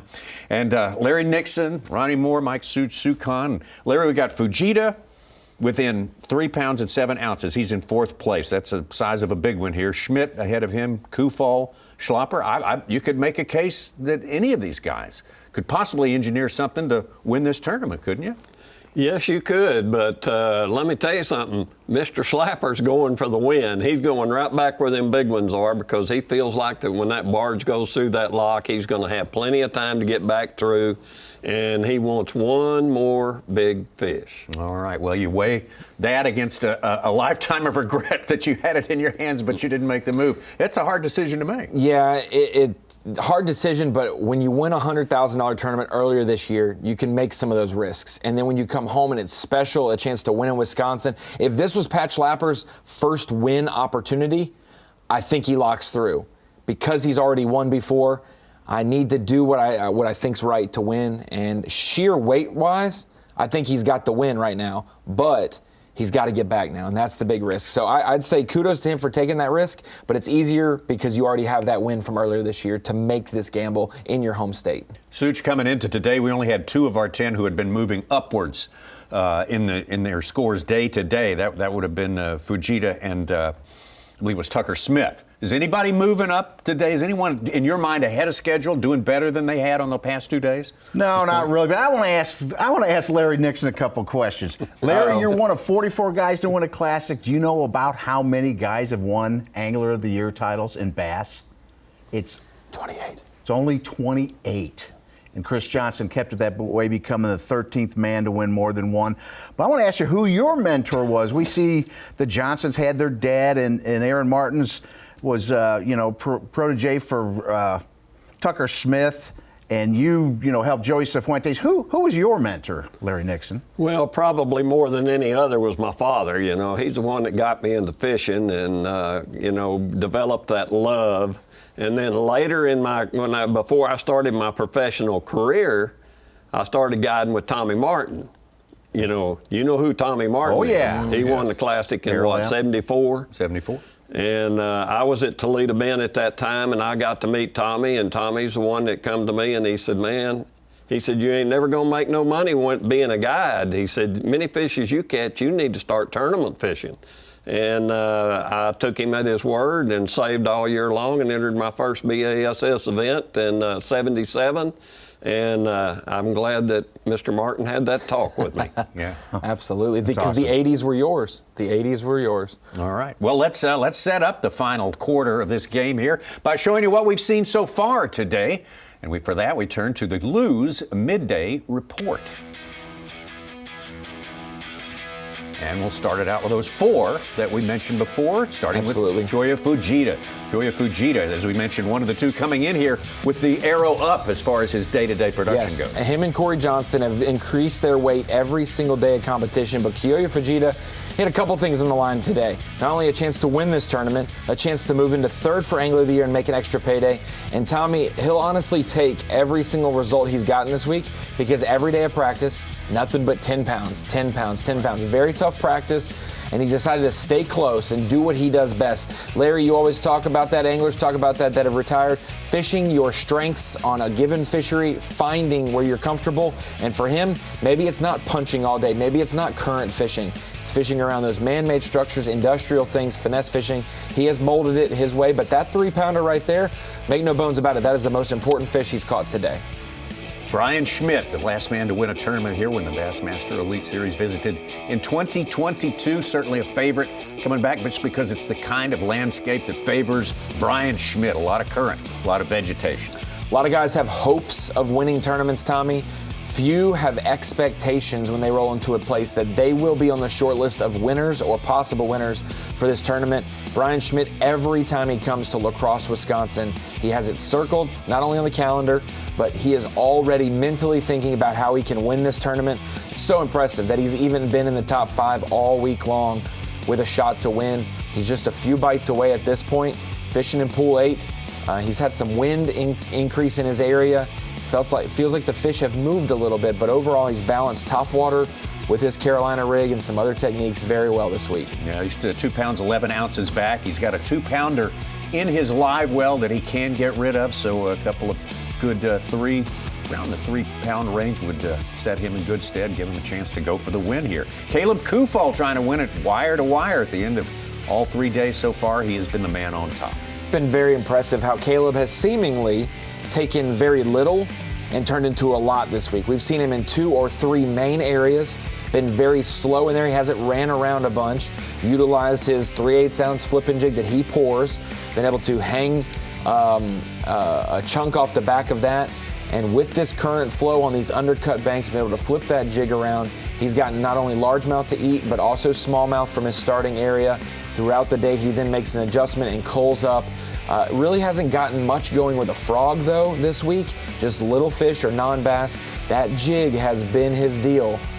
And late in this tournament, I don't think he wants anything else in his hand other than his jig rod. 1.5 pounds behind our leader right now, Pat Schlopper. Pat Schlopper is in a place where he said going out today, boy, if everybody knew the fish I'm headed toward right now, they might not even want to follow me because I'm going to suck them all up and win the tournament here. Started day 1, we got to watch him. He was 5th place after day 1.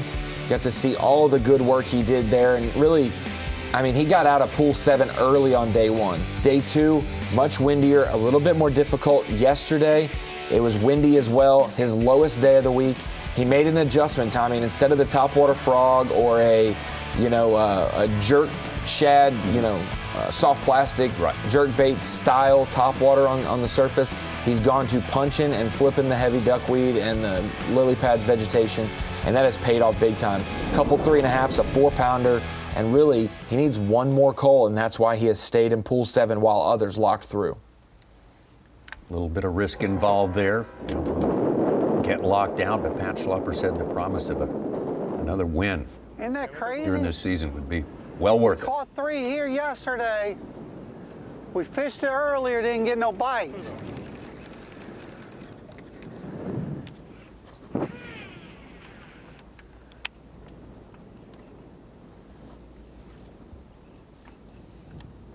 Anytime you're flipping in them mats, it's subject to be a big one. I mean, and he knows what he's looking for. He's looking for that one more big fish to seal the deal. Even though he might have enough in his live well right now. Yeah, could well be true. But might.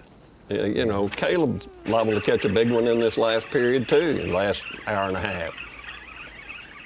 And Schmidt hooked up. I don't think he's real impressed with the size on this. I may be wrong, though.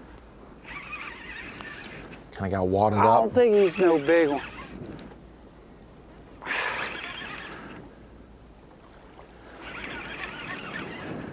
He's in there somewhere. Yeah. A lot of grass, but you hope it's a lot of bass, too.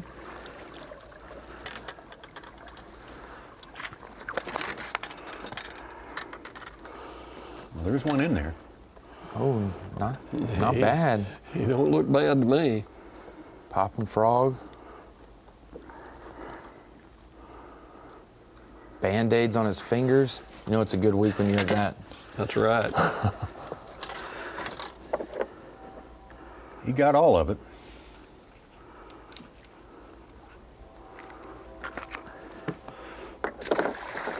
Didn't make Not a helper. Well, kind of had me fooled a little. I'd say that he's got more than 12.5 if that's not even one that you're going to eyeball and test. Well, we know better than to be surprised when an angler has a pound, 2 pounds more than especially this angler. What his bass track says. He was the one on day one who talked to Cory Johnston, and Chris was saying, "What is going on?" He said, "You have to almost let it sit there for 5 seconds before you twitch it and pop it." And that was not a popper, but a popping frog or a topwater in general. And that is what we're still seeing for him. Oh yeah, in areas like this from the get-go today. Like, you don't even know where his topwater is because you don't see it moving until you see the cannonball explosion of the blow up.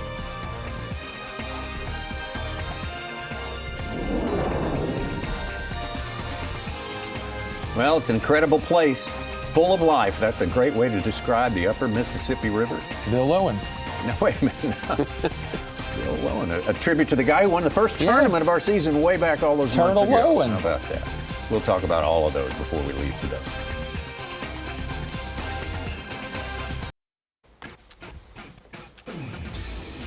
Welcome back to Bassmaster Live here for the Pro Guide Batteries Bassmaster Elite at the Mississippi River, the final day of the 2025 Bassmaster Elite Series season. Final day to decide who's going to win and in for the Classic. Pat Schlapper, Caleb Kufall, Brian Schmidt, that's your top 3 right now, all of them in good Classic standing. Could double qualify and make Dakota Ebert's dream come true. He always wanted to fish the Classic, and he is the first one waiting, Tommy. Yeah, it's looking good for him as it stands right now. Stetson Blaylock, though, has got time. Everybody's got time to make major moves. Hey, anything goes today. Absolutely. I mean, you leave nothing on the table. You roll the dice and do what needs to be done to make all your mark. your erasers and pencils on the final day of school. You don't need them for the summer. You don't need them. Let's get up to our tournament leader by 1.5 pounds over Caleb Kufall. Pat Schlapper. What a great Wisconsin battle at the top of our leaderboard. Looking for one more bite.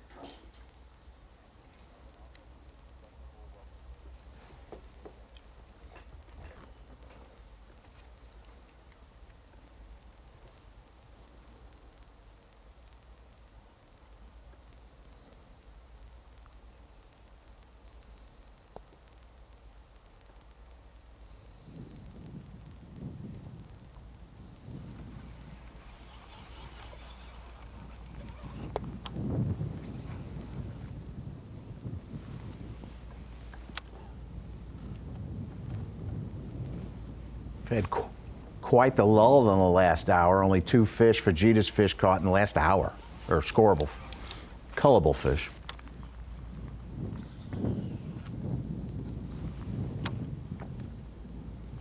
Why don't we take a moment for something we call Yamaha on the Line. We're going to use that device to welcome in our colleague who has been spending the week up there on the upper Mississippi. Davey Height joins us right now. And Davey, we got him on the line. We don't see him. Okay, I guess that's a deal. That's all right. I like that. So Davey, with 2 hours left to go here, what all can transpire? A lot can happen in 2 hours, right? Yeah, sure. A lot can happen and in any tournament in the last 2 hours. But here on the upper Mississippi, I've been hearing, talking to different anglers throughout the week. One in particular, Lee Livesey, had 0 in his boat at 10 o'clock on day 2 of this event. Ended up weighing in the biggest stringer of the tournament, and actually it's the biggest string that I can remember ever in an Elite Series, over 21 pounds being weighed in. All happened in just a few hours. He came in early once he had his 21 pounds, so it can certainly happen early. Obviously, we're on the upper Mississippi, a lot of current here. These fish will move up on a place and feed up under, on those undercut banks like Caleb Kufall is fishing, or out on the main river itself, some of these other anglers, a few bridges, some anglers are fishing. All of those places are places that those fish can move up on in a matter of minutes. Davey, Pat Schlapper, staying in pool 7. Tucker Schmidt, the only one coming back. How do you feel about that move, knowing he feels he needs one more bite, and he's risking it to do it and stay in pool 7? Yeah, you know, it's there's a lot going on here this week, a lot of pressure on a lot of different people for many, many different reasons, from AOY, Rookie of the Year, requalification, making the Bassmaster Classic, all of those things. Pat was in a good situation. He's already won an event this year, has really had a lot of momentum in the second half of the year. This is a tournament that he wants to win. And you know, make no mistake, every angler wants to win every single tournament, but when it's close to your home and you've got a lot of history in an area, he's got a lot of fan support here, family here, it's one that he's willing to roll the dice, and he's in a position to be able to do that. And, you know, I asked him in day one, are you planning on locking every day? He said that is the plan, to lock every day. Now today, him staying there some extra time might win the tournament for him. He might get locked out. You never know what could happen here. There is more barge traffic scheduled this afternoon than there has on any of the other previous tournament days. You guys were passing some predictions around at the halftime show, Davey, and I think you went with Brian Schmidt, who was also my pick to win this tournament here. He is so strong in here, and you just got to think he's gonna run up on something here before 2 hours have elapsed. Yeah, absolutely, and I'm honored to have the same pick as you, Tommy Sanders, because you usually are right on top of who's going to win these tournaments, who's going to do well. But I had a real good feeling about Brian Schmidt. He's just very confident here on this body of water. The conditions with the river coming up and now dropping during the event some, shallow vegetation. And you know, it amazes me the way he stays in one area, the lower end of this pool, the entire practice, the entire tournament. He's our, you know, defending champion of this event the last time we were here, and he's right in that same general area, throwing the Carolina rig, not making it too complicated, got a lot of confidence in a few areas when he comes here, and he just gets it done. And you know, he still has a chance, I believe. And gosh, I'll have to be honest with you. If he spoils this and a Wisconsin angler does not win, he might need escort out of here. He might need to run for the county line. Yeah, that's right here. Davey, I probably will get to talk to you again during till the season's over here in a few hours for sure. So give it a think, and what's been your favorite stop? What's been your favorite tournament this year? Boy, it's hard to say, Tommy. A lot of great events this year, but I guess and I've thought about that a little bit. It's funny you asked this question. I guess Pasquotank River, a lot of unknowns. First time we were there, big crowds. I wish you'd have been a little closer. Kyle Welcher was the winner. I wish you'd have been, you know, a little tighter race. But hey, it was unique that we had such a big margin of victory there, the biggest ever. I don't see how that'll ever be broken. But that place was special. It's so beautiful in that area. A lot of new fans came out to the weigh-ins. All of the crew that I've been here with today talked about that area and that particular term. It was really, really fun to be on site. Davey, I guess last thing before we let you go, before the weigh-in starts in just a little bit, but the EQs are coming up. A chance for new blood to come into the Elite Series, a chance for guys who got the news this week that they probably won't requalify to have a shot to get right back in before the fall is done. We have Champlain in September, Wheeler in October, Okeechobee, which is lower than it was earlier this year, in November. How do you feel those three set up? They've already had a really diverse open schedule, and now 3 totally different fisheries to get the 10 best possible anglers to qualify. Yeah, Ronnie, I think the schedule is great. Those are 3 very different, like you said, very diverse tournaments. So I want to talk about this just for a minute. You know, we said goodbye to some anglers this week that have had, you know, a lot of time, a lot of years, in some cases, a lot of years fishing the Bassmaster Tournament Trail, and that's tough to do. It really is. Trey McKinney this morning at 20 years old talked about losing part of the family. And, you know, it's kind of a lot of ways a lot of these anglers are happy to see the end of the season, and a lot of the people that work these events are happy that this is the final one. But then also it's sad. So I guess, to me, thinking about the EQs and those 10 spots back into the Bassmaster Elite Series, I certainly hope some of those guys that had a tough year or two can go back there and requalify, and we'll see them back here next year. Fully agree with that, Davey. It's very tough. I mean, guys who are part of the culture of bass fishing, you have to say goodbye to them. You'd love for the opportunity to welcome back into the fold if something can be worked out that way. Davey Height, thank you so much for great work all year long. Man, we will see you around the corner here before long. We got a Brian Schmidt buzzbait. He just picked up a buzzbait and threw it around. We hadn't seen that since day 2. Yeah, he caught a good one. Early yesterday as well, maybe. Sure did. Let's get right now, though, to Caleb Kufall.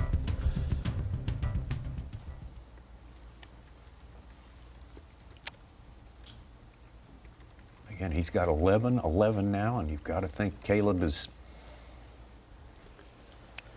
assuming he does not have enough to close the deal yet. Oh, I got a feeling he pretty much knows he don't. Yeah. I mean, this has been the worst day I've seen him fish, and it's not his fault. It's just the fish that are on them undercut banks are not firing for him, and there we go. All right. Maybe it's starting. Maybe.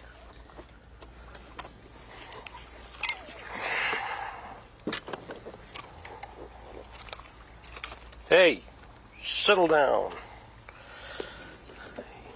Maybe.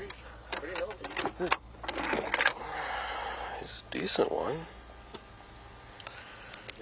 I believe that one's going to call.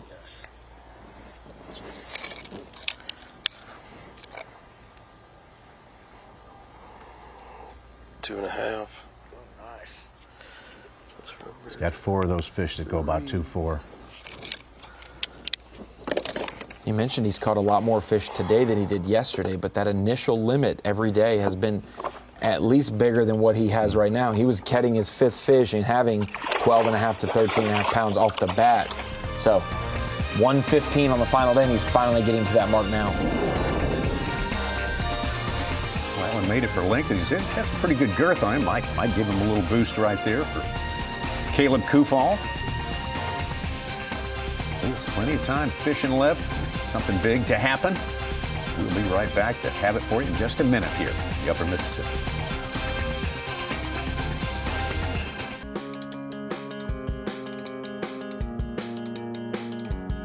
Yeah, so my 2025 season was so successful. I mean, to have 4 top 10s in a year, usually, you shoot for around 1 to 2, and if you get 4 in a year, I mean, you're talking almost half the tournaments we have on the schedule. So that was, kind of, I wouldn't say unrealistic, but it was definitely going into the year like there's a lot of places on the schedule that are really intimidating, and to get a top 10 against this group of anglers, I mean, these guys are the best in the world for a reason. You can't slip up one day to make a top 10. It's so hard. And yeah, we have 4 of them this year, so it's really been unbelievable. And then on top of that, we've had some really nice finishes as well. So we've had some really nice finishes this year, and I can't wait till the 2026 season. Came out here in 2022, and everybody said, well, he's another rookie, but we don't know a whole lot about him. We learned a lot about him in the years since then. He has went right to the top tier of performers in the Bassmaster Elite Series. Let's get out to Jay Przekurat right now. It's his best AOY finish. Right now he's 3rd. Last year he was 7th, 6th the year before, and 10th in his first year. So never outside the top 10 in AOY. Pretty good stuff. Very good.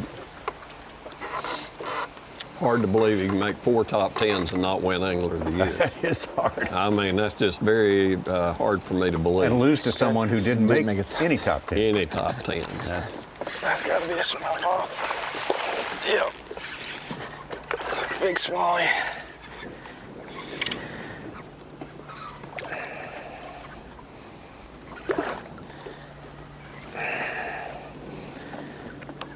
Thought about it. God, stop it, stop it.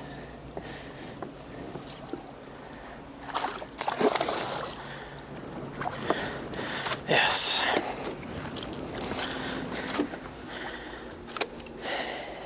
Should help.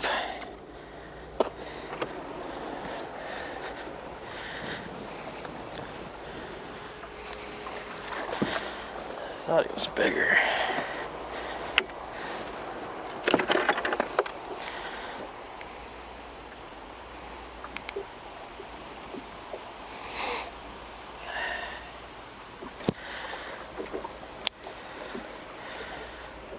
Yeah, it'll help for sure. It's a 212.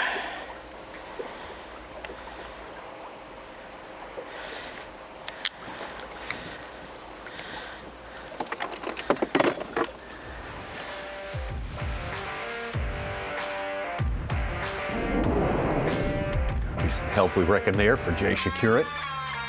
And he's had a tremendous season, as he was talking about just moments ago with us there. So consistent. Really no flaws in his game. And Tommy, when we were thinking about, the way the schedule's setting up, a mid-June event at 10 Killer, we didn't expect it to fluctuate water level as much as it did, but we were like mid-June at 10 Killer. You're gonna have St. Clair, early August, Mississippi River close to home. This is gonna be a shoe-in, and this was the place he stumbled the most, those two events. Yeah, that's hard to believe. Didn't really see it playing out that way. 10 Killer kind of surprised everyone. St. Clair, for him to do 56 there, was definitely not on anyone's radar, but that's the way some seasons can go. We talk about the ounce opportunity. Trey McKinney tied for the last spot day 2 to get into day 3, jumps up 23 spots in the standings and almost sneaks up and wins Just AOY. about, yeah.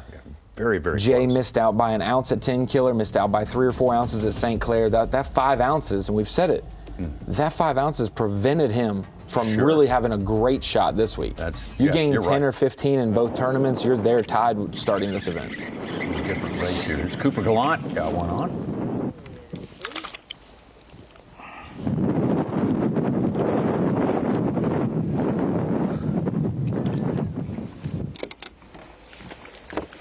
We'll get rid of that one, I think. Nah, I think there's one noticeably small one.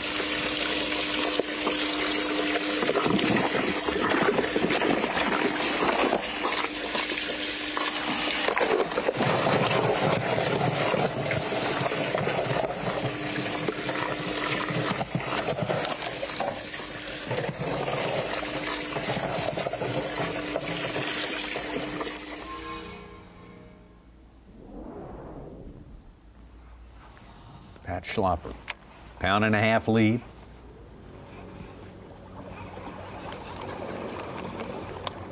Hour and a half's fishing time left.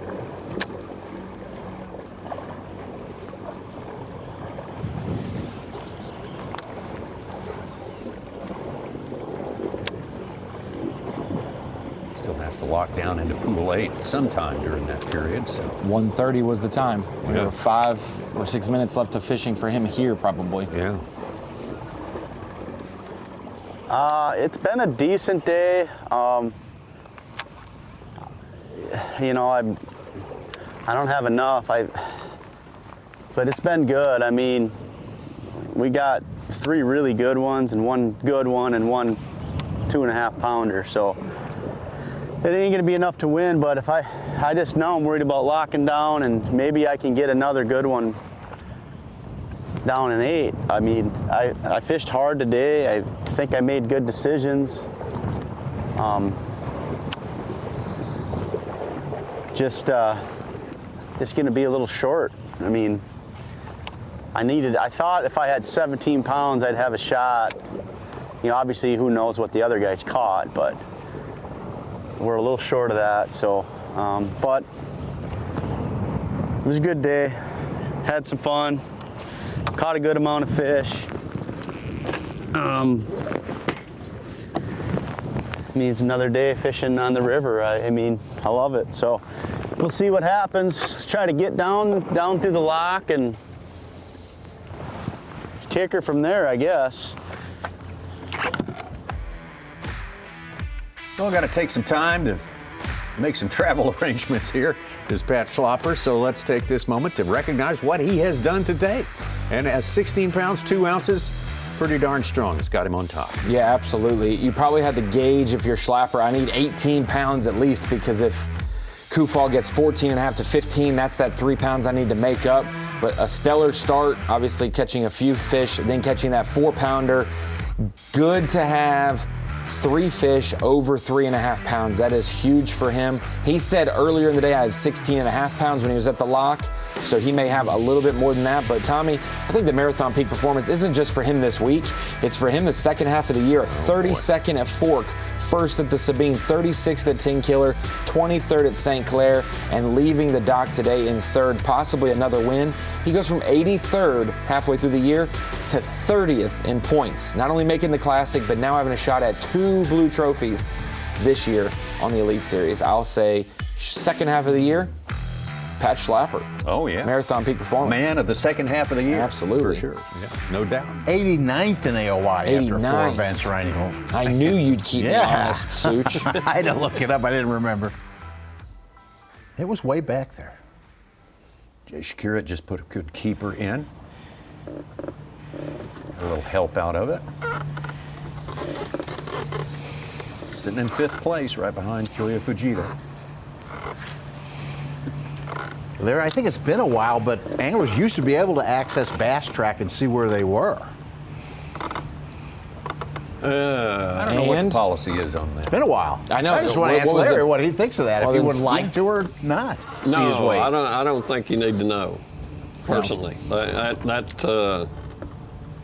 don't like the idea of fishermen being able to go over there and say, oh, wow, I might have a chance to win this thing if I don't lock or if I do lock. I think it ought to be all suspense. And instincts. You're just making decisions off of gut and what you feel like it's playing out as. That's absolutely right. Another reason to not do that, it's not official. You could get some bad information and make a bad decision based on it. We'd probably get we'd be way more inaccurate on Bass Track if everybody was allowed to see. Fool your competitors. Oh, they wouldn't weigh them in the boat at all. No. We need you in the boat. Yes. That's a heavy one. That boy right there has dirty. learned something from Fujita. He's got a big, heavy leader on there. He would not be rodding that fish over the front. Yeah, and that's on 10-pound test leader. That's the deal on Fujita. That's a good one. He does them all like that, and he's got the heavy leader on there to do it. He is wide. He takes the fight out of them a lot of times. Whoops them so fast. Yeah. Which one?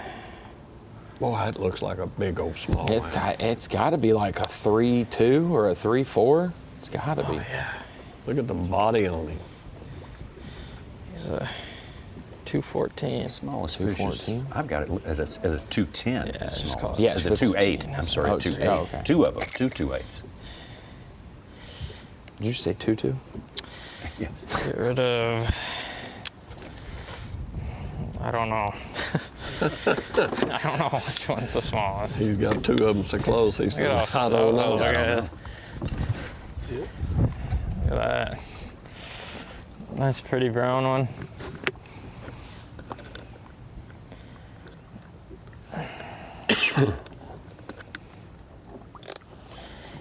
I think it's 2, but I'm not 100% sure.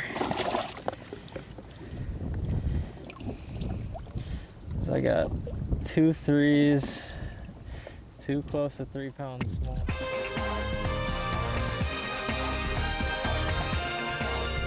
I'll get you caught up on what that afforded him in the way of an upgrade. He said, come back, we're going to take a quick break here. I think he said I have 2 3s and then 2 smallmouth that are close to 3.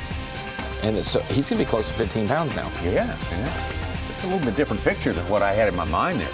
Pat Schlapper, 1.5-pound lead over Caleb Kufall. That's the story at the top of the leaderboard right now. And certainly that's what we're concerned with as we get closer. The clock is ticking. Weigh-in is looming.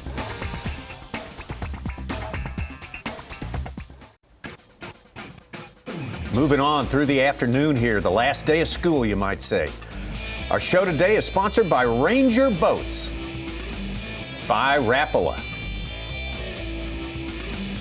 and by Yamaha. This last stop of 2025 is on the upper Mississippi here. Pro Guide Bassmaster Elite. We are running out of time on this final day. Hate to see this season come to an end. It has been full of excitement, full of different looks, different ways to catch them, different stars, and much, much more. Tommy, I wanted to bring it into the Bassmaster Studios real quick to the Pro Guide Screen of Knowledge to talk a little bit of Lake Master mapping. We talked about it downriver earlier this week, Pool 8, and how all those wing dams, the different obstacles that protects the areas from wind. It shows some of those high spots along the main channel. But I'm taking us up to Pool 7, the areas that Pat Schlapper, KJ Queen, other anglers in that region have been focusing in. I had my map, my Lake Master mapping dialed in at 4 to 5 foot increments. and it really didn't look like much. It was all pretty much the same color, but when you dial it in at 1 to 2 foot increments, you start to see some of these high spots. And so I wanted to highlight the dips and trenches that we have in here. When you look at the green area, that's pretty much the intermediate depth zones. That's that 4 foot range and change. Then when you look at the yellow, that is the deeper 6 foot to 8 foot ranges. And then the red is obviously going to be the shallower 1 to 3 foot ranges. And so when you see areas like this, shallowest, not just near the island, but out in the middle, that is where a lot of that topped out cheese, as you would call it, or duckweed and all of those things that the guys were punching through. But then when you have these clean spots, that's where you'd start to see some of the areas that KJ Queen would maybe catch some fish schooling. And so it's not just get out in the middle of Lake Onalaska in Pool 7 and every spot's key. You can match up the contours and see, hey, here's a high spot. Hey, here's a high spot. I think this is a high spot. And it's not just the big, massive flats, but maybe sometimes the little flat off to itself with a trench through it. You get some of those right ingredients, and boy, you can find and key in on those places where maybe those 3.5 to 4 pounders are. So, guys, the key for Patch Slopper this week, sticking to the mat situation, but not getting locked in just with a frog. Deciding to punch was such a key decision when that wind got up yesterday. It was a way for him to survive yesterday some, and then it was a way for him to excel today. And every day he's dialed it in a little bit more. It's a lot easier to cast around with less wind. With the high winds, he's had to really, really be precise in these last day and a half. He's shown the it. whole freaking time. Out to KJ Queen. Beggins too. Bunch of them. Jeez.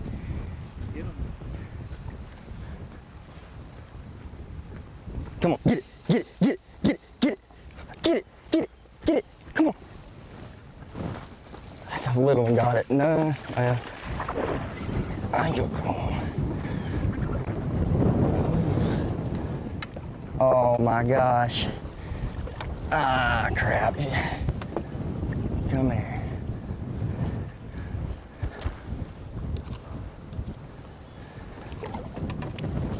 I mean, whew. Finally, a decent fish. Good thing he lipped him. Yeah. And they're loaded there too. You had one hook in that gill on the outside of that gill right there. Boy, that would have tore right out. There's like 8 of them on it.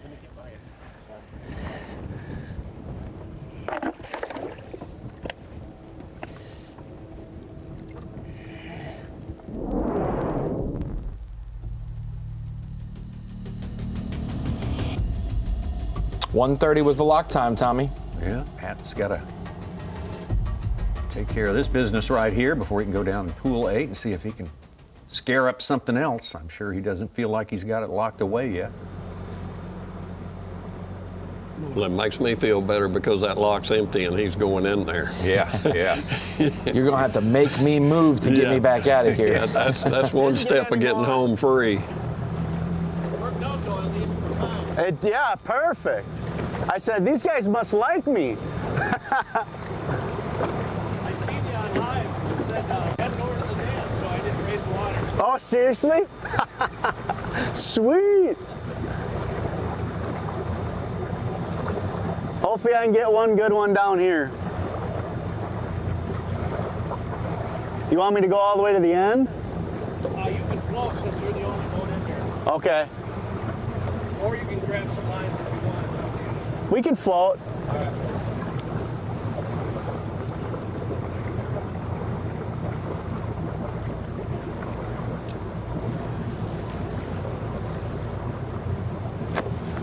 Had a former Bass Nation champion back in That's pretty awesome. 2020, I guess.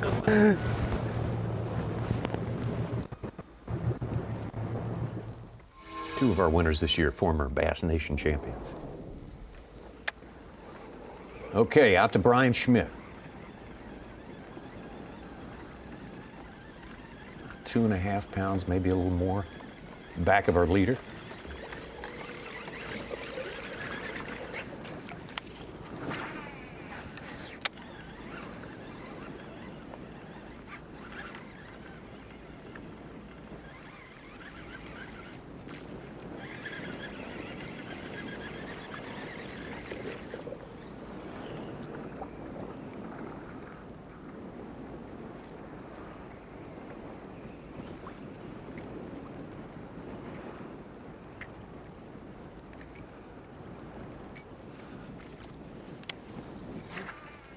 Needs him one of them big bites.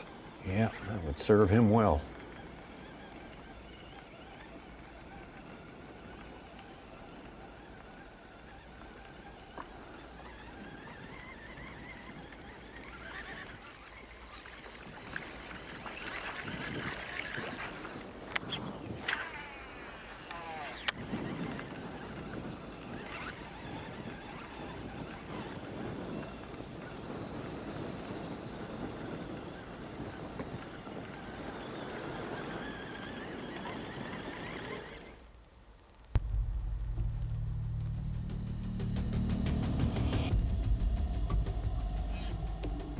Gallant is sitting in 9th as it stands right now. We're live.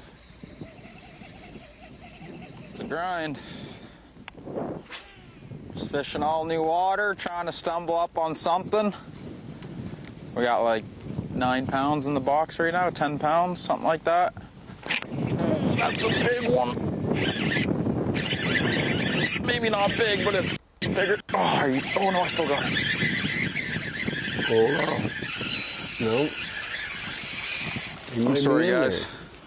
Wrong My species. family's all mad at me. I got their hopes up. It looked like a big bass when it blew up. Yeah, it's tough. Too many toothy critters and not enough bass. How much fun is it throwing a frog? Oh, it's so fun, man. I love throwing a frog. I was saying this morning, I haven't fished a tournament in years where I've been able to just keep a frog in my hands, and that's all I've done this week. I haven't really picked up another rod. I caught some flipping, but mainly just throwing the frog. And like coming into today, I thought that was my best bet to get a big bag. Just to lock the frog in my hand and hope for 5 giants. So far we got 0 giants. We got like an hour left of fishing, but you never know. I'm just stoked to be fishing today, honestly. Coming into this tournament, I was nervous, stressing about even if I could even catch a limit. And here we are on Championship Sunday, so I can't ask for more. Last derby of the season. It feels so good. It'd feel even better though if we could catch some big ones.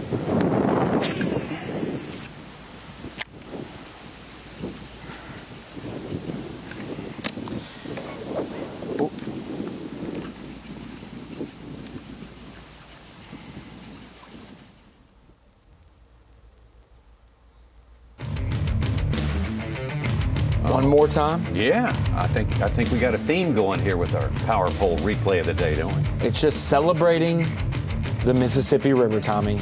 I'm all for One it. of the gems, a paradise in the sport of bass fishing because of visuals like this. Why don't you just spend your summer in Wisconsin? Enjoy the cheese, both on and off the water, Tommy.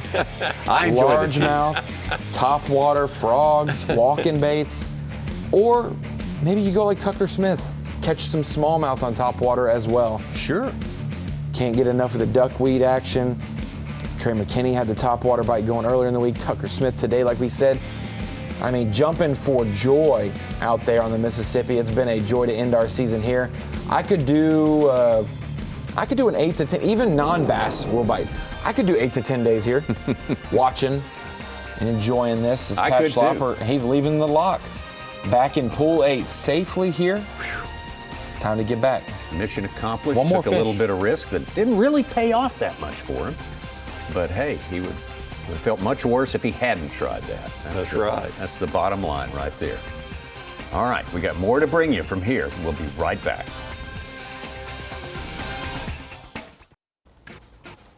We're really just an hour's fishing time left here.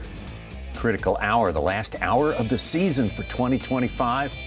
Go guide Bassmaster Elite at the Mississippi River. That's a good boy. Go get that bumper. Okay. Bring it in. I'm doing it. All right. Good job. We got a lot of overachievers out on the water here today, and it's been a real pleasure being able to hang around with them. Got a little bit more fishing to show you here and show you the leaderboard as it stands right now. Still Pat Schlopper on top. That with a a lead, but not a lights out lead, that's for sure. I'm still thinking, if you had a dog, Tommy, are you naming it Spot or like Jeff or like Fred? Like what's your Floyd? What's your dog? Floyd? Okay. Dog named Floyd. Well, we're just about to wrap up our allotted time. Of course, we're going to be wrapping up about an hour in advance of the start of weigh-in. So want to give you the first notice. The weigh-in comes up at 3 Central, 4 Eastern time right here on Bassmaster.com. We can promise it won't be nearly as long as the other weigh-ins. No, we've set some 10 guys today. It's been a record-setting week, I think, in the weigh-ins category. But hey, I speak on behalf of everyone here how grateful we are to have Larry Nixon to join us here, and that's much gratitude for that, Larry. You're a generous guy to spend your time here, and you give the fans a treat, because I don't care whether you're competing or not, you still are a big influence in this sport and always will be. Well, thank you much, Tommy. I appreciate it. And anytime you need me, I'm close. All right. You shouldn't have said no that. No problem there. Yeah, just up the road. We're going to lean on you again. That is for sure. Absolutely. Well, guys, we got a little bit of time left. Are you going to make a prediction for this final hour, Ronnie? No, I think that Pat Schlopper's got a good enough lead right now. You know, he said he had 16.5 pounds a little bit ago, stayed in pool 7 a little longer than everyone else, did not yield him another cull, but now it's out of his mind. The piece that I stayed instead of leaving with the possibility, he's back in pool 8, and he has caught some fish in pool 8, maybe not the quality he thinks he needs, but if that's telling me he thinks he needs 3.5 pounders, he's got a pretty good bag. So I wouldn't say the other guys sloughed off. It's just gotten so much harder this weekend with the bluebird skies and the cold fronts from the north. And Pat found a way to kick it back up a notch today. All right. You think Pat can hold on, Larry? Well, I think he's going to hold on. I'm not real sure. You know, Kufall is, let me tell you what, one good bite away. Yep, one. He's really close. And then it's down to ounces. Absolutely. And I really think he's going to get a bite before it's over. I agree with you on that. The time clicks away, and Brian Schmidt being 211 back, he gets a little more tenuous with the passing of every minute. And I mean, a 3-pounder doesn't help Pat Schlapper, but if we see a 3 for Caleb or for Brian, it's massive. So we'll keep an eye out for 3-pounders. That's right. Speaking of Caleb Kufall, he's still trying to do the big deed too. Go wire to wire, winning the last event of the year. And think about this.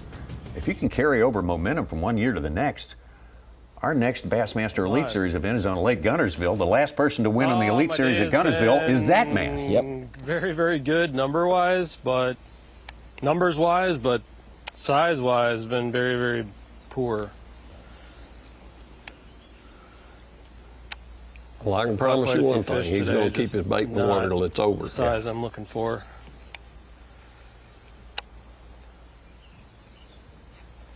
Hour and 5 minutes left in the day for everyone. They all check in at 3 o'clock. Well, we got another hour. All it takes is pulling up on one of these deals, and you know, you can pounce them out really fast. You just got to hit the right stretch at the right time. But I don't know, I fished really cleanly, you know, today. I missed a couple, but they never even hit the bait.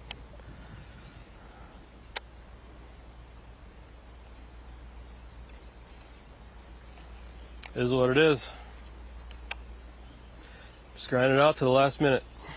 That's the deal, that's the plan. It's been an awesome week. Caught a lot of fish, caught a lot of big fish this week. This river's really showing out this week as far as weight is concerned.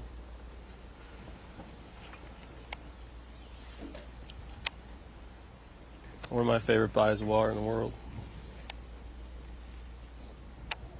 So we'll run it till the end.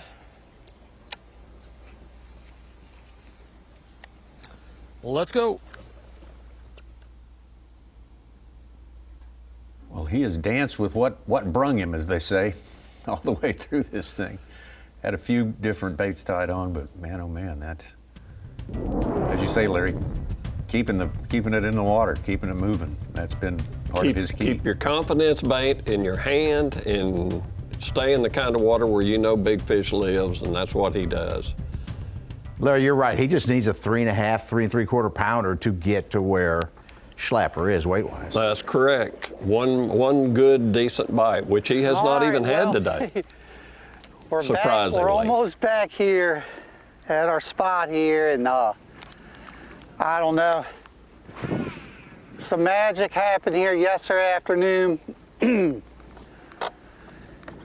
going to get in position, and we're going to make some good casts, and hopefully we'll get our opportunity here. Every once in a while I've picked off a decent one on a, winding around out here. So I just do this a little bit and then get in position, and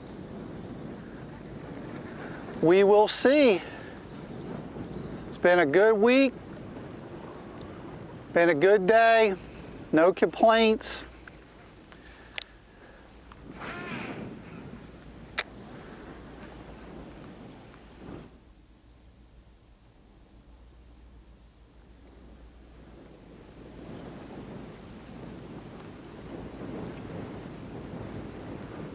Did you see him eyeballing that little nook, hit them power poles? He was.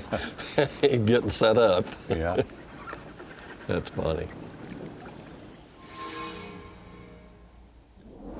Check in again with Stetson Blaylock. You tell he's getting closer to the ballpark where the weigh-in's going to take place. Copeland Park. For a dock fisherman, Larry, you can tell the difference in a good dock and just a regular dock. For a grass fisherman like Schmidt, you can tell a difference in a cut-in and a nook that's going to produce, and you can just see them start to itch a little for that moment. It's amazing how we learn to spot them places. Very unique place he's fishing. That current can get through there, but it can't get through there fast. And it kind of necks around right there where he's at. There's some jetties down there. You've talked about it earlier. And that keeps that water clean in there where he's at.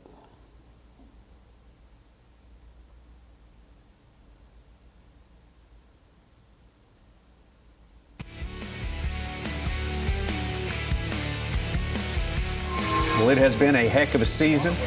Those two guys have been a big part of it for us, that's for sure. We started down in Florida, a couple of veterans making some magic happen. Bill Lowen down there, Paul down there at St. John's at Okeechobee. Brandon Polinick, a dominating win down there. And then a rookie, a Bassmaster rookie and classic rookie wins the Classic. We go up to the Carolinas. Kyle Welcher sets the all-time record for margin of victory. Paul Marks starts a back-to-back rookie wins there with his win at Hartwell. And then Tucker Smith, the big win at Lake Fork. That was some memorable stuff right there. Where do we go after that? Pat Schlapper. Yeah, Pat Schlapper down at the Sabine River. Of course, in West Logan, 1 ounce over Andrew Loberg. Incredible stuff. Started our Northern Swing, big dominating win again. Trey McKinney. Trey McKinney. And here we are. Yeah. About to decide the last one. It's been a really, really fun year of the Bassmaster Elite Series to see all the veterans, to see the mixture. I want to say kudos. Everyone's critical. Forward-facing sonar of the schedules. I think they knocked it out of the park. We had such a diverse deal. We saw some wins without it, some wins with it. Next year's schedule looks just as tantalizing for either style you prefer. So kudos to Eric, the schedulers, Lisa, Chris, all the tournament officials, photographers, cameramen, Tommy, yourself, thank you. The fans, especially the fans. They make it happen for us all. All right, well, that's going to wrap it up. Our coverage from here, 4 p.m. Eastern Time. The weigh-in starts on Bassmaster.com, and we will see you next time.